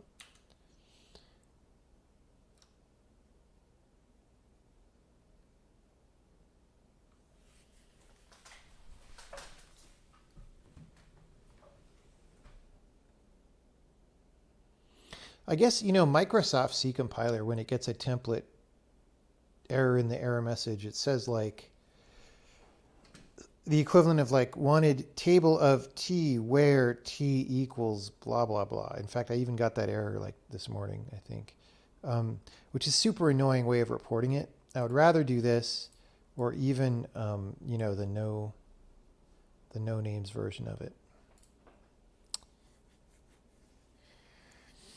All right, what do people think? Should we do the shorter version of this report now, or should we do handling other things like in the printing, like array literals and struct literals and stuff? Which math library do I use? For what? Do you mean for the compiler itself, or do you mean in the runtime library that that people use when they write programs? Those are different. A poll? Well, if we have no responses in chat, we don't need a poll. Okay, we'll do a poll anyway. It'll be a way of getting participation. Okay, what? Manage poll, new poll. What next? Question mark.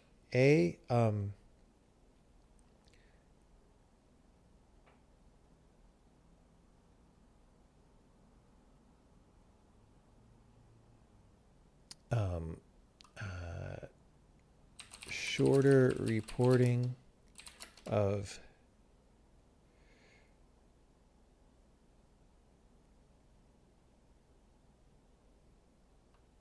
I don't even know what to call it.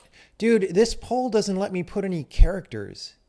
This is stupid. I'm not going to use Twitch polls anymore.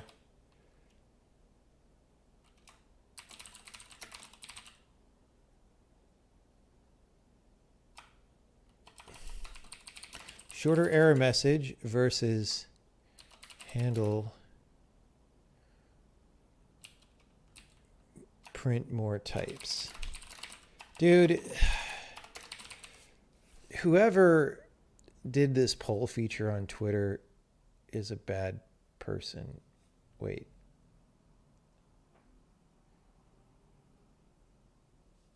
Okay. Does that have no time on it? I guess this is an untimed poll that stays up till I end it. I don't know. I don't know how it works. I don't understand computers.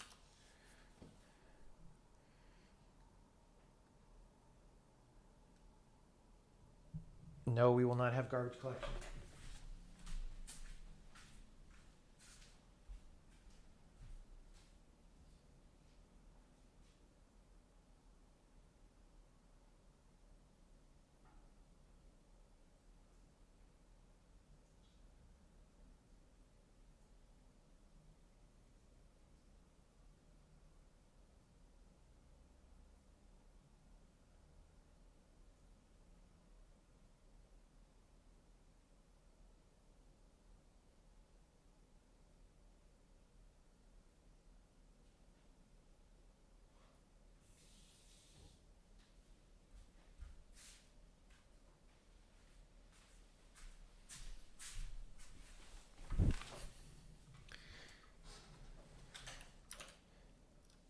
Debated. I don't see a timer. Do you have a timer? So people are saying print more types. So I guess we have to do that. All right. Clear winner. End poll. We are not going to count all the votes.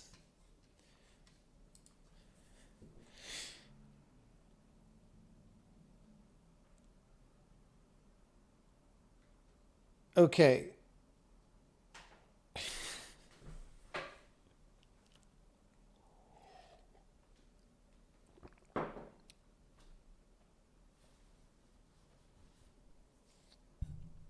So we got a lot of votes there for printing more types.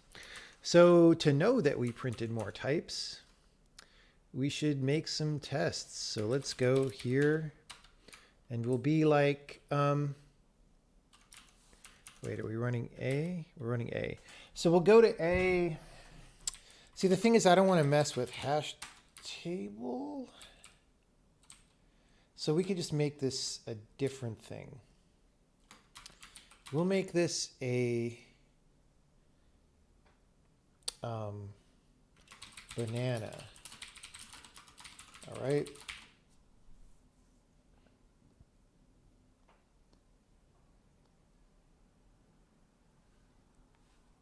A is an int.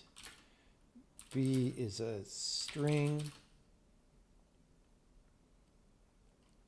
C is who knows. Oh, wait, we can't do that right now.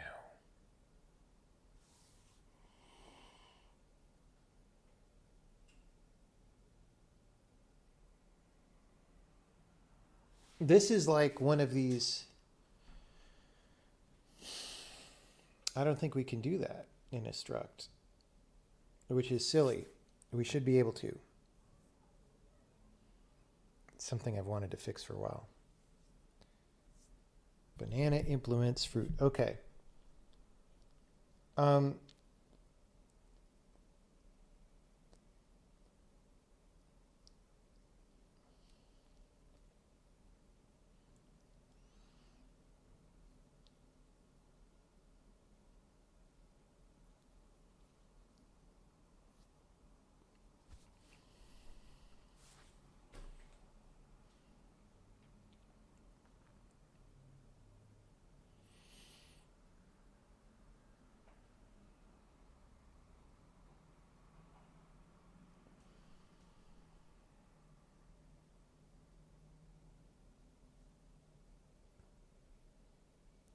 You know what? I think due to the way that structs polymorph, it's not really possible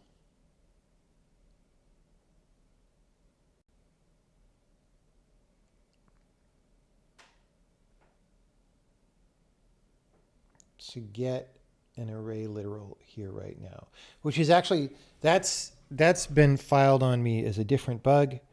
And that's part of why the big polymorphism thing is in progress. The bigger initial steps of which, you saw on the stream the other week, but there's still some stuff to go there. And then ultimately the problem is just that struct polymorphing is just a little too different from function polymorphing. And the reasons for those are historical. They involved we're figuring out the language. We don't quite know how it's supposed to go yet. And eventually we've figured it out. We know how it's going to go, mostly, at least for version 1. And so we should unify those things. Maybe that'll be a good stream this afternoon after a break. The Twitch timer says I've been going for 5 hours and 23 minutes. There's no way that that's correct. I would believe 4 hours and 23 minutes, if that. That even seems long to me. 4:19. Okay. Yeah, around 4 hours is when I start feeling like I should take a break. Does the language have deep copy and shallow copy like C++? No, that kind of thing is not built into the language semantics. You can make a deep copy at user level if you want to, because the programming language is powerful enough for that.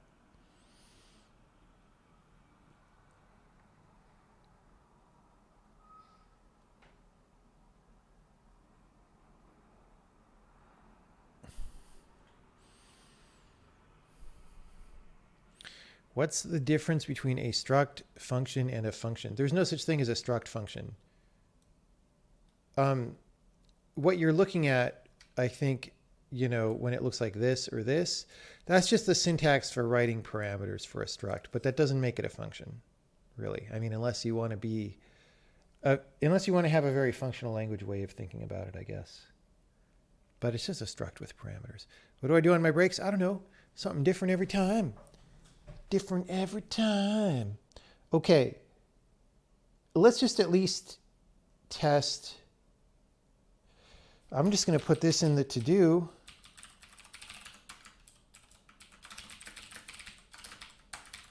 Because I think that, let's verify that this doesn't even work, right? So we're going to say A is a banana of 1 high and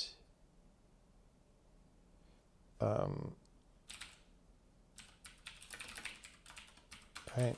I don't think it'll accept that. Yeah, see, it doesn't let me put $T up there, and there were historical reasons for that. They no longer apply. So, yeah. We cannot do this. So let's put this. This is just going to be like a procedure that goes from int to int, and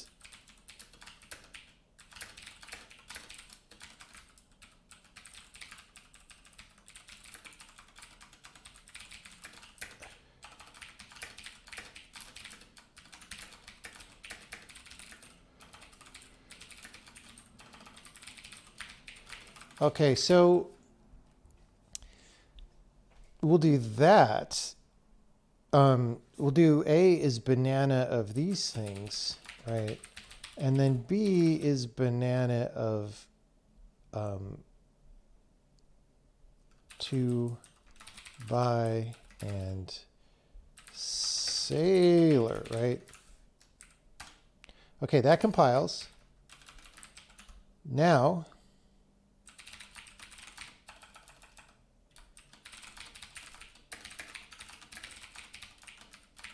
so this should use the same type to string as the error messages do. So we don't even have to make an error, which is nice because we could do a bunch of things in a row. Oh.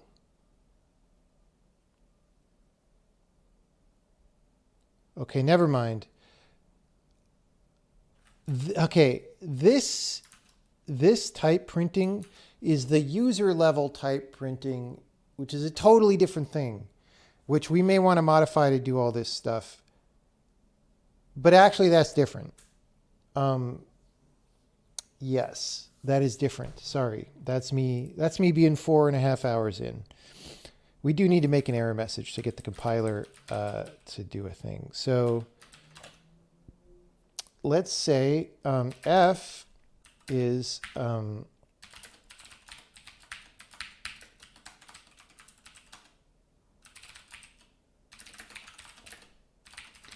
right, that should work. So we're going to go F of A. There we go. There's nothing inside the struct, right? So when we print it out, it's just an empty struct. But if we go F of B, we should get an error now. Yeah.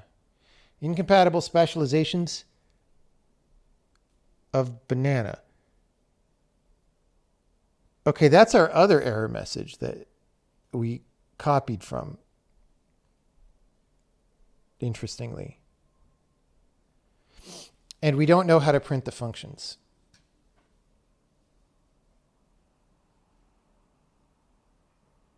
See, this is a very specific one. This isn't the one where we were just printing .poly. This was the specialized one where we realize we have 2 structs, and we're going to go down each time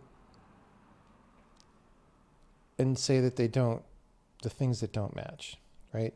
So if we made one of them match, like if we made this high, it actually wouldn't report it, right? And if we made this 1, then we say C does not match. But what we really should say is the location of the declaration of C or whatever. This could be made a little bit better, but we want to print this correctly. That'll be enough for now. We'll print this correctly.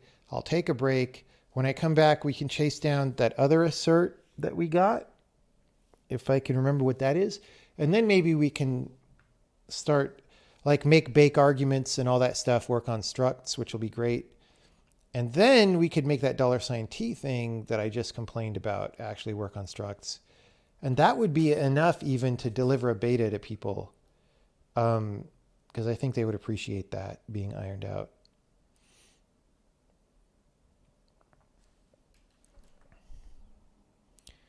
Do we have a standard library? I mean, yes, but no. It's not a standard library in the C sense. It's more like starter code that we give you.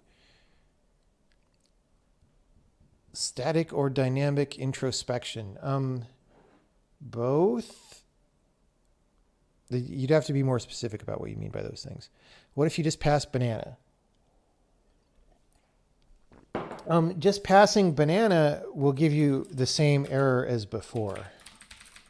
Right? Remember the error that we started with? Oh, there we go. That does, right. This gives us the error of the form that we want, right? So this is an instance of banana, and this is a type, right? That's actually fine for our purposes here because we can see now this. So what I want to do is if it's a procedure, we should be able to print it out, right? So let's do that. What file was this in?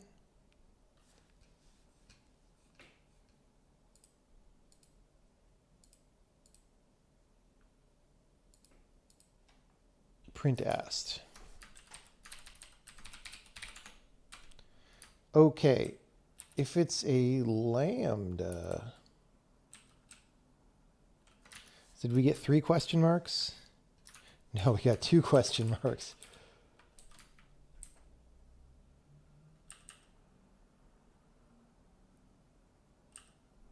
Oh, that's probably this one down here.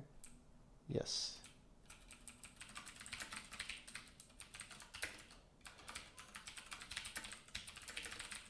Static cast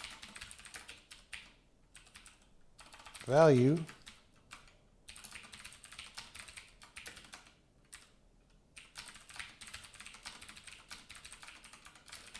This could have a .poly in it sometimes.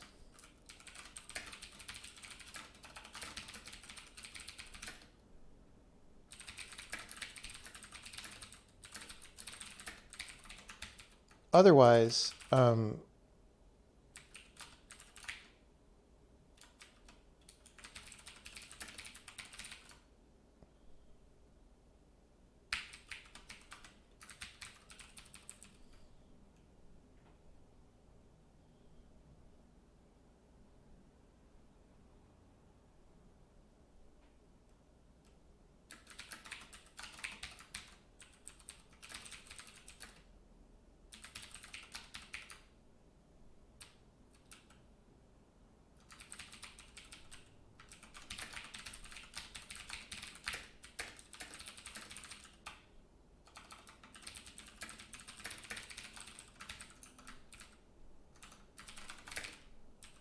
so we'll just fall back to just saying anonymous procedure in the very worst case, right? So here, we'll just give you file and line, because you could have 2 anonymous procedures and like you want to say something about what they are, right?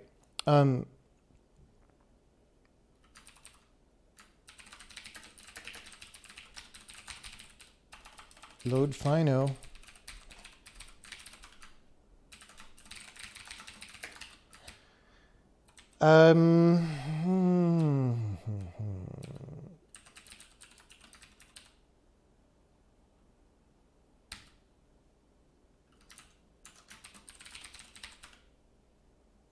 Get fully pathed file name.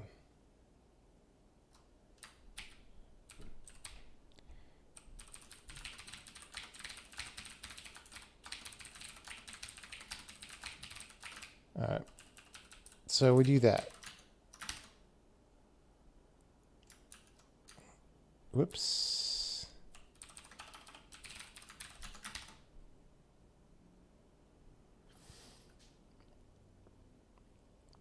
Great.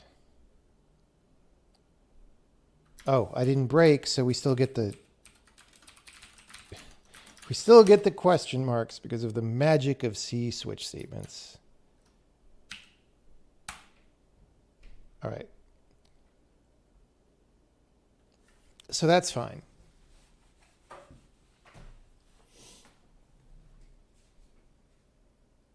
So if we go back to f of b now, right, instead of banana. Oh, wait, that won't.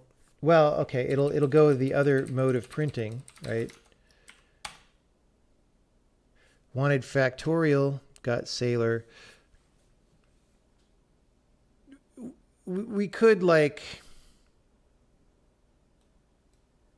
we could print out the file and line number all the time in cases like this, but I'm a little worried about doing that because certainly what happens in C++ is error messages get huge.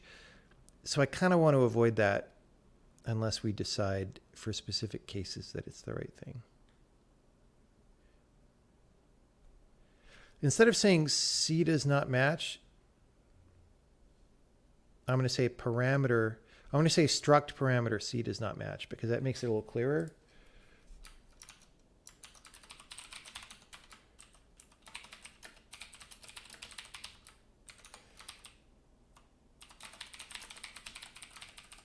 Like that.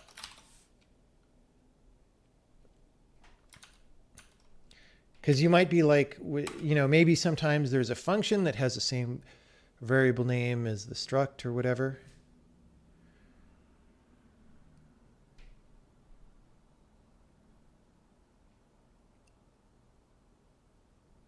Is the W key still skippy? I haven't noticed that. What is the language utility for the serialization? I do not understand the question. For what serialization?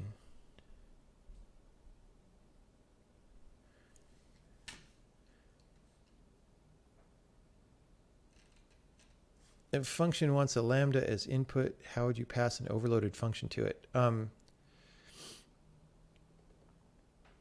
The overload should resolve, I believe. We still do that correctly to the thing of the appropriate type. Or if you wanted to be very specific about it, there's a thing called procedure of call that lets you pick a specific procedure out of an overload. And you could do that prior to passing it.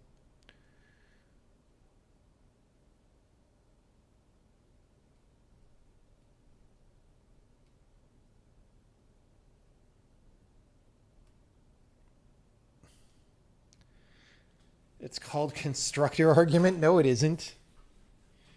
No, it isn't.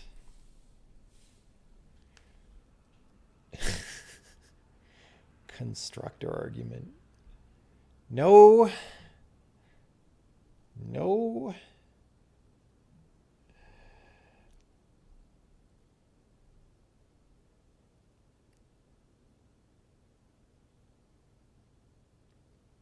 Banana argument.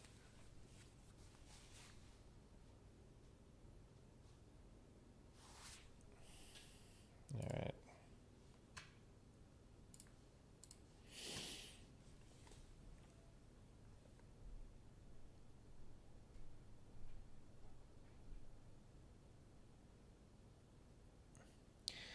Talking about if there's something in the language that makes it easy to iterate over struct members, making it easy to serialize them from a generic function. I mean, you can do all that stuff. Yeah, like there's YouTube videos from years ago now that show doing all that stuff. It's pretty easy and straightforward. Yeah. Okay, so I think we're going to pause it here. And then what we're going to do, I'll probably stream again today. And what we're going to do on the next stream is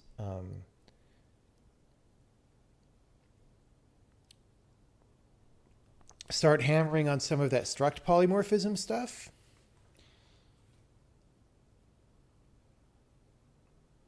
Because I'm kind of annoyed by that. Or maybe we'll just fix more minor bugs from the bug reports. Who knows? We'll do one of those two things. I feel like we should make the bake things work on structs. Because that's actually a new feature and that'll feel nice. Will I fix it even if it breaks compatibility? I mean, what we're going to do is maintain a certain amount of compatibility for version 1, but we will have a version 2 of the language. So it depends. If something is a very small break, we probably just integrate it. If it's a big break, we would save it for version 2. All right, everybody. Thank you for coming by. I'm going to take a break. We won't raid anybody right now. We won't raid Shadow Legends anybody. That's what, you know how Raid Shadow Legends like sponsors everybody? They should get Twitch to rename raiding to Raid Shadow Legendsing. Like when people buy the rights to like Oracle Arena or whatever. That would be a pretty good sponsorship, wouldn't it? All right, we'll be back later. Thank you. Bye.